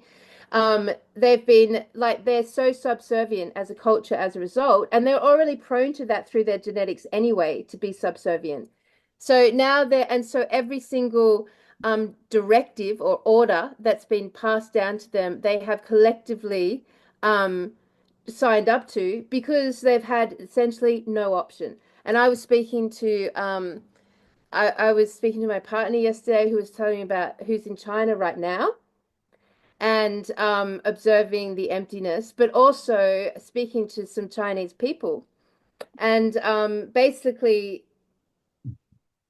her friend was talking about the idea that like they had no option. If you didn't get, say, the last lot of jabs, you would basically have the police coming to your door and dragging you out onto the street physically, whether you were 5 years old, a woman, a grandparent, it didn't matter. You'd be physically dragged out of your house and you would be forced. So, and that's just systematic of every step of the way with China. So these people they've been through this process synthesized biologically and synthesized digitally. And essentially, they have basically given complete and utter consent, right, to the let's say the agenda. Now, the reason I started to looking at this was because we talk about the jab. One thing that became very clear during the process with that was that you either gave consent or you didn't. Yeah. Now, this sort of timeline activity and this sort of force that's upon us, how much of it is about consent? Yeah. all of it. I mean, and I think this comes back to my belief that I don't think the controllers want to control, right? They want their slave population. They want to be seen as living gods and all this kind of stuff. So they need a controllable population to be their slaves. And so that's obviously a bit of the consent, is people who aren't going to consent that they're no good as slaves, right? They just Yeah. that was the split. But I've always thought that, based on this split, because it seems to be that something has to split. Like it doesn't look like the entire population of the world can go in the same direction, right down the same road. We're going in different directions. And so I always thought that they were, yeah, trying to get their population, they could turn into slaves. And then when this change happens, then we all go forward and they get to keep their slaves, right, in this vibration or whatever. I mean, is that what's happened with China? Have they gone, okay, yeah, we found them and they've started taking them? Just a thought. I mean, possible, because like I guess what I was getting to was that there's a few similar what's I don't know what the word is similarities that go on by both sides, and they're not similarities, attributes, that's the word I'm looking for. There's certain attributes, and one of those attributes with the people who remember and remember the old memories, so aren't impacted by the Mandela effect, don't take it on board, just like don't accept them. They also, I would say, majority of them didn't give consent along the way for synthetic uploading. Now, which is also clumsy language, but what I'm talking about is not just, all right, so the jab was like the final big biological consent, I believe. Yeah. When you gave consent with the jab, you basically consented to essentially entering the new artificial intelligent inorganic timeline. But all the way along, there was lots of little consents, right? And each time you gave a little consent, it added to the final consent. And all the way along the way, in those who do not give consent hardly at all ever, like don't consent to politics, don't consent to voting, don't consent to vaccinations, don't consent to poisonous food, huh? Tax. Like who are basically opposed to the system and very, very hard pressed to give consent to it ever on any topic. They're along the way, they seem to be the ones that do have the old memories, that are like aware of and conscious of this thing called the Mandela effect. Whereas the ones that haven't done that and have offered consent time and time again, they seem to be synthesized with it. So then I was starting to look at this so I mean, I had this image in my head of writing a consent form with a needle, with a jab needle, like that the final big shift. So now you think about China, every single one of the people in that country got at least 3 jabs, at least, like without exception. They all signed up to it, did what they told, and it would have been the most experimental thing. So would it? And I think of all the countries in the world, China was the one that did that the most. What do you think? Yeah, no, I'd agree. Never been there, but everything I've heard and heard about the people and how compliant they are, and they still love their. Is it Mouse? No, he's not the one there anymore. But they still love Mao as well, yeah, don't they they? do. But they treat their politicians almost like gods, right? Like the Egyptians did. Yeah. And that's born out of trauma, mind control trauma, and totally. They have no context for the outside world. They do not know what's happening outside of China. Their means of connecting in with the rest of the world's information is very limited today. They can't get YouTube, for fuck's sake. Like, it's very limited and controlled. So it would make sense to me that if this is a force that is either cyclic or is being somehow manipulated or controlled, that those who have given consent to all of these things, that this timeline, I mean, because these are all giving consent to what this timeline is They're creating. the most consensualized nation, if you want to put it that way. Yeah.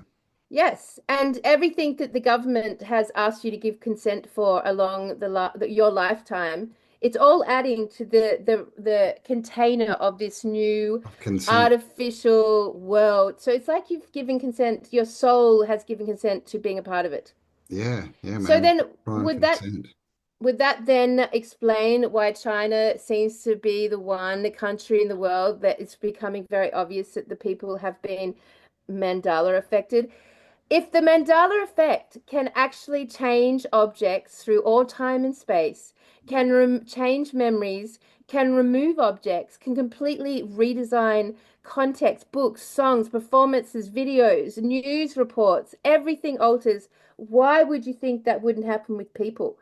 And we've got this like, cyclic reset where we're all obsessed with trying to figure out where all the people went 200 years ago.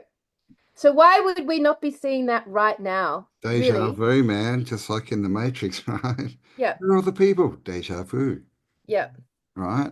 Um, yeah. So I think that's a definite, possibility that either our frequency is raised or theirs has lowered, and we've just hit that point where we can't see each other anymore, right? They're no longer in our visible spectrum, if you want to put it that way. And another interesting theory is time and time travel. Yep.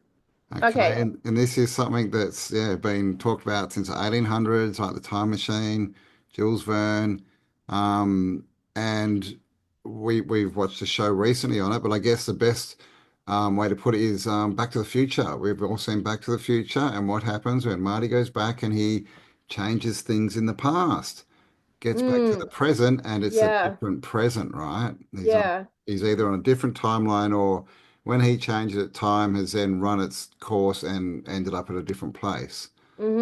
Which could be us, Campbell. So we could be the ones that have come in from the future. And it could be that we are impacting and creating this glint. And maybe it's because what's happening right now is more like a since Y2K, since 2000, is kind of like a an upgrade of the operating system, but not in a way that we want approved for or is good for humanity in any context.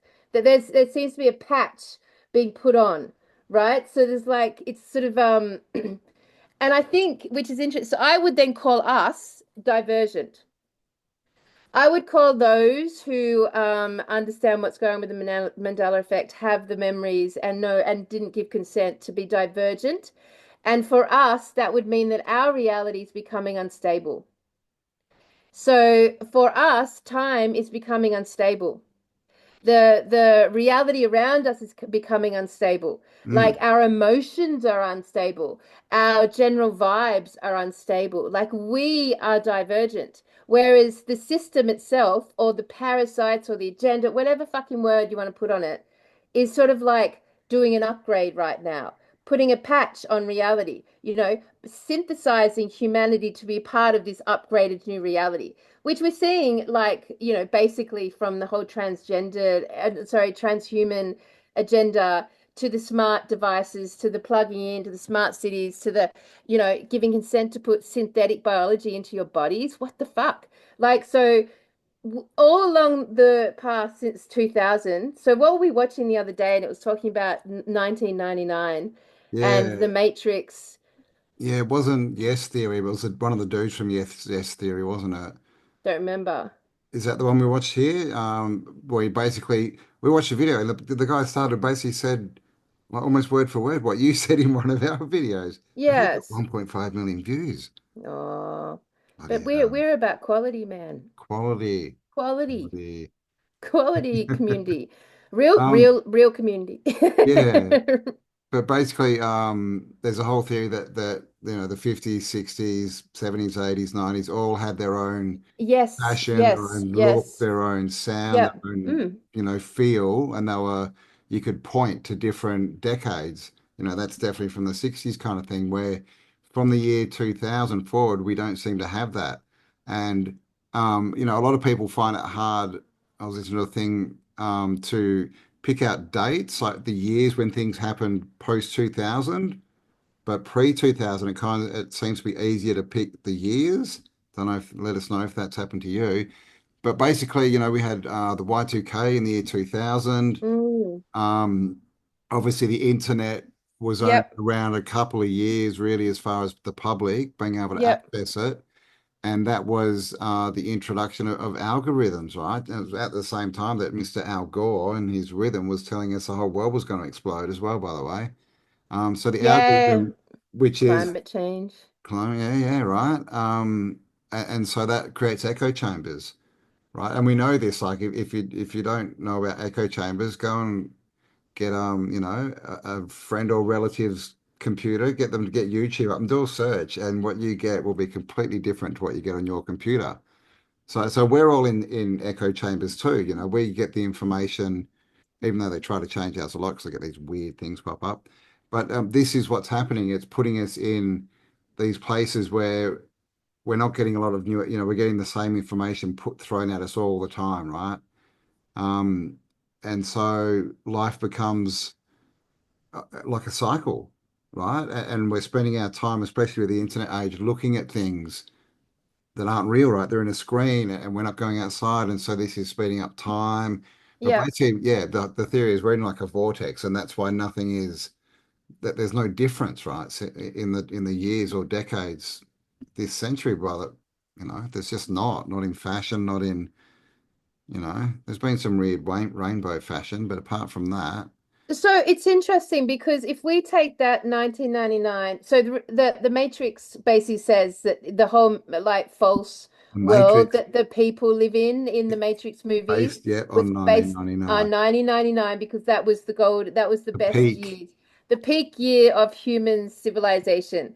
yeah, And then we entered 2000. So, and it's true. Yeah, everything since 2000 seems to have been looping and cycling and recycling and not new. It's not new.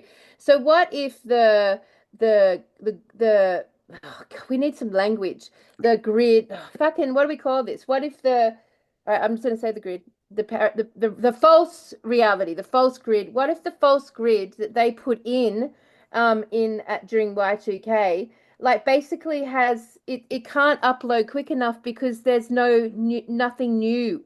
There's nothing new to process. There's nothing new to expand and evolve itself on. Like it's looping, and that looping is causing the glitch. It's causing the glitch, and it's looping like that. So it's signed up a big chunk of the population, but it's thrown a big chunk off. So we, the divergent ones, have like thrown ourselves off from this updating timeline that's now in some meltdown mode because it's looping, because there's no new input. And maybe that's why this artificial timelines always at some point have to collapse. Maybe that's why it's cyclic, because it's recycling itself. mm, And if it doesn't have new content, like if the internet didn't have anything new being inputted into it, like from this day forward, not one new thing, thought, sentiment, word, image, music, nothing, then what would happen to it? It would start to, it might cause the glitch because there's nothing to process. It's just recycling. That yeah, would be speedy for someone divergent. And our reality as a result would be becoming unstable, not stable. But the ones who have plugged in to it would be stabilizing right now. So they don't have any sense that anything's going on. They've got no sense that people are no, missing. They've got no sense of Mandela effect. They've got no sense of anything to do with the weather or anything to mm. do that they don't know what chemtrails are. They've never thought about Florida. Like they're stable. Their lives are sort of stabilized. They are, man. A lot of them are They are. still, and they want to go back to the system. Right? That's their future plans is to keep doing what they've been doing, right? Keep sort of propagating this thing. And plug into it. Like they will Yeah. adapt. They'll adapt into the smart cities and say, excellent. They will adapt into getting a chip in their eyeball and have online access. They'll think excellent. They'll Mm. adapt to getting superhuman strength and things by, connecting them with technology. All of that will for them feel like stable and obvious and welcomed and with a rewardable result. To them, that is a stable society they're living in. And I would say time has not really done much for them. I don't think it's moved. It hasn't sped Yeah, up or yeah. slowed Well, down. yeah, yeah. It's a good point, right? It's us that have changed or have we not changed? I don't know. We I think we have changed, right? Like that's why we're the ones on the outskirts sort of looking in now, going, what the hell? Even though we all knew that it was all crap most of our lives, it's we still didn't see it as so nefarious and we were sort of living in it and that, but now we're all like, oh my God, get me out of here. Which is clearly different to the population. Yeah, I mean, like, and I like the word divergent, Cam. I think that's a good word. I don't like Mandela effect. I think that's a stupid term and we haven't, it misunderstands what is going on. Um, but if we call ourselves the divergent, just by that we have ceased to plug into it. We Mm. remember the good old 80s and 90s. We remember it. We remember how busy and authentic and fun and free and physical it was. And we have slowly become disenchanted by what's being presented to us. We're slow on the uptake. We're slow on the uptake of technology. We're certainly slow to get to voting polls. We're certainly slow to get to any doctor's surgery. We're slow on all of that. We're slow on the next offer. We don't buy into the next offer. We don't upgrade to the next service. We're slow. So we have become unstable because our reality as result is not, we're not plugged into it. So we have become unstable. We're not biologically synthesized to it. So our realities are becoming unstable. And our emotions, our sleep, our dreams, the very essence of what we do during the day is becoming unstable. So I think that's really interesting. So one of the things I started to think about from that topic was another characteristic that is true of the ones that have biologically synthesized is that they have a very centralized perspective. Mm. And I think that if you, as a divergent member of society, as a divergent member of society, we would do, in order to stay, like, what's the word? In order to maybe like keep a sense of well-being in this process, we ourselves must remain decentralized mentally.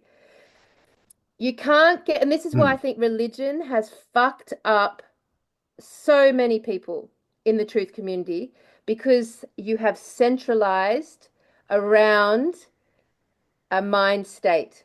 And at some point, that centralized mental perception of a religion is going to crumble because you're divergent and your reality is not stable. So if you centralize around any topic, which means for you and I, Cam, we have the ability to hold, like, a lot of different perspectives on the one topic simultaneously and never declare that this is it, this is the path, this is the truth, this is the way. Mm. Yeah, yeah. Yeah, I mean, yeah, that's what religion is. It's centralized thought control. I mean, and if you are religious, Christian, um, no offense intended, but let us know what you think about the Mandela changes in the Bible. What does that mean? Like, it's an interesting question. What does that mean to the Word of God? Like, who's like? There's literal changes. The Yeah. lion lies down with the sheep, or the wolf it is The now, wolf and now. yeah, and God it says He's named what is it? Jealous. Jealous. Yes, my name is jealous. All these weird things, right? Yeah. Yeah. Like, Because what does that mean to the religious out there who are believing this book as the Word of God? Because the Bible and religion and all religions are part of this artificial timeline. Mm. It's part because it's made of and is within this artificial timeline. Yeah, yeah. That and you can tell Part because of it it. centralizes your fucking thinking. Mm. Then you can tell because that's how you can tell. If someone Okay. has centralized thought, they're synthetically, biologically linking themselves to this artificial timeline. And let's not forget it was the church who stole all the cathedrals. And I That's know a lot true. of people, a lot of Christians will say we believe in Jesus, not the church, and that's definitely better than believing in the church. But yeah, so this is like the program that the overlay, is what I would call it, what you were just sort of talking about this system that's been imposed on us. And is this what happened is this how they took over Tartaria, right? And was this the fall that it was, we know all the energy frequency stuff was taken out of the cathedrals and all this. It was all changed. Yep. And the spelling, right? There was a spell put over. So and Yep. we go to school and they teach us what everything is. This is a house, it's a blah, blah, blah. So they literally program us to see what they want us to see. So is this the illusion, like the overlay, and is that slowly lifting, or are we seeing through it, right? Which is mentioned in so many prophecy and religious books and etc. Like, is that what's going on? That we are from the old time. That's why we remember the original template, and this spell that's over everyone, we're starting to see through it because we've never been complicit, right? We've never said, yes, we're into it, and everyone else has. So it's become their solid reality. But because it hasn't become our solid reality, it's now changing, right? It's in flux, and we're seeing all this weird stuff happen. So, Mm-hmm. and it's kind of along the same thoughts of the split, right? Is that what the split is? That there's going to be people in different frequencies, I think. And it doesn't necessarily have to mean another Earth needs to be created. We can be in the same space, but on different frequencies Yeah, that that's can't right. interact. Yeah. Yeah, we did have that conversation, Cam, and I was thinking, when we talked last week about the split Earth, this concept of the old Earth and the new Earth, and they're being split off, really the visual presented on that is usually on the round Earth in space. But if you take it from the flat Earth model, like that would be vertical. So and it would be frequency, it would be vibration going up. So the split and we've actually talked about this on a previous show, Karen, if you remember, but we hypothesize that you've got the flat realm, you've got these domes, which is actually also, I will say this is Oh, identified in the Bible also, yeah, the but seven domes. the Yeah, yeah. seven domes, but they may just be, like vibrational vertical shifts. So indeed, there's going to be a shift into a new artificial realm, but that to me would be vertically going down Yeah, so because just it's not like the musical life-giving. scale. Yeah, maybe yes. I mean, the Mm, musical scale is associated with colors, it's associated with vibration yeah, for sure. So 7 to 7. the less synthetic biology you've signed up to, and the less centralized your mental state is, because you're projecting forward what you're consciously, focusing on, like the less you're doing of that, you would be vibrationally a match for the old ways, vibrationally a match for the old earth, vibrationally a match for the organic template, right? So Mm. because we don't hear much. I mean, I was about to say, we don't hear much about the organic template changing as a result of the Mandela effect. We tend to hear about the object, people, places, things, times, and events in the inorganic timeline, in the Yes, artificial timeline, not the organic one, it's a good maybe. point. Yeah. Well, yeah, I haven't seen a new plant or anything, or a crocodile be called a dog or anything like that. But Which is interesting, yeah, because that would be the organic template, and the overlay is society and everything that it's created, right? I Which is mean, all the, these the logos. continents have Well, the apparently changed continents. shapes. Well, that's a good. I mean, I definitely remember New Zealand being up mid or north, on Australia's coast. Now it's like down near Tasmania. It's like it's heading towards the Arctic, man. What Um, I'm, sorry, go on. and South America. Yeah, and Japan, It's that shifted the too. Japan one looks weird. Mm, So that and of course we have all the questions with maps. We know there's a lot of distortion and they're not real mm. and everything looks weird. But the maps that I remember, they don't exist anymore. And another one, I remember being told that there was land at the North Pole when I was in school. Apparently that never existed. Yeah, yeah. True. It's just And water, right? also we do create this false concept potentially. People create this false concept potentially that, when we ask the question, where did all the bodies go? Where were the missing people of Tartaria? What happened to Tartaria? We do make this assumption that they were disappeared from this realm. But in actual reality, we may have fallen lower than them. So Yes. instead of Yes. them disappearing from here, we've Yes. just fallen lower than they are. So we Yes. can't see, sense, or experiencing them because they remained and retained Yeah, their yeah, true we frequency. fell for the spell or whatever it was, and and this is the concept that Tartaria is still there, right? Fully functioning. Yep. It's just on a higher vibration. And is that what we're going to walk into? Is that this new Earth, that once we hit that frequency, we'll start to see all that stuff? Because, that's with the Mandela effect. Are all these small changes going to keep happening until there's a completely different world, right? And we're like, oh my gosh. Ford have always made flying, airships. Yeah, that's right. Is that how it's going to change? I mean, I don't know. And of course, I guess, Cam. You go. No, go. I was going to go on a tangent, so you go. No, please go on a tangent because I'm always interrupting you. Go for it. Well, I'll just hold my thought. Well, I was going to get back to time travel. The whole thing. I mean, this is another concept to think about is, time travel. Like I said, that the first stories were back in the 1800 printed books. Then we have all this weirdness, right? We've got the books by about Baron von Trump and Trump. We've got the Trump Tesla connection with Trump's uncle taking Tesla's paper. Then we have Project Looking Glass, where they're apparently looking into the future, and they could, basically make changes. That was the story of Project Looking Glass. They'd make changes and see how it affected the future.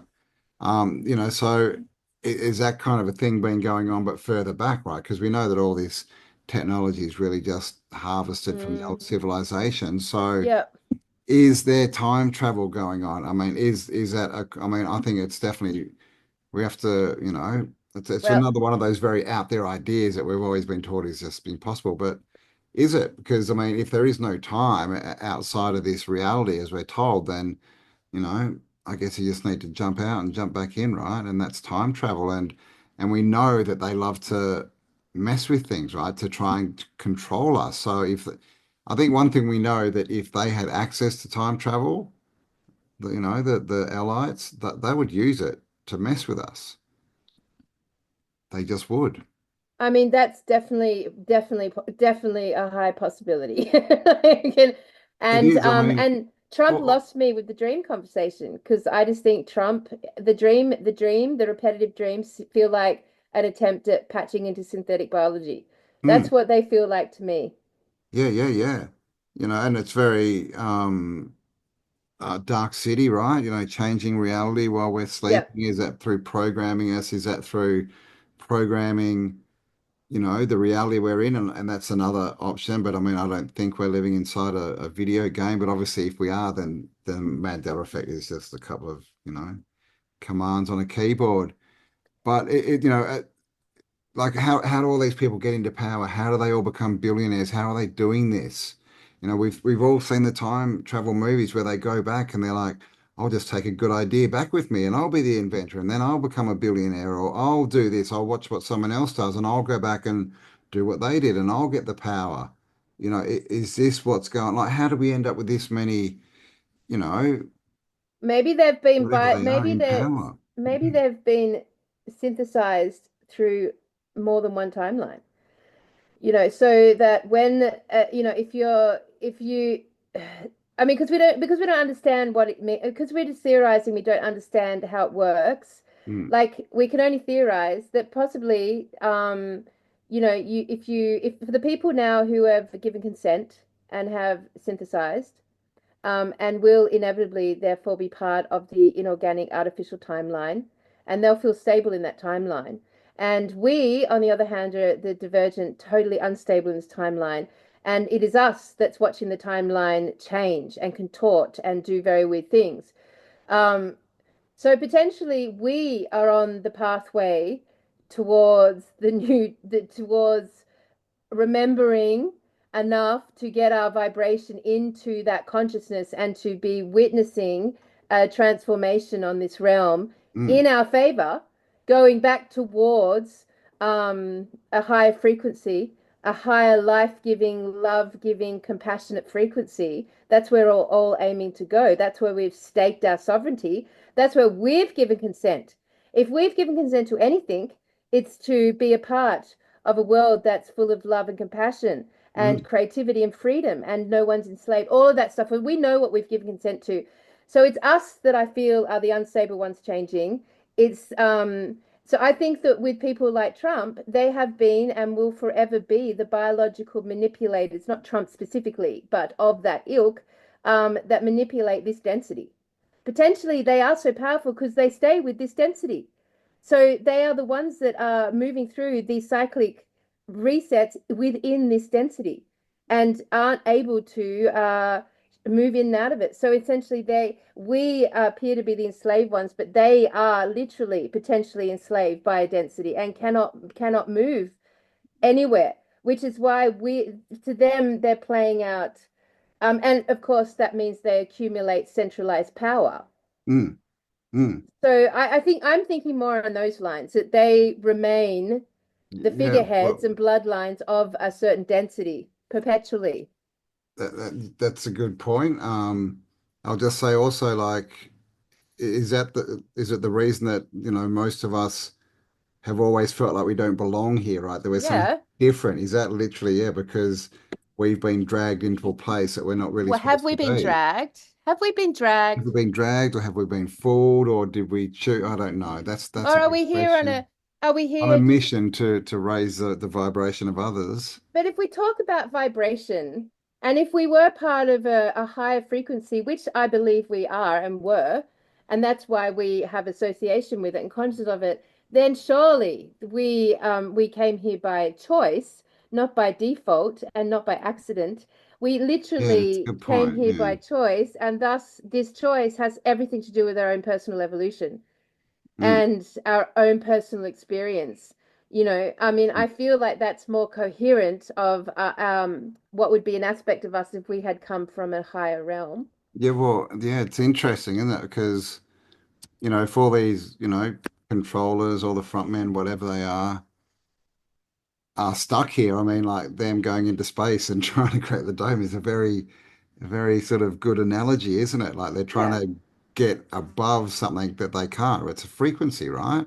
Hmm. They can't get out of here, but that also means that they rule this frequency, right, forever. So I guess that's a different way you could look at, the Because cycles, right? The great year and the sine wave going up and down is that there's always everything always exists, which I guess, it would have to.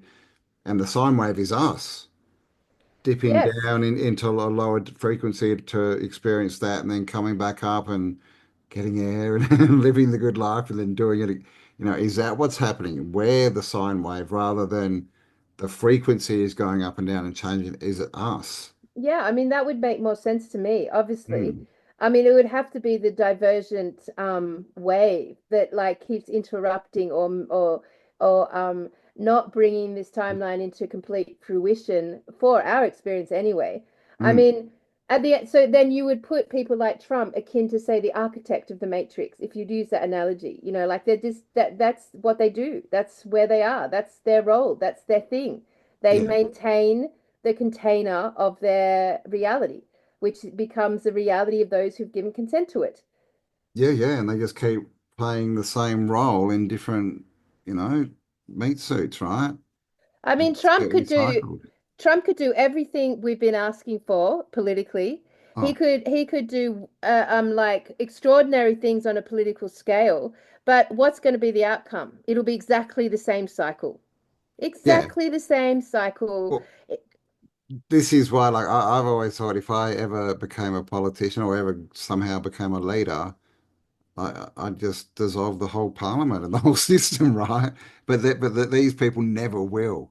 No, never. As good as they are and as much as they No. promise, as much as they do, they're never going to say, guys, you need to rule yourself. You don't need us. Yeah, I mean, it would just be taking the Earth back to 1999, where it was optimal again. So maybe that's the drive. They're just trying to get back to that optimal place where there's a leader in charge, where everyone feels he's done good things, appears to have done positive things, and everyone's gone back to a stable existence, the economy's stable. There's just enough fear to keep you interested, but like a lot of stability to keep you safe and sound, like optimal, right? There's Mm. and I guess there's creativity come from that vibe. Like when people feel that way, they're more creative, so new things can occur. So maybe the whole point of the game is to keep trying to reset it back to that analogy of 1999. So Trump may be that being that is destined to do that.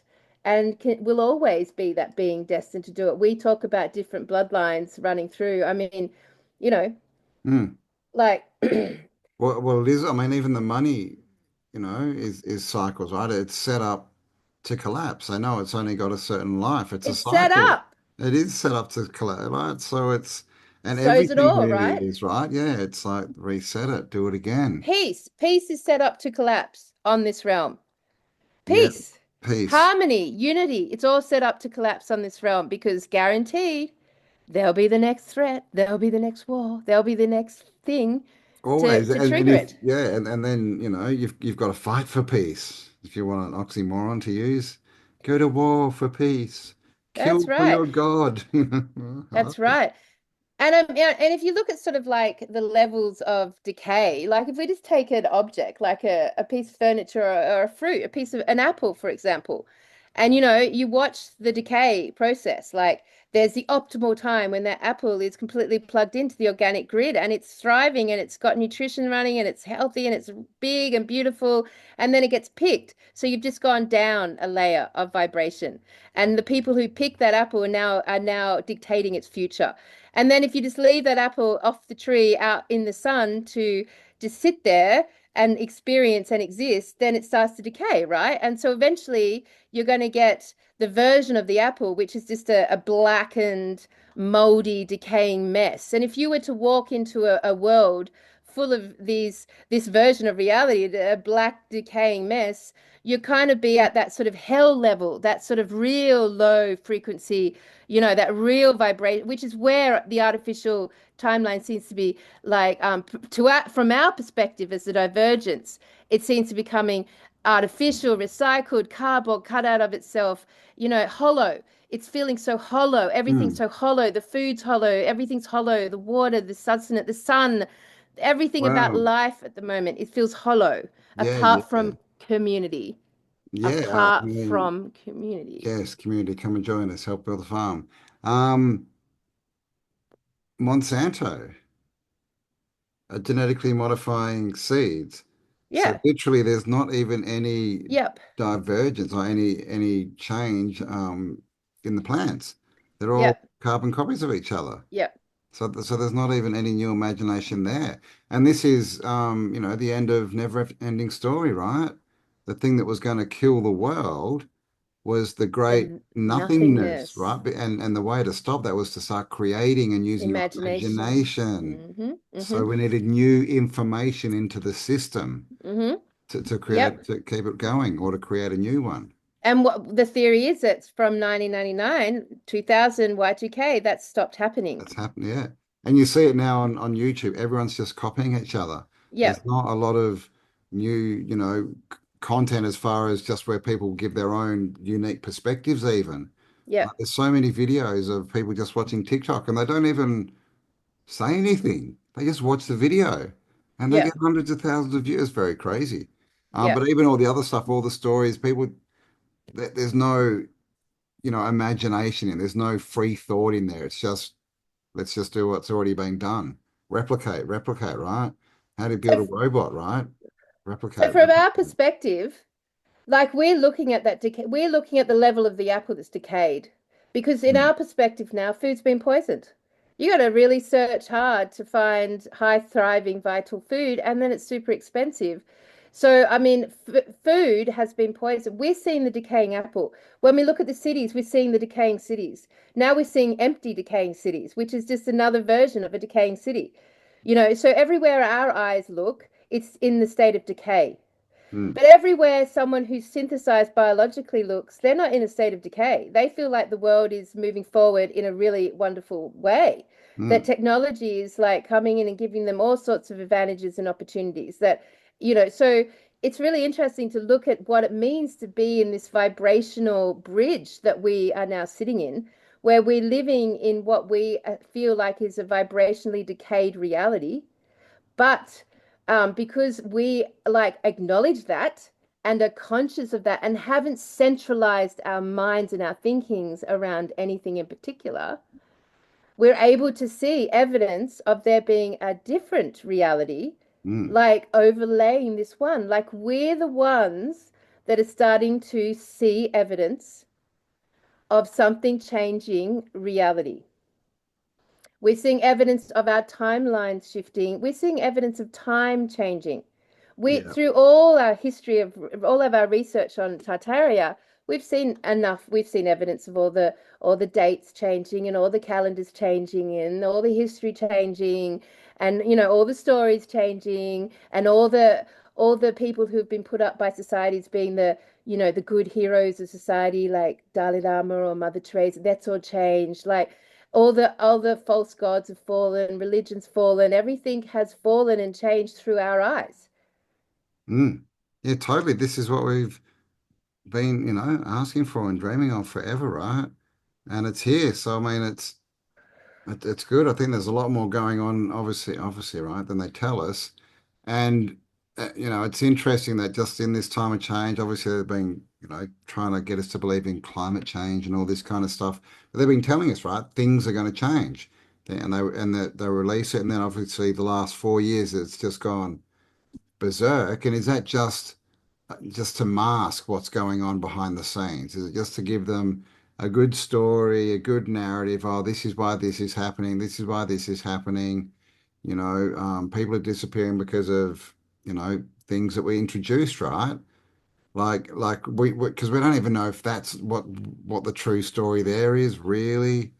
Um, but it's interesting. There's so much chaos, right, that going around, and so it's all this vying for our attention when we can see that the Earth is changing, the Mandela effect's hitting. There's weird stuff going on in the skies.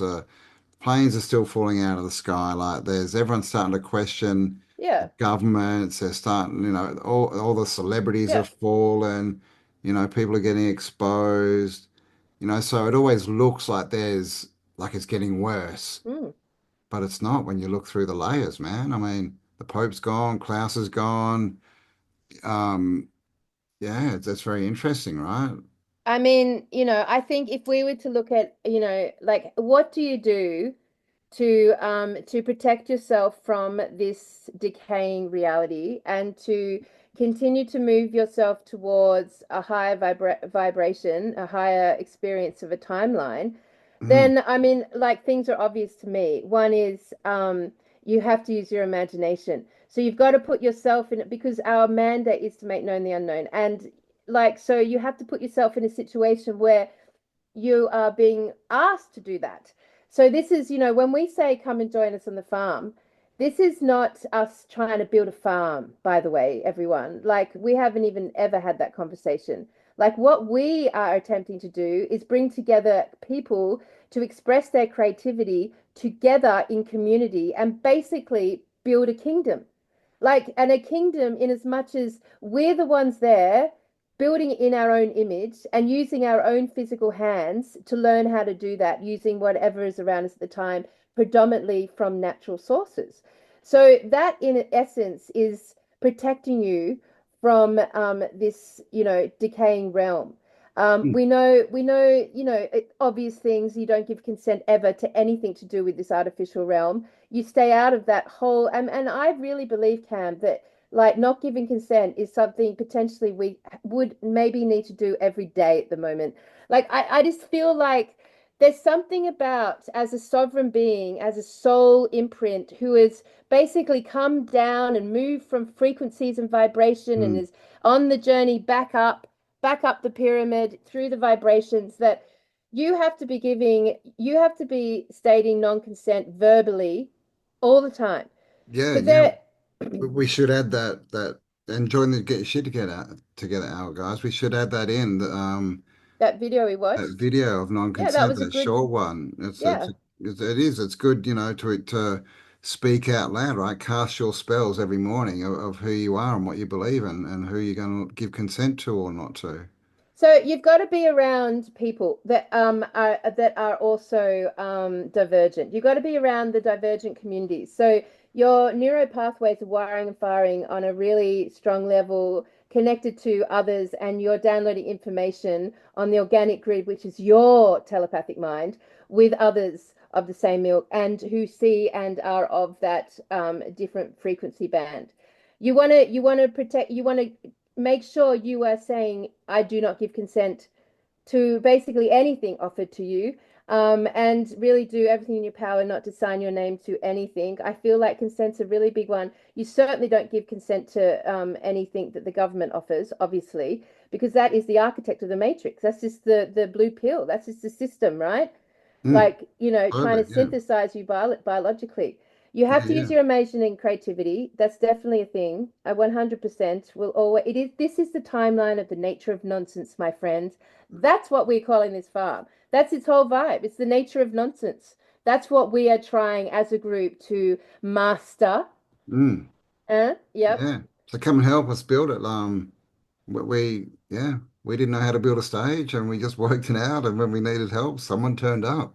They drove like 8 hours to get there too. And this is what happens. And you don't have to have any skills, just come and figure it out. And then whoever needs to be there to teach us will be there and it'll happen.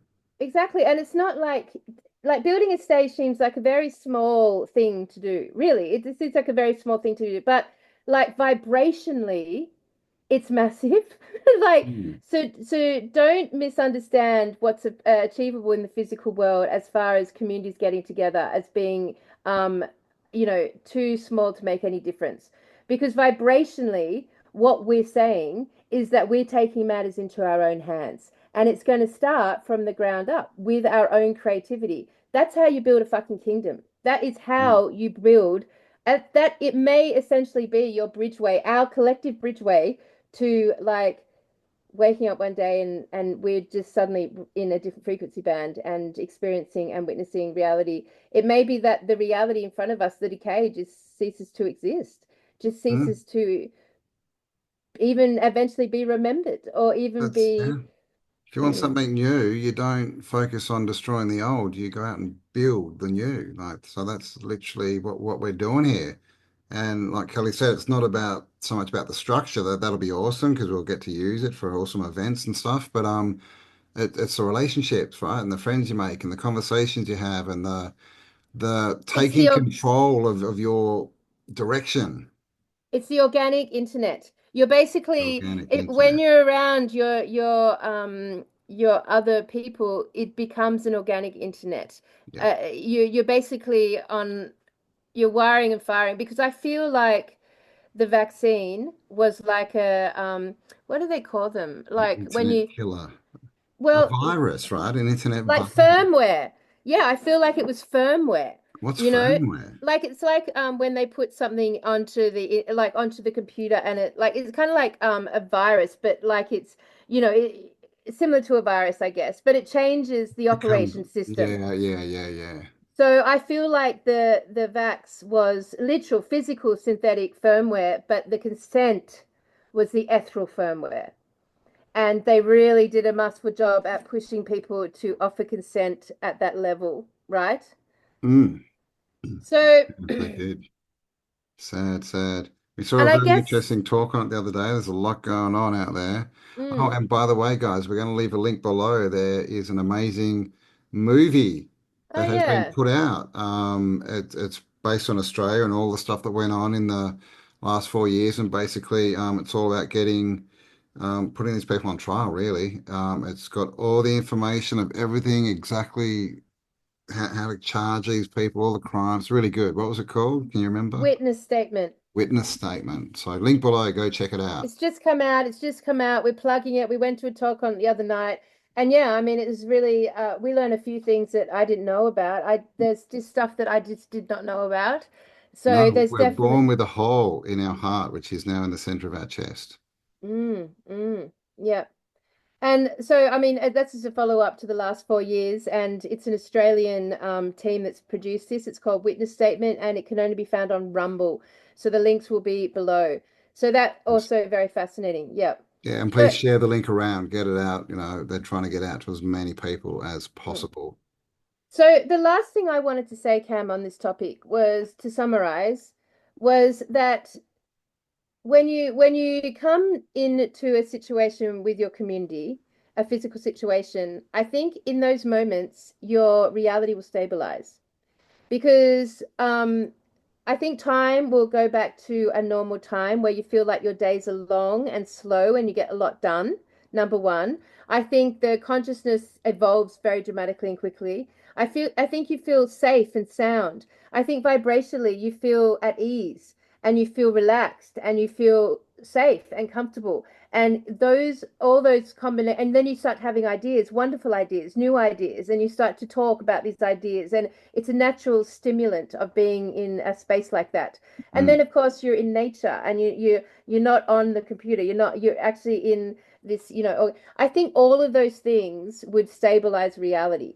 So I think for the divergence out there, wherever you are in the world, you can't all come to Australia, but wherever you are in the world, you should be making an effort to find that divergent community that's akin to your value system and spend time with it. Make the effort, take the time to get there, to do the things, whatever they're offering, like get engaged and involved, because I'm pretty sure it's going to be these moments where you stabilize and feel like your old self again.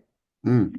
Yeah, and if you've got land out there, I know there's a lot of people with land who want stuff done, and it can all seem very overwhelming, right? If you have got land and you've got stuff that needs to be done, put out a call to the community, right? Get them around to all get involved and help build something awesome and build relationships and all that kind of stuff. That's what we need. Mm.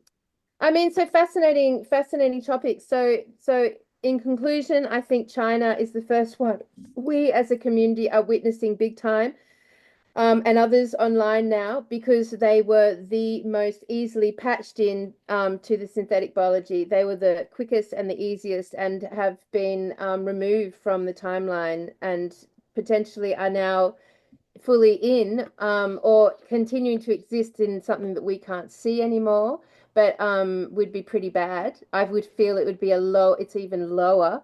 Um, and I think that, yeah, I think the no consent is important vibrationally because it's a word, right? It's vibration.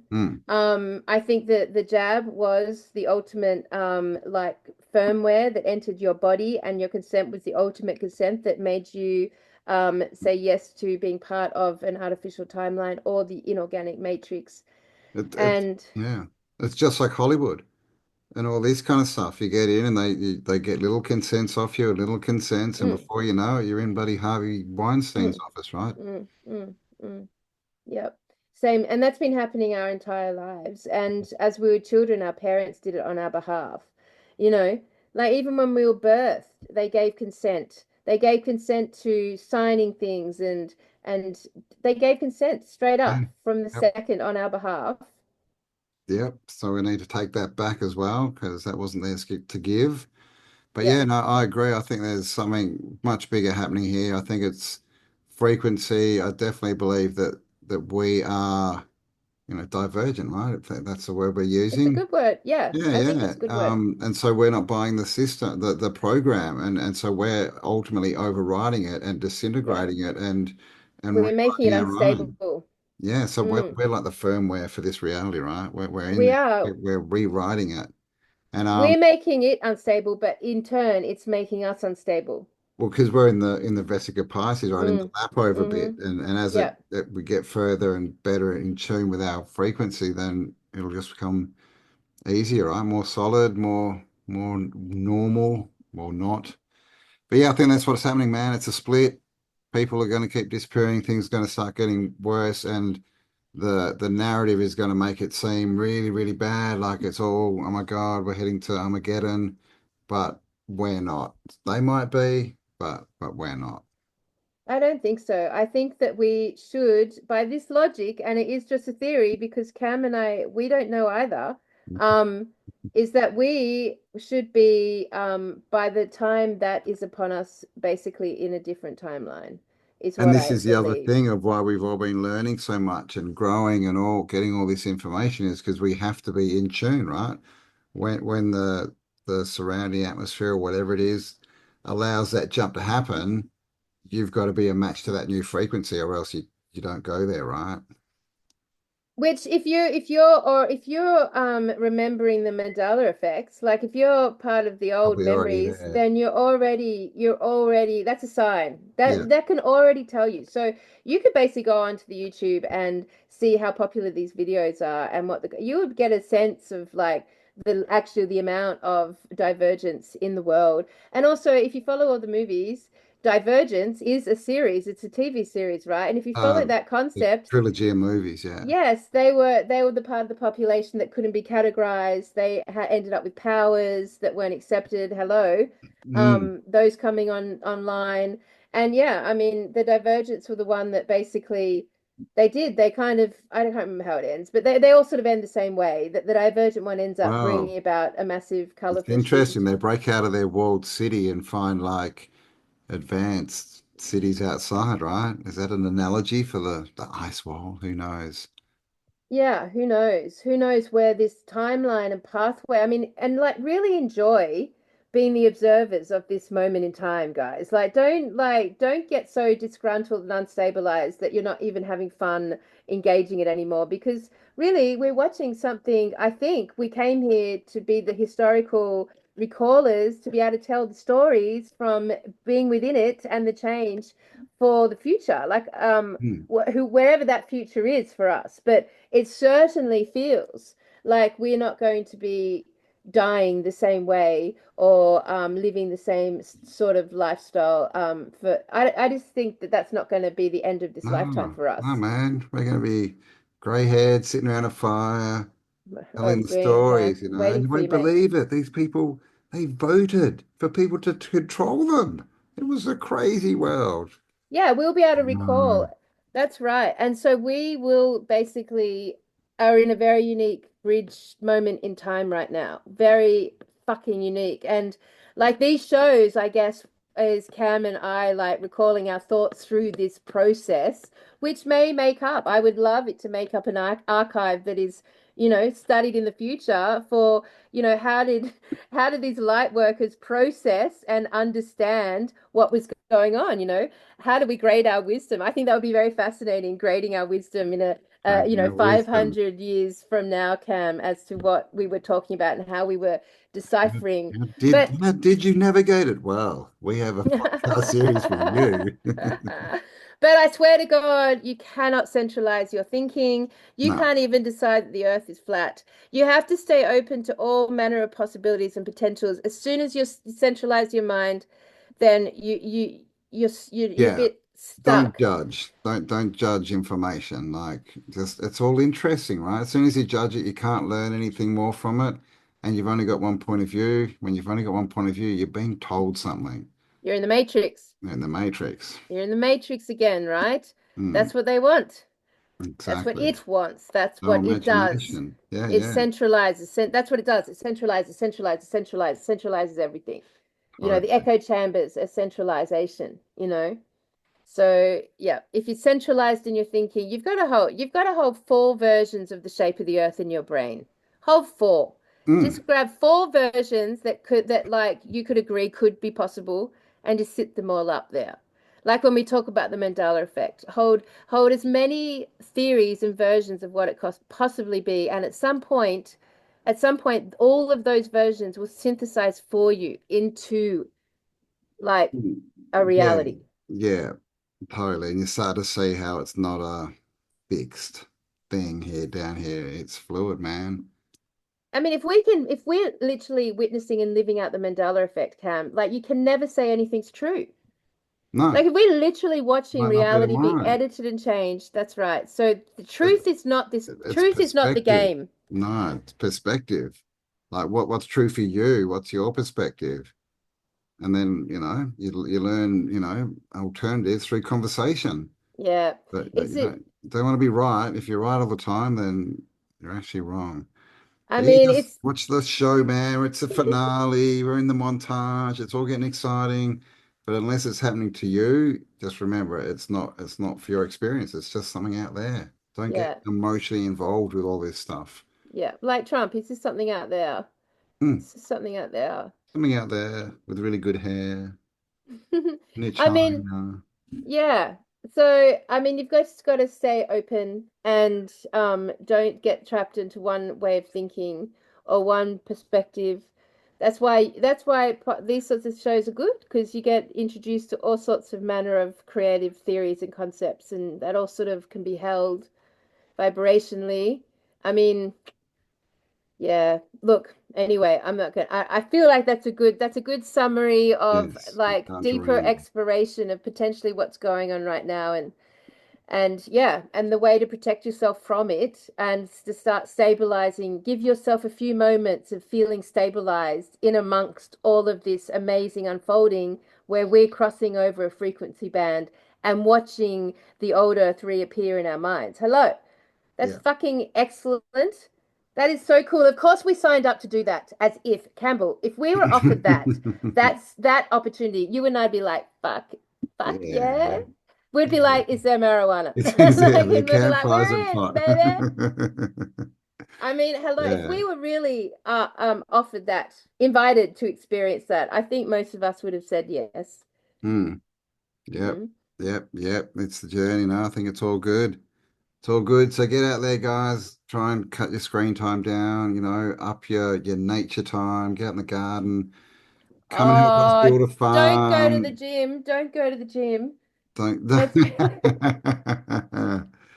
Yeah, so you're going to see us transform in front of your eyes over Oh. 3 months as we get buff. We're going to start turning up in Lycra. We're going to start producing TikTok videos of our workouts. Taking it back to the 80s. Yeah, man, let's get physical. All right. Yes, thanks for joining us. Stay Yes. awesome. We'll see you next week. All links below. Check out the website, tartaria.com. Yeah, that's right, team. Thank you. And I hope you enjoyed that. Hope that added some extra dimension to the concept of last show. And yeah, let's keep watching, observing. And instead of just commenting, if you've got some actual photographs or actually some evidence that you'd like to add, get onto the website and submit it to the newsletter. And that way it'll get printed and sent out to everyone. So Yes, I really but put it together in an article. Don't send us a whole heap of stuff because we don't have the time to put it in. Oh, I'm not doing any We're editing. not editing, so send us articles or photos or I stuff like say that. that now, but my Virgo mind might take over me and it might not be the case. But Yes, but I then you'll would never like, sleep. it's true. I would really like people to send us in exactly what they would want to publish. Yeah, exactly. Yeah, so we can just put it straight in the paper. That would be awesome. Because spelling's changing as well, and grammar's changing. It's all been Mandela affected. I agree, man. I always got confused with, Words. I'm sure that the spelling in a lot of words has changed. Like I'm always freaking out, looking up, going, "What? That's not how you spell that word." Yeah, of course. Yeah, man. We're changing the spell. That's why the spelling is changing. All right, everyone. Lots of love. Have the best week ever, and we'll see you next week for Tartaria, Australia. All right, stay awesome. But I tell you what, guys, like there is power in community and there's power in us coming together. And when you actually make the effort to come together and meet the other people, there's power and resources in that sort of space, So many of us have a lot, but we all have something and a little. And eventually, it's going to make sense to us as a community how we're going to utilize that and how we're going to build on that and start to really powerfully make some wicked new ideas and decisions moving forward. So that the next 50 years, guys, it's fucking excellent and exciting. And we're engaging in things together. And it's mad stuff and wild stuff and stuff of our imaginations and also, creation type stuff and wealth, all this stuff that you've got to say to yourself, what do I want to be doing over the next 50 years or give or take of my time living through this change? What do I want to do? So yeah, I'm just saying, Get involved. Get involved. Get Get involved, take involved. opportunities, meet everyone and see where it leads you. Because I promise you, as Campbell I drive this forward, we are very empowered with the possibilities and potentials for us as a community, not as True. us as individuals. In the newspaper, hello, Tartaria Australia In the newspaper, and just well done another as well, thing. by the way, for saying Thank you, Campbell. Yes, I noticed. Of course, we've harped on about this a little bit, but I just want to remind everyone that this is the month. This is the month to contribute. It's all about contributing to these things. It's up to you guys. Get involved, make it excellent, make it the coolest thing we've ever seen so that we all enjoy it, all enjoy reading it and have the greatest time with it. Let's give this a shot, a real shot. So I'm calling out for submissions. You can submit on the website any type of content, and it doesn't have to be fucking journalism. I'm so happy if you want to submit some photos with a little comment or write anything. Like, I'm not going to edit your work. It's going in as your voice. And just like, as far as the singles are concerned, like, show yourself. Oh, the Show single, yeah, yourself. yeah. But If you not just want the singles, like, stand up, people. to, yeah, Show yourself. yeah. If you want to, let the world know what you're doing, just because you want to, or because you have something you want to promote or build, then do that. If you want to send us a story about how you're single and you don't want to be, do that. Yeah. And if we start getting a lot of that kind of stuff, then we can do classifieds, whatever they're called. But yeah, also, whatever, right? Art, poetry, thoughts on whatever, conspiracy ideas you've got or theories, whatever it is, just let the world know what you're doing. Any ideas for the future, things that you want seen done, whatever, right? Just anything that's interesting to you will be interesting to other people. So get it done and send it in. Consider it a campfire in print. That's essentially what it is. It's the campfire in print. So yes, once again, over to you guys. It's up to you guys. But like, this is the time. We're in such a mucky timeline right now that this is the time you're choosing which path. And I know everyone's made their choice, but it's kind of like a daily choice. You got to keep daily choosing to be seen, to stand up, to show yourself, to stop hiding, because hiding and being too lazy to contribute and hiding yourself and being too shy or not thinking you have anything to give or not being worthy of that, all that is their path. All of that is it's the shit they've put into our brains.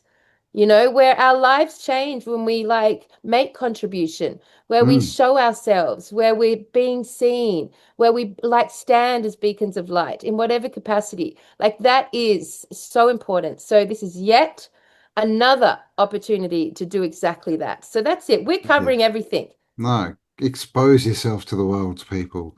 And you too can sit like Kelly here with your joint and your cup of tea in front of the fireplace and read the Tartaria Australian news. That's right. So send it in. You'll find all these links are on tartariaaustralia.com, which we'll leave below.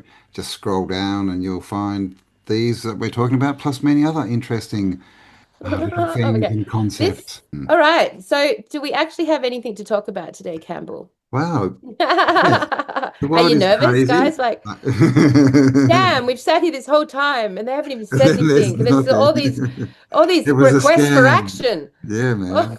All this community building. I can't stand it. Yes. Well, the world's gone crazy, obviously, with a bit of anti-community building. Obviously, the Don was out there, kind of. Yeah, I think shocked everyone, jumping so quick and jumping in after he said he probably wouldn't, and obviously for the small hat country. So that's all interesting. And it might all be to build, there's all this talk about building the third temple, right? And they've already got the red heifers that they need to sacrifice, because that's what it's all about, right? But basically it's a big show, man. This thing's been going on for years. There's videos going back to 2001 of the news saying Iran is just 2 months away from developing nuclear weapons. And of course Iraq, right? Weapons of mass destruction. I think you're seeing a playbook played over and over. I do not believe there are nuclear weapons. I have never believed there are nuclear weapons. Do you believe there are nuclear weapons, Campbell? I just do No. You look at I mean, there's proof that there's not. I mean, they say Nagasaki and Hiroshima was atom bombs, but I mean, they were still supposed to give out radiation and all this. But basically, the destruction there is the same as we see in America in the 1860s, right? With the Civil War cities that apparently got burned and cannon fire. But people were living back in Nagasaki and Hiroshima within weeks, and then we've got what is it? In Russia, I've forgotten. I'll remember Fukushima. Remember, Japan was going to kill Chernobyl. Chernobyl is now like this massive wildlife refuge. It's not really it was supposed to be dead for and they were saying like 10,000 years and stuff. It's thriving, man. There's and the dogs. People have moved in there because it's just this amazing forest. And there's this beautiful new species of dog that's come out of it, all the pets that got left behind, and Yeah, they're right. so healthy and happy and thriving. No signs of, tumors or death or cancer, but and then yeah, Fukushima, like I don't know, like I just don't Real. believe we have the technology. I just Mm. don't believe it. I just Well, don't it's think we supposed to do. be, yeah, splitting the nucleus of an atom. Like, come on. Like, And I don't think even if we did have the technology, I don't think we would be, I don't think we're alone in this experience of ours. And I do not think it would be enabled.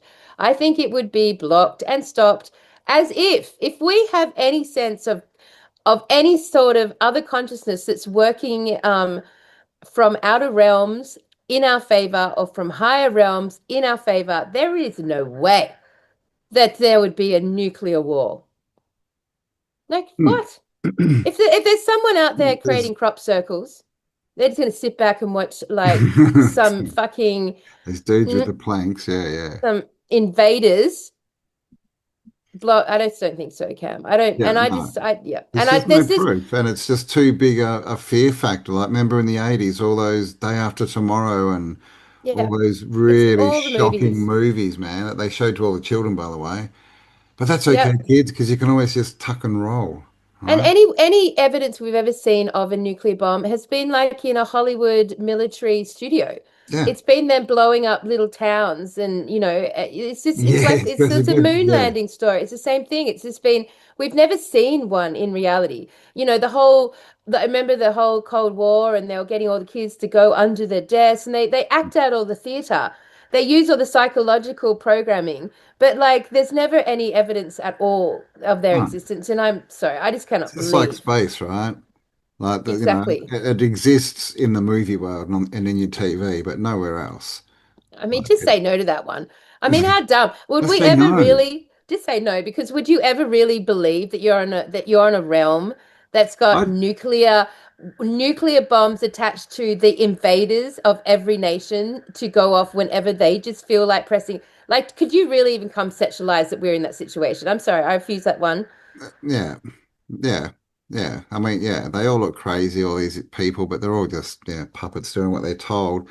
I mean, and this is the thing, everything we've seen about what's gone on recently has also been on the news, right? So I'm not saying it's not going on, but I'm just saying that we shouldn't believe fully exactly what's happening. I saw one report and this guy was in, he's like, oh, there's bombs coming in, there's all these things in the sky. And he's like, oh, apparently it's getting close. We have to move.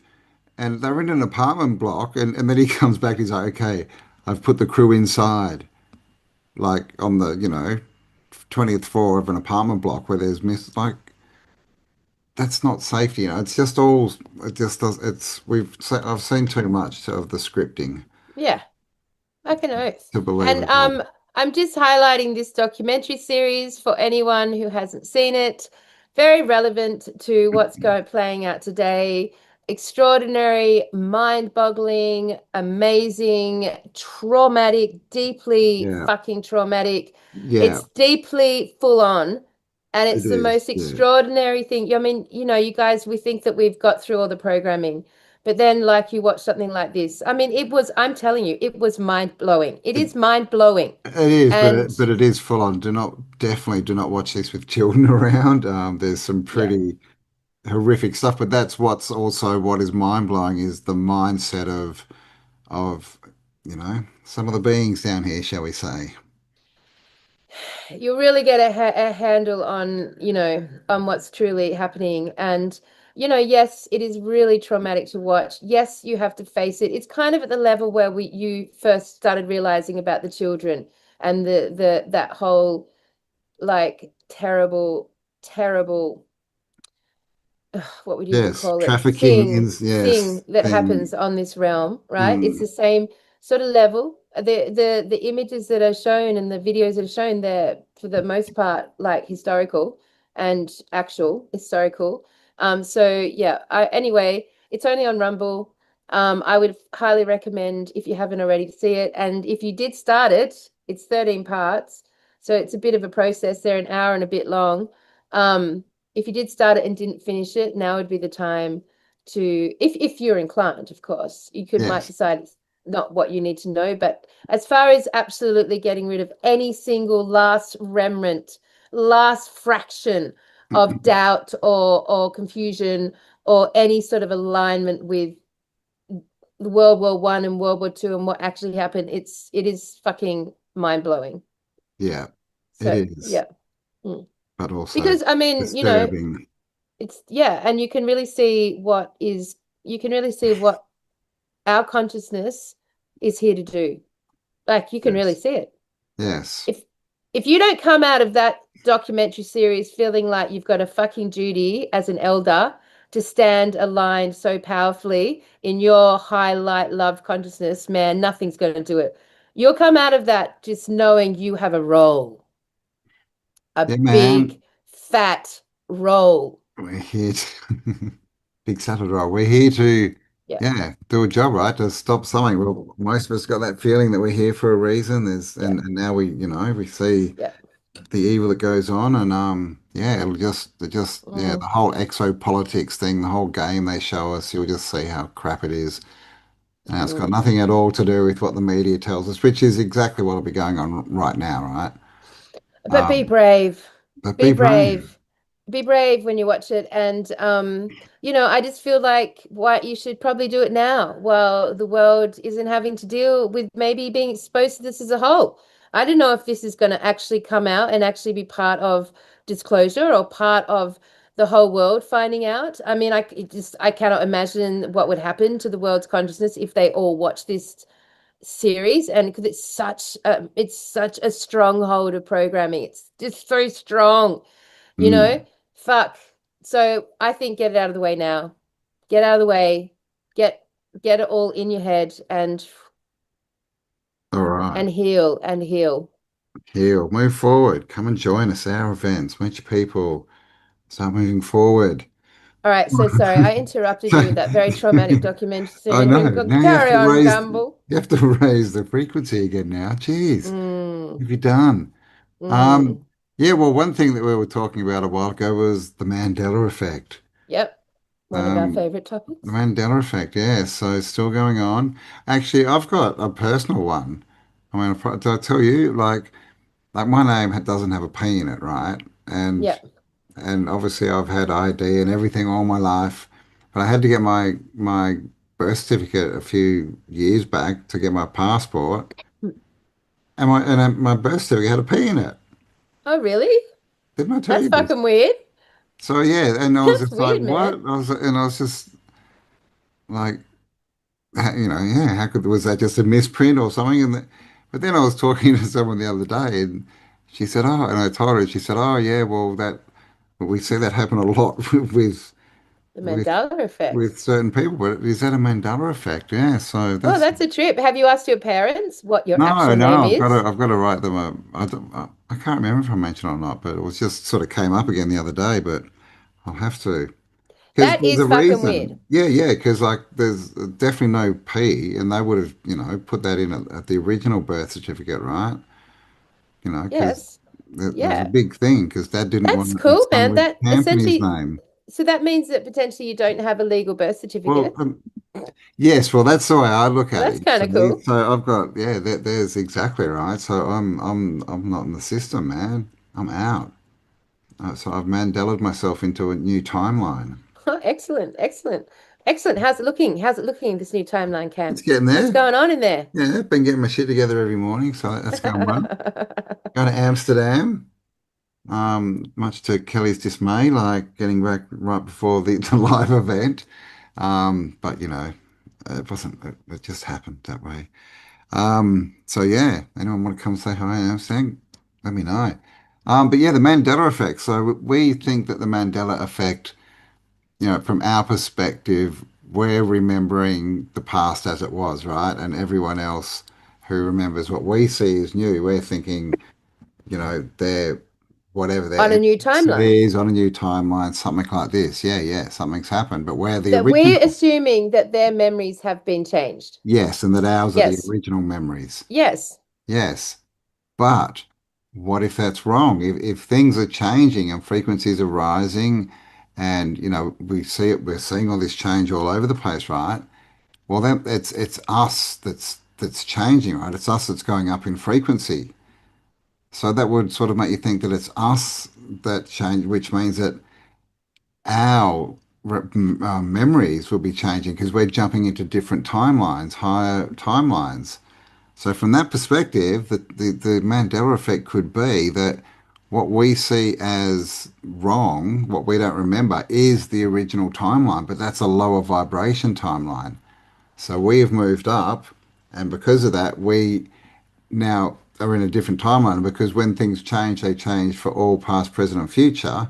It means all of our memories change, and we see the new timeline, and other people we interact with don't because they're still on a lower vibration. So that's the new theory.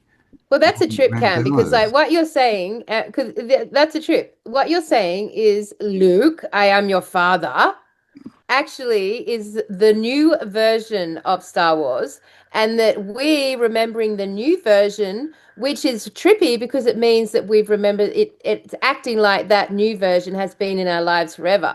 So if Luke, I am your father, is the new version on Star Wars that we've generated through the Mandela effect and us being present to it, then it means that we've got evidence that our memories from this whole life have changed because we remember Luke, I am your father, like for the last, since it was produced in the 70s, or Hmm. Queen's We Are the Champion of the World. Yeah. Like if that's the new version of Queen, we've just fucking improved it. Mm. And every single Mandela effect that we have noticed is an improvement on the if your theory is right, on the original lower realm memory. Is it not? Of Well, course, Star Wars with I Am Your Father or Beam Me Up Scotty from Star Trek, they're improvements. They're good improvements. yeah, See what I'm yeah. saying? Yeah, I do. Yeah, it takes a while to wrap your head around it because Yeah. because what we see as the old is the new, so it's flipped around. So yeah, beat me up, Scotty. Yeah, is much better than not beat me up, Scotty. Yeah, and Clearly, Mirror Mirror on the Wall, who's the yeah. fairest of them all, is a much better version than their awkward C3PO, right? Being all all gold. gold. Yeah, much better. Yeah, totally, man. Like the sword in the stone, actually being in a stone and not an anvil. Much better. Much better. So Yeah. it's interesting then from that perspective, because that means we've got evidence that this thing called our perception of reality is instantly and ultimately changed through all time and space. So if we're truly remembering Queen, I am the champions of the world as a memory, we've had that in our heads now. We consciously think we've had that memory in our heads now for the last 30 years. So that's a trip. If Oh, you yeah. take it as reversing it, that's a trip, right? How Yeah. how it has infiltrated our 30 years of memories. And what the fuck are memories? And why do we have so few of them, Cam? Yeah. No, totally. Like, yeah, we don't have enough memory. So is this another sign that we've been that reality is not what we're told, right? That we're going up in timelines when we go up in frequency and awareness, really, I guess, right? Making our field bigger. But I mean, it's good. Like, but if you think that that's changing things retrospectively, right? Like, that means that anything can be healed, right? Oh, that's a nice thought, Mr. Anything Purpose. like physical, emotional, spiritual Yeah. wounds, you can change them Yeah. retrospectively. So it's like they never happened. And I got Which is onto the this principle of thought. I was quantum going to, healing. yeah, Dr. Joe Dispenza does it, and he this is what he does. He gets you into the space, and it's all quantumy stuff. But people heal, and it's like Jesus, I guess, right? Miracles. How does that happen? Is it because literally they've changed timeline, it's changed all their past and brought them back to this time, and they never actually had that injury as from then, from that moment? Is that how miracles work? Yeah. I mean, it's an interesting concept, going backwards, and that we're actually the ones that have changed. That Mm. makes more sense. From the perspective of frequency, we are the ones that have changed. So it would make sense that reality for us has changed, not the reality around us for other people, but for us. And it's true to say that those who I mean, I can't, but we can't validate that everyone in say this community has experienced or believes in them, and we can't. I don't know. I mean, that's in my experience I would and think Cam's so, but yeah. experience. I'm assuming most of you like remember or have the new memories from this conversation. Have the new memories. Yes, yes. I'm assuming. Yeah. So it's interesting that because the ones that aren't having those memories, they've been a bit bombarded by, like stuff that's messed with their, frequency channels, their frequency output, basically. So for the ones who have like kept their frequency output sort of thriving and vital and clean and clear and strong, yeah, I would say it makes sense that we're the ones that have changed. Therefore, we're the ones that are seeing a changed perception of reality. Yeah, well, that's interesting too about the Jabberwocky people. Maybe as we grow and because as we grow, everything's expansion, right? We get bigger mentally and spiritually. We learn more. We go physically further.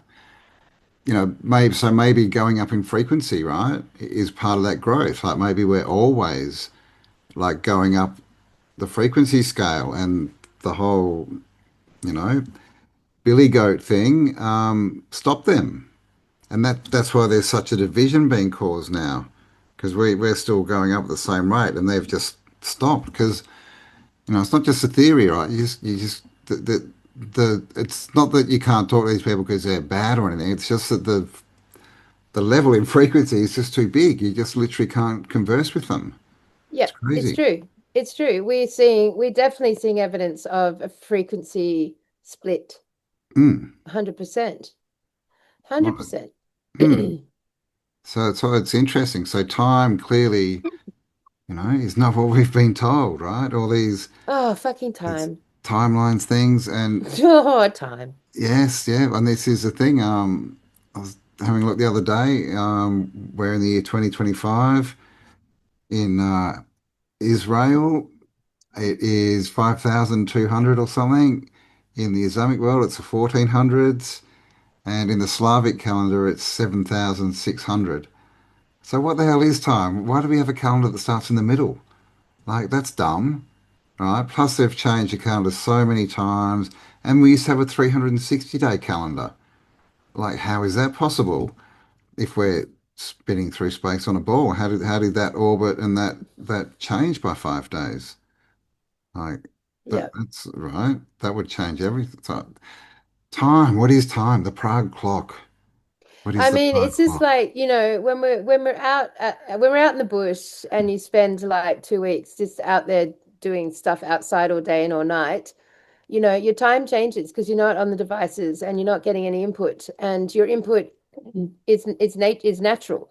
It's, like the sun goes down, it gets cold, kind of what time it is, the sun comes up, it's, like it's a natural clock. But our societies have been maneuvered into a non-natural world, Work as we clock. know. And I guess for all the people in the world who are moving towards being back in nature, out in communities or on land, on country, wherever that is for you, yeah, they're starting to wire their organic time back together because it's really fucked us. And it's still messing with us because for us, time is speeding up because the Yeah. frequency is speeding up. Our frequency is speeding up. Therefore, our perceptions are speeding up. Therefore, the perception of time is speeding up. And the only way that can balance that out is if we stop governing our life by that clock. So at some point in our future, we're going to have to not gauge the clock in that way because it will feel like it's like, it's going to feel super speedy. I mean, Yeah. we are bound by a lower frequency time lord. Yeah, which is the system, right? So quit your jobs, people. If you've got an idea, start working on them, and this is literally, seriously, this is what we need to do. Everyone out there, especially in our community, has all these skills, and wisdoms that are needed, right, to build this new world we keep talking about. So, it's time to start that business. It's time to be an artist. It's time to do whatever, right? Write the book, whatever it is, do it. Yeah, and even more significant than that, like it's actually creativity that is the counterforce to negativity. Just so you Yeah, know. and to the whole electronic grid, right? The whole Yeah. AI thing, right? It's creativity is the antidote. It is. It's the antidote. Yep. So, Mm. I mean, I had it. I've been watching something. We've been trying to get a clock, an analog clock in our kitchen, just with a battery in the back. Yeah. Oh my God, man. I've ordered like three now in a row, and they've lasted like 3 weeks each. And I'm starting to think, like, for no reason, like nothing happens to them, nothing breaks. I changed the battery, it just stopped working out. I'm thinking, do these clock even function anymore? Can they even keep up? Are they actually not able to do what they're meant to do? I don't know how much of the universal force has to move with these clocks. I don't know, but I've just observed. I'm just saying, it's just observed it Interesting. that I can't seem to keep a battery operated clock in action. Yeah. Just a metaphor for life, right? Yeah. Yeah, Or maybe yeah. they just want everyone on digital so they can't tell the time. Maybe people are starting to work out that the clock on the wall is actually the same as the clock in the sky, right? Yeah, it's definitely, yeah, it's interesting the time Hmm. disparities. I mean, how easy and quick is it for like say fucking Apple to like add a second or add a minute or subtract 3 minutes or sneakily change Yeah. half an hour. Yeah, that's something that we still haven't done. That it would be great to find an old clock, right? An old wind-up clock, preferably from like the 70s or 60s, and put a modern clock next to it and time it and see if they have the same time. If Yeah. one's faster, that'd be. So if anyone's got an old clock out there, please do the experiment. Let us know. Yeah, I mean, yeah, fascinating stuff, the old time muncher, the old time Yeah. cruncher. And we're really in an interesting experience right now to observe it, man. Yeah, and they seem to be telling us like there's so many time travel movies, right? And Doctor Who, of course, and Stargate and Sliders, all these TV series. The whole time thing. It started with Jules Verne, right? The Time Machine, way back, basically just after the reset, 1800s. Which was Right. quite extraordinary, actually, because if we're to believe the stories of mainstream, like that was a very strong Christian paradigm going on in that timeline, and they do not believe in past lives or reincarnation. They are one life only religion, one chance religion. One You're in or chance. you're out. You succeed or fail. You're. It's a one chance religion. They do not Yeah, advocate for past lives at or zero. Yep. yeah, yeah. So it's That's just interesting that that's there's a funny. I was science. just thinking, it's like going to school, right? And if you barrack for the wrong footy team, well, you just never, sorry. That's That's it. it. You You're never out. ever graduate. No, you're out. I mean, yeah, that's kind of what it is. But sorry, what were you saying? No, no, I don't know what I was saying. I think I I don't was know. talking about time. Time travel and how Christians don't believe in, yeah, Well, past back lives. back in that paradigm of those science fiction authors that brought out the concepts of it, it definitely wasn't That's part it, of yeah. the concentration. Now, hey, It's did you see true. that clip? Did you see that cool clip to this week about the I just thought it was like there's some weird all right. Okay, premise. We know that there's about 1 million pieces of weird shit going on this realm right now. We know that the whole world is like participating in a completely crazy play right now. You guys already know this, you know what's going on.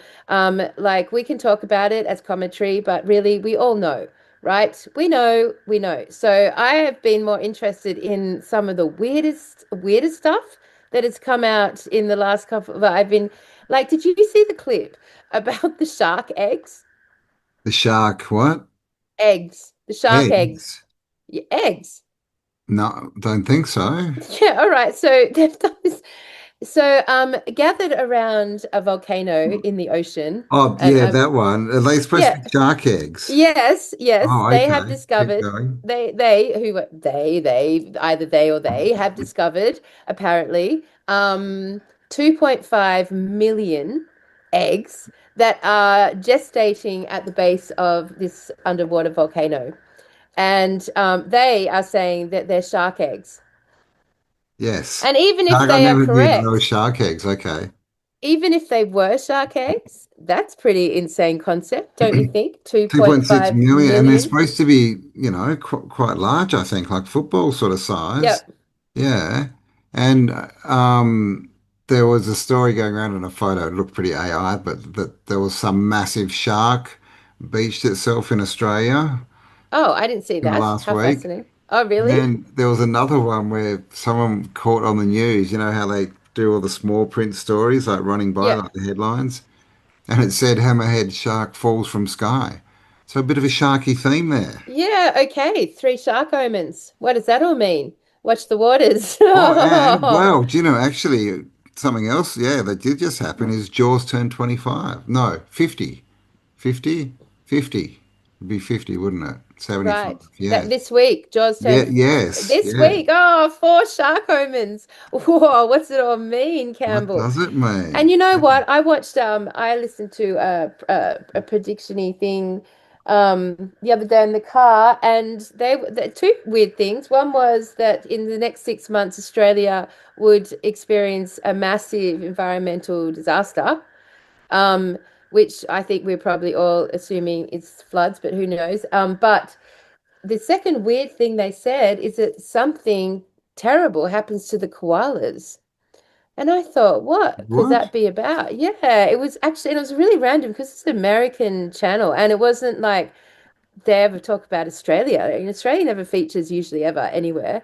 But yeah, the two things on Australia, and one was about the koala bears. So I don't know what that means. And I don't know how it relates to sharks, but I guess there's a lot of weird things happening with animals. Of course, they're part of the omen signs. And actually, there was another scene of animals just sporadically dying in one of the clips I watched in the last week, Yeah, just well, around the world. Yeah. in southern US, like in the south in the USA, like all these pelicans fell out of the sky dead. Yeah, right. Did you see Yeah. that? Okay. Yeah. Yeah. Yeah, that they say it was from a lightning strike because, lightning strikes in the air. Well, what do But you yeah, think? well, the Like, people said that they saw a blue flash. What do I think it was? I mean, it's a bit weird. They're big birds. I mean, as in, what do you think is causing it? Like, could the animals themselves be also undergoing a frequency situation? Could they also be undergoing like I wonder what this reality is for them right now. I mean, obviously they are frequency specific if you believe they're organic. Many people believe the Oh, animals are just part of the mainframe. okay, yeah, the simulation. Yeah, but I mean, how could you think that if you've, you know, If you've been looked in around the them or eye of a cow, communicating them? yes. Yeah. Um, no, but yeah, interestingly, like they must be experiencing this also because they're part of this realm and they're a vibrational they're having a vibrational experience in this realm. So, are the animals of this realm, going through what we're going through, or Yeah, are they going through what the others are going through?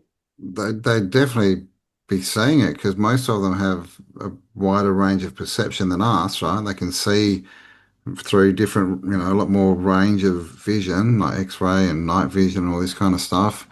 A lot of them navigate with the magnetics, right, which are Yeah. all playing havoc. So, yeah, you'd think they'd be feeling it. I mean, I don't know if we've definitely seen a lot of weird animal clips coming out in the last couple of years, haven't we? Remember when they were all walking in circles? Yeah. Remember that one? And then there's been lots of weird die-offs and yeah, I mean, if it's a world thing, right? The world's changing, then I guess everything in it, right? Because we've also seen a lot of destruction to the forests, right? We've seen plants going crazy, obviously with the weather, right? But like, flowering in the wrong months and seasons and, so it's pretty confusing for everything at the moment, I think. Yeah, I mean, I think like I would recommend that everyone who has animals in their lives like use that animal as like a channel that you can whisper your most loving thoughts into their ears to be a beacon out there on the animal internet. I think that, I think us loving them up and doing all the things as well as you know, Cam, last week we lost Sherlock Holmes, We did. and it was a really unexpected event, but that beautiful German Shepherd has passed from a tick bite of all things, and very hard to find, embedded deep inside his hairy body.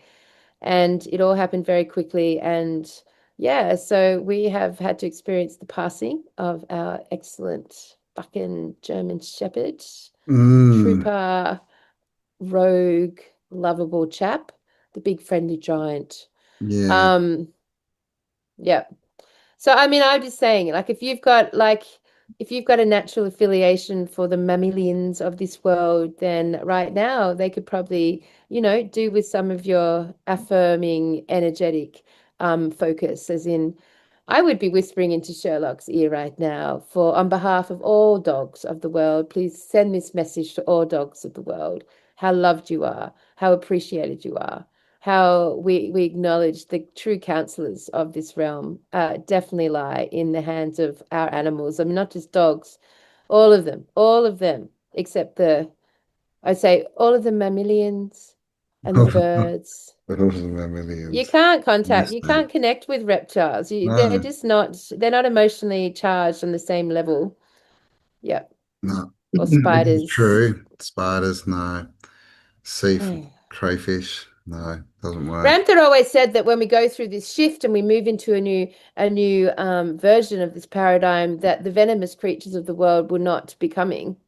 They would have to make a choice to give up their venom to come or not. That they don't fit in a higher frequency realm, which makes Good. sense, right? And all the bloody parasites.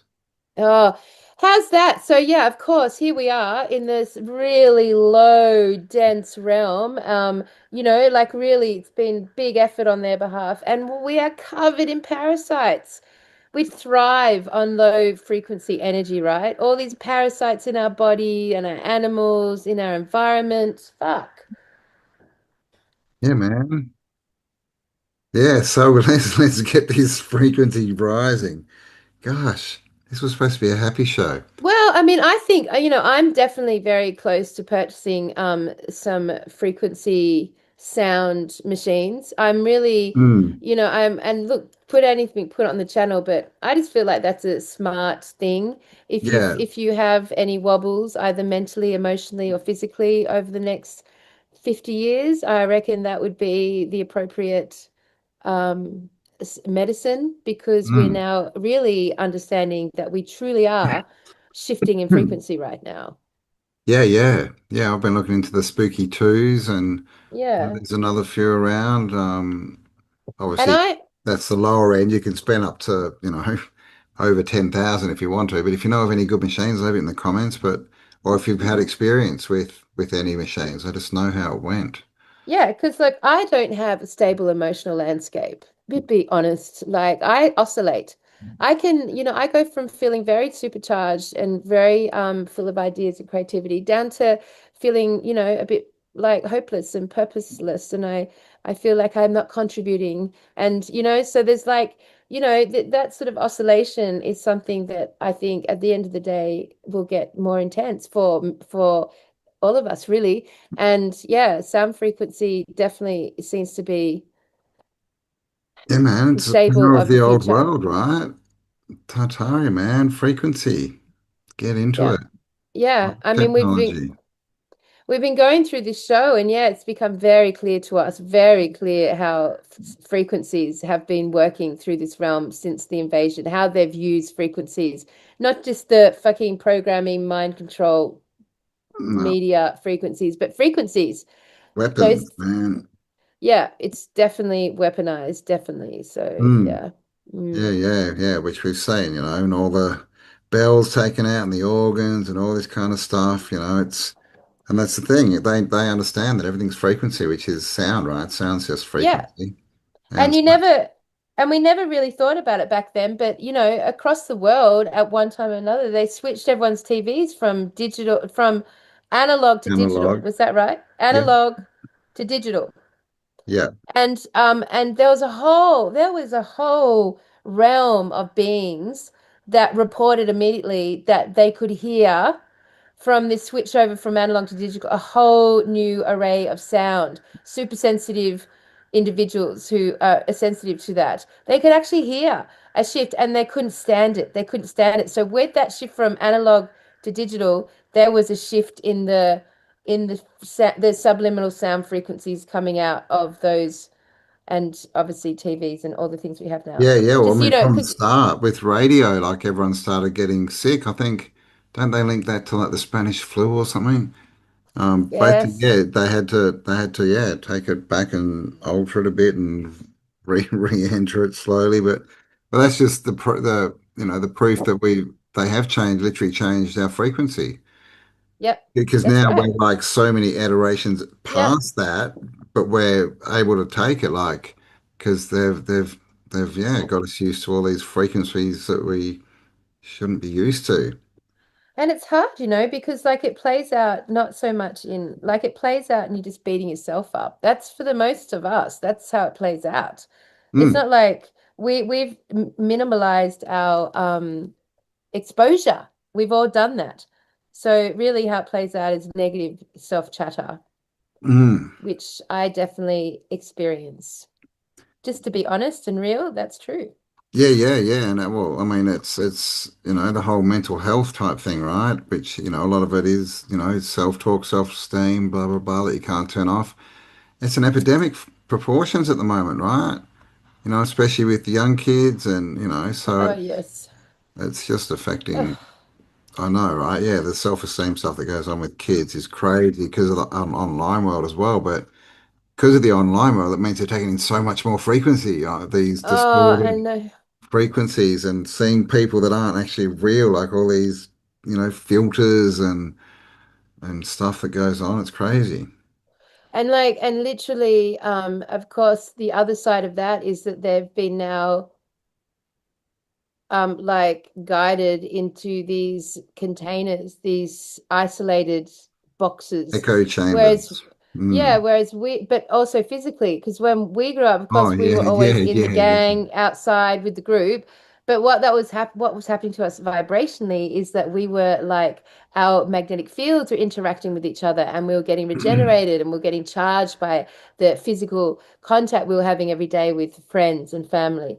Mm, Whereas now the kids are they so it's such a more isolated environment for them. So they're not getting the charge of actual magnetic energy from other humans as it's true, nowhere man. near as much. The same with So they're adults, getting right? So if beaten I up on get a both ways. child, come see us on the farm, September. Link below. It's true. Like people are getting beaten up from both sides. Mm, Yep. it's Mm. true. Like, and most people, don't get out. If you're in the city or in an apartment, you have to sometimes make an effort to get to be in nature, right? To even just walk around and breathe fresh Mm. air and all this kind of stuff. So Mm. when you get a chance, take it. Yeah, You know, absolutely. that's what they want. It's separation, right? And it's all boxes, right? Angles everywhere, right angles that are bad for energy flow, and that's why there's not many right angles, right? In the Tartarian inside the buildings, they're all rounded and nice. Also, I've decided to make a public notice that I'm officially going to smoke all the way through our shows these days because smoking is becoming so fucked up and marginalized in Australia. I cannot stand it. Like last week, I went to buy my organic tobacco, the Minatu, which is the only one available to us in Australia, and it's not available. It's no, I can't buy it anywhere now. And the government in Australia is actually taking away, they're in the process right now of removing all of the color, like the blue, the Winnie blues, the golds, the reds, all of those into one now available packet. So all of those options are getting reduced. All of the flavors, the menthol, the ports, all of those are getting removed. And all the packaging is brown. And all the organic seems to have disappeared. And we can't fucking import it from anywhere else. It gets stopped at customs. We are being smoked out of Australia, man. Like we are being fucking like it's 1984 here. It's the tobacco wars. We're in the tobacco wars. And then all this like illegal or not illegal, fuck that word, but all of this alternative tobacco is available under the counter, like in the friggin' fucking It's weird pirate in actual days. shops, man. It's so weird, right? But it's But all you don't know bad. what's in it. No, yeah, exactly. So So yeah, I don't want it. if you're a grower of those kind of plants, you might have That's the business in only the other future, option. right? If you can, yeah, do it organically. One of the investments I would make as an investment group through this community would to farm organic tobacco. I would figure out how to do that because man, that's going to be the last option left to us. Soon you're going to be like able to buy one friggin' tobacco. It would definitely not be organic, and we won't have any options, and we won't be able to Mm. bring it into the country or import it or go get it. We'll have to leave Australia. That is the craziest thing I've ever heard of. Like, wow. We Mm. have gone into some weird tobacco wars here, Mm. Mr. Purvis. It's crazy. It's created this massive big black market. Like there's been like raids, man, like ram raids into tobacco stores. Like when I was in Perth, someone ram raided the shop next door because there was so much security on the tobacco shop, and then they just smashed the sidewall down and went in and it's crazy. And it's also to do with the pricing, right? Like the tax on cigarettes is like unbelievable here, like literally It's unbelievable. hundreds of times more. It's Like a thousand, unbelievable. it's like 1,000% more than other countries we've been to. Yes, it's unfucking believable. To get one pouch of organic tobacco when I was anywhere else in the world, everywhere else I've been, I could get a box of 12. It was 80 Australian dollars. The equivalent here in Australia for that is something like $1,500. Like it is in fucking sane. It's insane. Like, Mm, and we have no recall. We can't do anything about it apart from grow our own, no. and we or give Topher's up. been on the case at least. Topher's getting on them, but yeah, I mean, it's just all it's the same old story. They bloody introduce something or take over the market of something, and then they just slowly make it more expensive It's and take it away. it's so extreme here. It's so extreme here. I know, like that's yeah. When you come back into Australia, man, it feels like bloody communism. Like it's Yep. crazy. And you It's can't you can't weird. go through customs without like you can only have one packet on you. Just one Mm. packet. So if you're brave enough, like we're all brave enough to cover our bodies in it, packets shoved everywhere, like we'd get busted so bad if we got caught. But like if you can get through, but fuck, man. Like, I can't believe we have to. Oh, well, I can believe it. Of course, I can believe it. But it's just so annoying. That one's fucking annoying.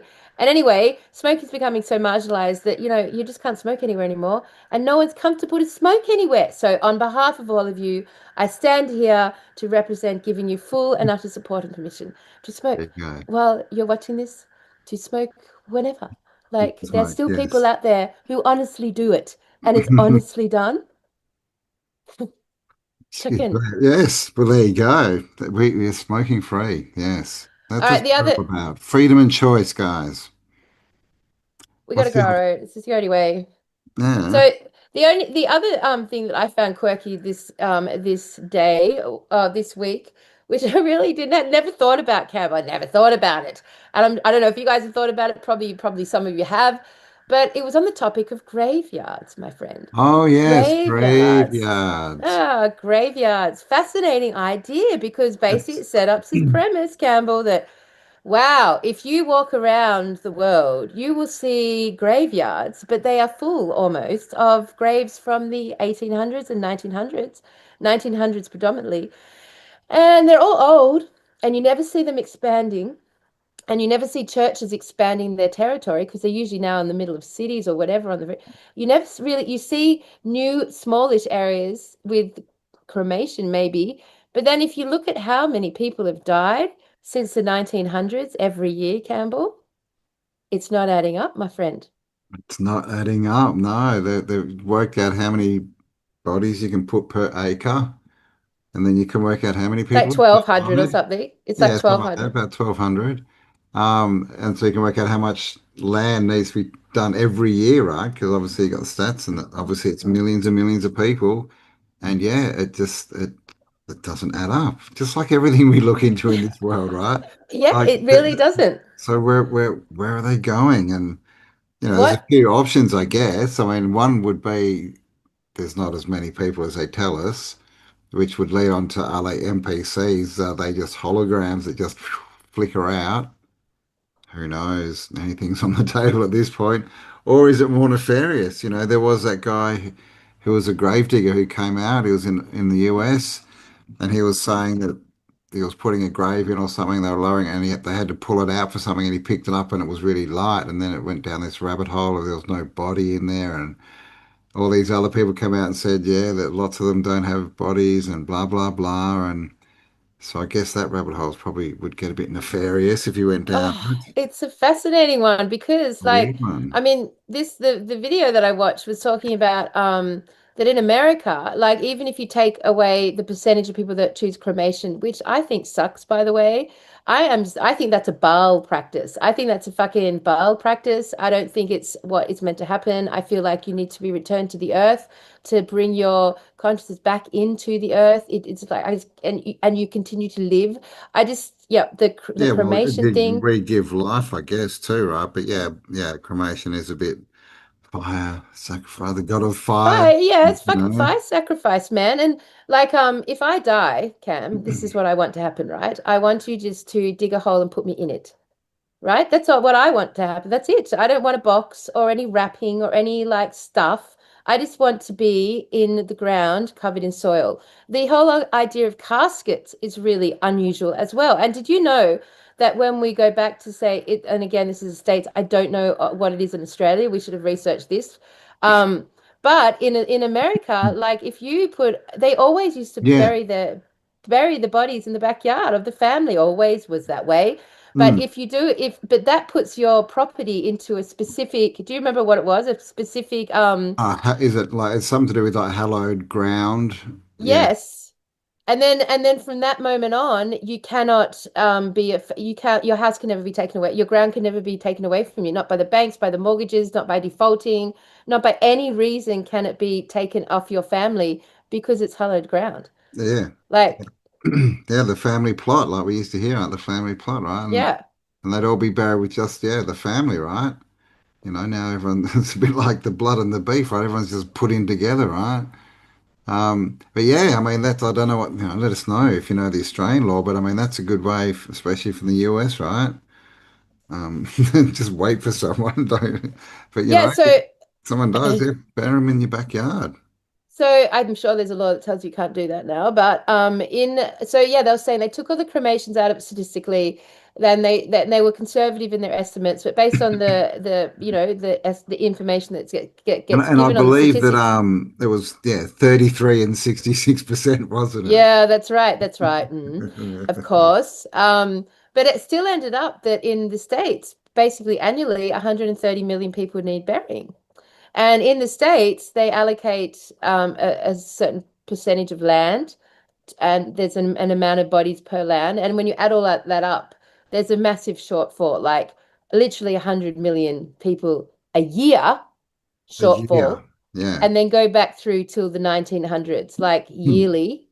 And then repeat that in all countries, Australia, you know, the UK, which I've traveled in so much, and you really don't see like the equivalent of cemeteries and graveyards equal to the amount of people who must have passed in the last 100 years. Yeah. And so it really, now that we've mentioned it, do take note of it. Go for a walk Yeah.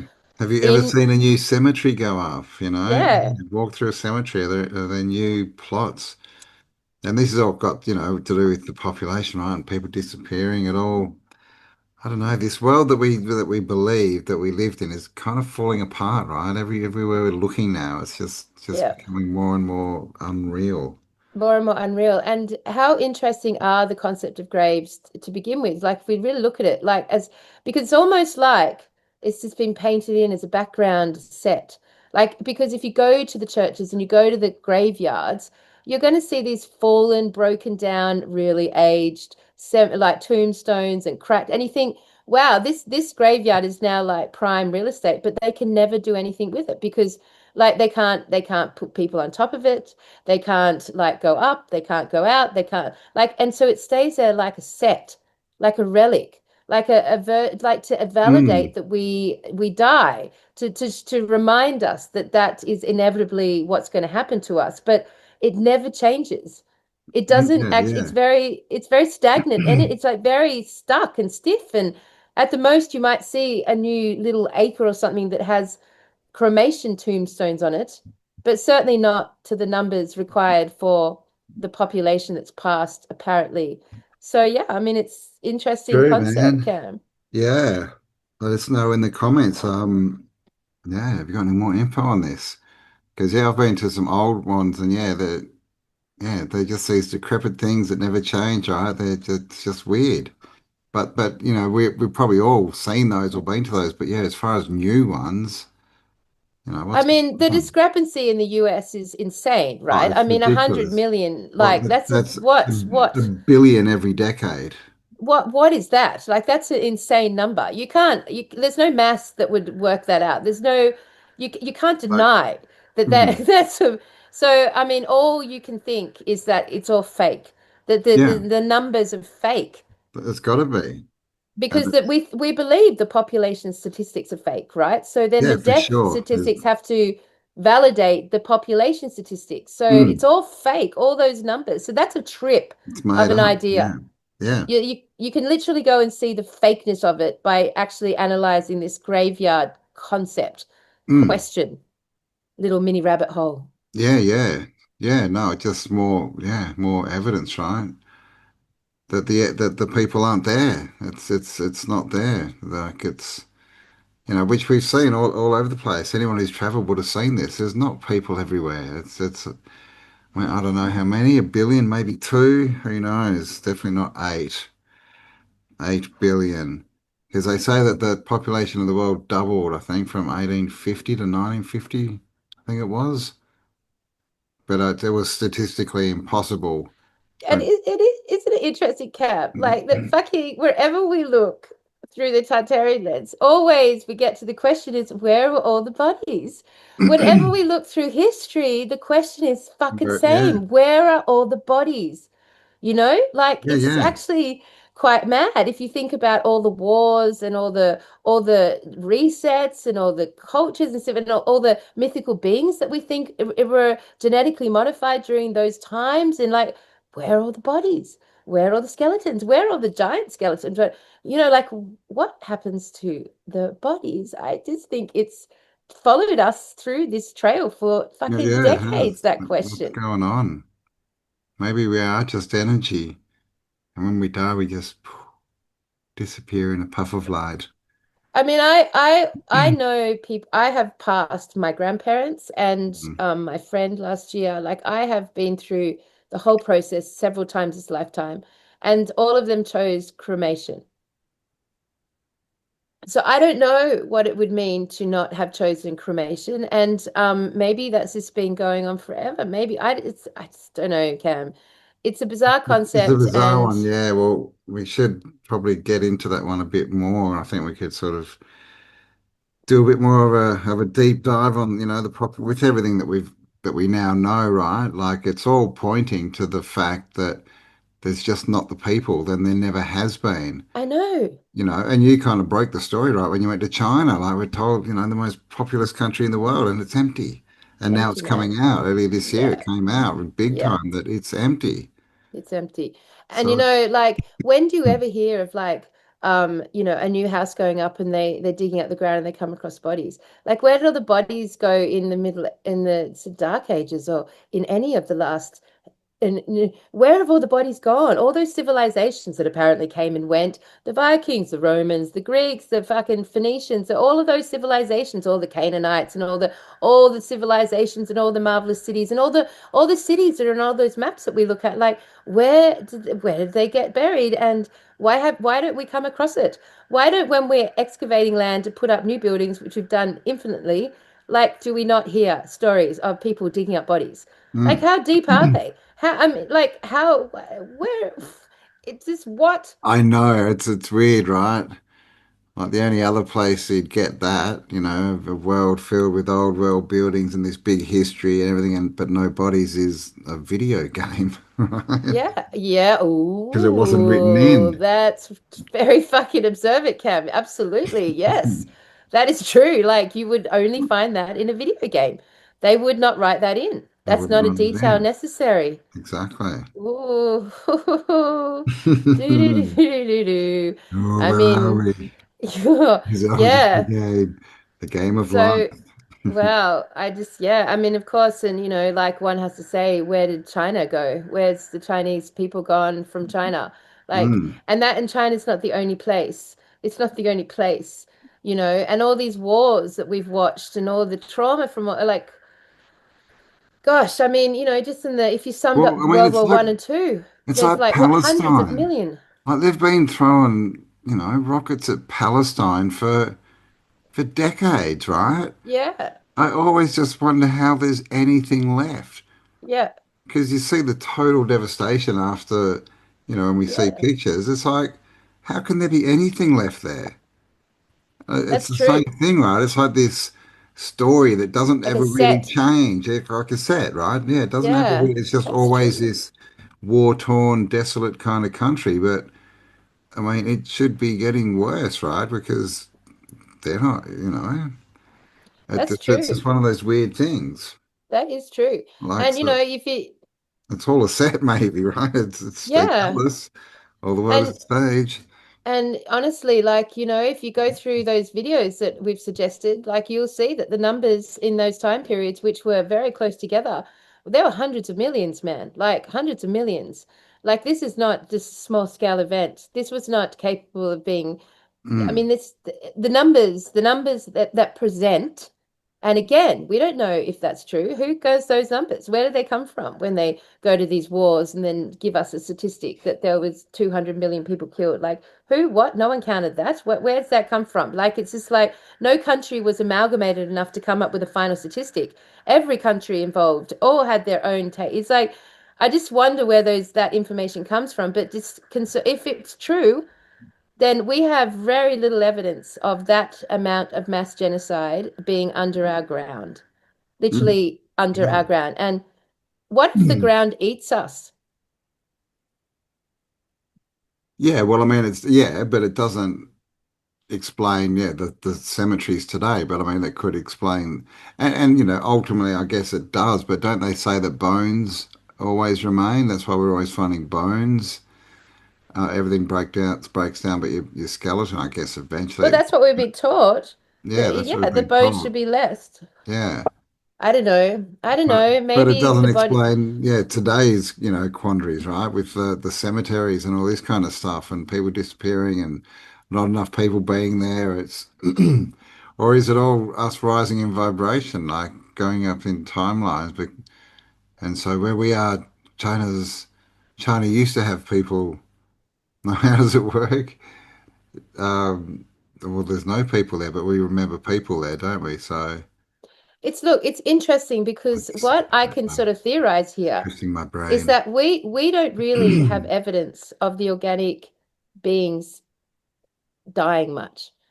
Like actually, if we really look at it, like the numbers are all fucked and inflated and whatever they want to tell us.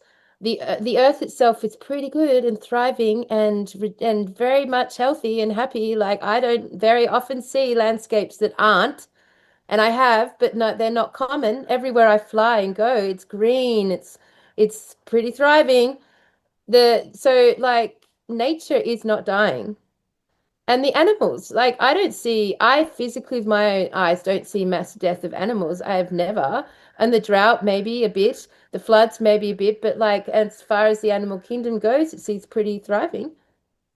And like yes, we've It's a all good we've point. all Like you had don't see grandparents. dead birds, really that much, but you would think that there would have to be lots and lots and lots of them. Like there's birds Yeah, because everywhere. they They have would have a to be. short lifespan, right? Yeah, Like yeah, there's exactly. animals are meant to have short lifespans. We don't Yeah, often yeah. see So they should be the dying all the time, and at least you'd at least see a couple, you would think. But if you see a dead bird, it's like, whoa, what It's the hell? unusual. Yeah, That's it's so true, unusual. And like, we live in nature, so we should see more of this. And then, the graveyards don't reflect the amount of people that have passed. And yes, we know people in our lives that have passed, but it's not it's not very big. It's not hundreds of millions Hmm. that make up all of these concepts. And as Cam said, Hmm. like the Middle East is pretty harrowed. It's like a harrowed set that never changes. And there's always groups of people in all the pictures and news, but like, is it even possible? It's like living in the middle of the desert in America. I mean, Yeah, and is it the other possible? thing is, Like, where does all the food come from? yeah, exactly. And the water, and like The there's water, yeah, nothing growing. exactly. So what chains, there's total fucked and war torn, but there's chains of food going in, there's distribution, is there? I mean, I don't know. I'm just saying, like, How much evidence do we really have of? Exactly. And even if there is now, because people say, oh, they get their food from other places. Well, they didn't 100 years ago, probably didn't even 50 years ago, right? So how did they grow up into these, the most ancient, we're told, civilizations in the world? And when do you like come across a Roman soldier in his death outfit, all geared up with his swords? And most likely a lot of these people through these time eras were buried with their things on.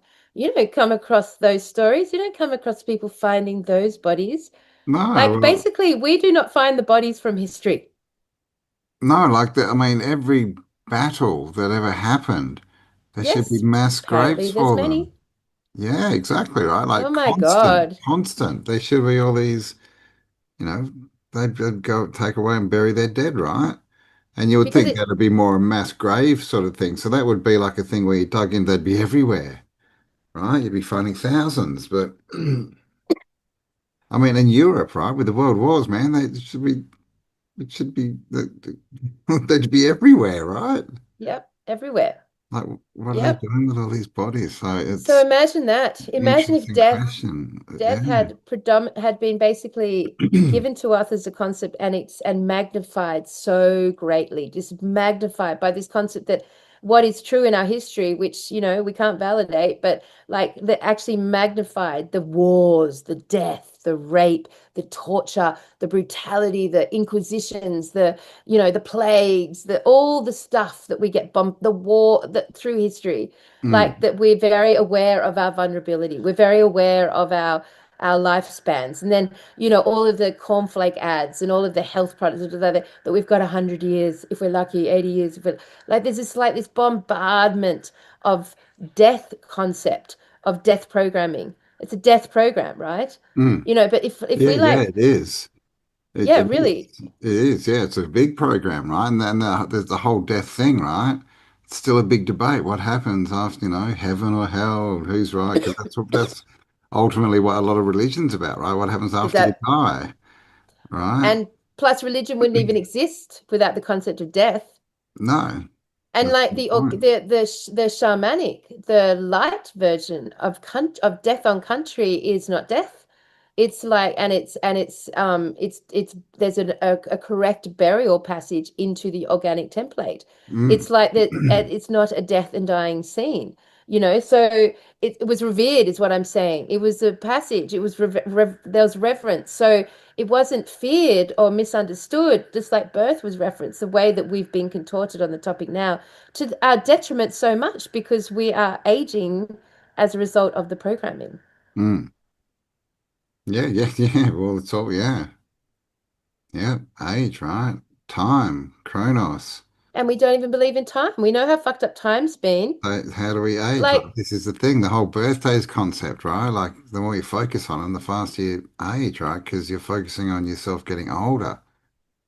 So but death programming, man, like it could have it gone is. way past what we'd actually imagined, like way past, Well, the pandemics, it's way a, past all that. it's a death cult, right? Like, look at the maritime law, right? They literally say we're dead, right? And then all the priests and the judges wear black, just like necromancy and Yeah, I mean, and plus, let's think about it. Those cathedrals and churches, they were never intended as burial grounds. Those cathedrals and churches were all intended the as opposite, yeah. resonance machines, Health as machines to give life and to give, so basic isn't it health. interesting that they decided to systematically all around the world bury people ritualistically all around those power sources, those grids. They literally, have you ever thought about that? They've literally No, no. covered, So who are me those neither. people? Like now I'm thinking that they were probably sacrificial things, right? Like rituals. But I mean, to put death alongside Yeah, what was a life life machine, yeah. and also the power grid, they were the power, that was part of the power grid. Then to surround that in death and decay and dying bodies, like ritualistically, that's fucking black magic right Necromancy, there. I've man. never Yeah. thought of that. No, it's full on necromancy. And they do it now, right? Where they put abattoirs on ley lines and things like this. It's to infect, the whole death. Like it's death, death, death, death, death, right? Death cult. But I mean, it's all, but the other thing is, it's all, most of it's just programming, right? Like, but I mean, maybe we die because we believe it's inevitable. Maybe it's not. Maybe it's just a VR mask. Maybe it's all some weird game that we agreed to play. I don't know. Well, I mean, I just think it's interesting that no one's talked about that before. They've literally surrounded the power sources with burials, with dead burials. All the churches and cathedrals have this sort of concept going around Yeah. them, really. All very old ones, yeah, that have been there since the takeover, right? The invasion.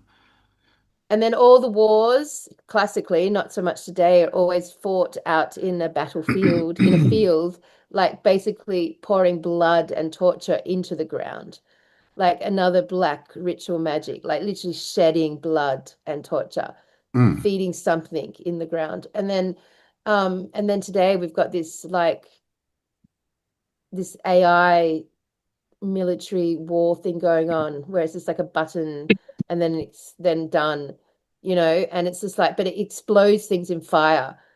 It's an fire explosion. It's like people aren't bleeding on the street. They're like exploded. It's like fire. It's Baal. It's Baal fire.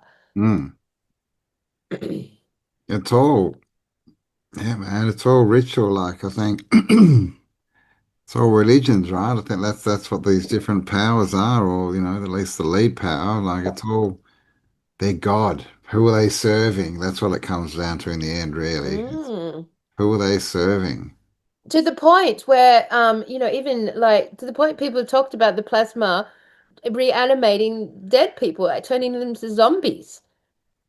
Like, From the which would kind of apocalypse. make, yeah. So I mean, like if you add an original power source to dead bodies and Oh, shift the wow. plasma, Okay. Yeah, could right. maybe it can animate the dead, It connects to a big literally machine. where they're located. Yeah, Yes. yeah. Interesting. That could be, yeah, yeah. And like, to be fair, everyone, you fucking have no idea what happens when someone's cremated. You don't know if that body's like, unless you've stood there and you've watched, like, and actually have, you could be getting back ash from anything, and those sort of bodies could have been used in any way. Mm. Same with like, it's, yeah. So I'm just saying, like, there's a very this brutal, low frequency, ritualized death magic that goes on Mm. in this realm. Yeah, that's a good So point. Like you don't know, right? so Don't for know. us, we like the returning to nature, the moving back into country, the getting yourself in and around the natural environment and to pass in that manner within a community is like a proper way of doing things, right? It's like proper way. That's like, and our communities are doing that all around the world. Healers and energy workers and truthers and all the people who are creators are all doing that. They're all moving naturally into it. Like there's like a magnetic field that's pulling us all in the same sort of version of things. Like, and part of that is that we are removing ourselves from their version of death and burials. Like, there's no way I would get buried through any religion or any church. No fucking way. Like, I would never do that. Never would do that. The No, same we as I would never get married that way. No fucking way. mm, Like, would I ever? under their So, God. yeah. So for me, I think we as a community, individually all around the world, are enacting a new node for the death process. We are reimagining and reenacting the new way of death. I think pretty much all of us would agree that they want to pass in the ground, in country. I think that like the definitions around what it would look like for us passing in these times, I think we're all starting to generate a new, back to Yeah, away yeah. from the black magic, away from the black magic. Mm, yeah, yeah. I mean, I wonder when they even started burying people first, right? Like it's probably part of the whole, overlay spell casting, the they, right, are doing, right? Like, because it's all to do with death and all this kind of stuff, Yeah, and putting in yeah, your face and being sad, right? Like being sad. A lot of tribal people that they're not sad when people die, right? They see it as a passing. It's like a celebration. So yeah. that whole like sad and it's such a bad thing and misery and you wear black and that's That's all part of the construct as well. Like our whole perception of death and ultimately that we die, to never ever come back again. But, that's what they tell us. I know, wearing black clothes. What a weird thing. Wearing black I've got clothes. black on. I've got black on. Why black? It's interesting, isn't it? Because classically, Darkness. black would sort of represent, something other than Dark. life. Yeah, dark, Dark. And something everyone who ritualistic, comes or back from mourning. dying says that they saw the light. Yeah, yeah. Right? So you would think that white robes would be more fitting, but it's a Yeah. weird one, right? I mean, I'm pretty sure black colors we wear, which I do, would definitely be blocking our resonance, would definitely have an impact. I would say I've never thought about that either, but that's Well, probably color true. has a big impact for sure. It's a frequency. I mean, the hippies and healers, classically very bright colors Yeah. in their clothing. They're Whites famous and for it. colors. Yeah, Yeah, famous and for it. Undertaker's in black, right? Yeah. Something to be said, man. Yeah, man. Your tie-dye. Well, shit, that was a weird and interesting show. It I was don't quite even strange and meandering. It did meander. So underneath this video, right, is a link that I'm going to leave, and it's going to be a song that I found that I want to gift you all. I love this song. I found it the other week when we started our volunteering, and I love it, and I just want to share it all with everyone. That song, okay. Yes. Just for fun. Just because actually I want to do this, Cam. Every week I want to dedicate a new song link. All right. Geez, I'm going to have Yeah. to dedicate mine as well, and we'll have a competition and see who can All right, yes, we'll both dedicate a song. You're getting a song link from Kelly and Campbell this week. Good. That's going to be how we end the show positively, my friend. There you Right go. there, we'll let the harmonics do it for us. Yes, frequency. There you go. It's our gift to you. And look, I know these topics are a bit grim, but yeah, I mean, sharks and Yeah, it's all battle for Europa and there's no one death, really here, and there's no body graveyards, here. missing God. bodies. No, this is a Halloween issue. The Halloween Yeah, edition. Halloween. This is Halloween day, which we're early.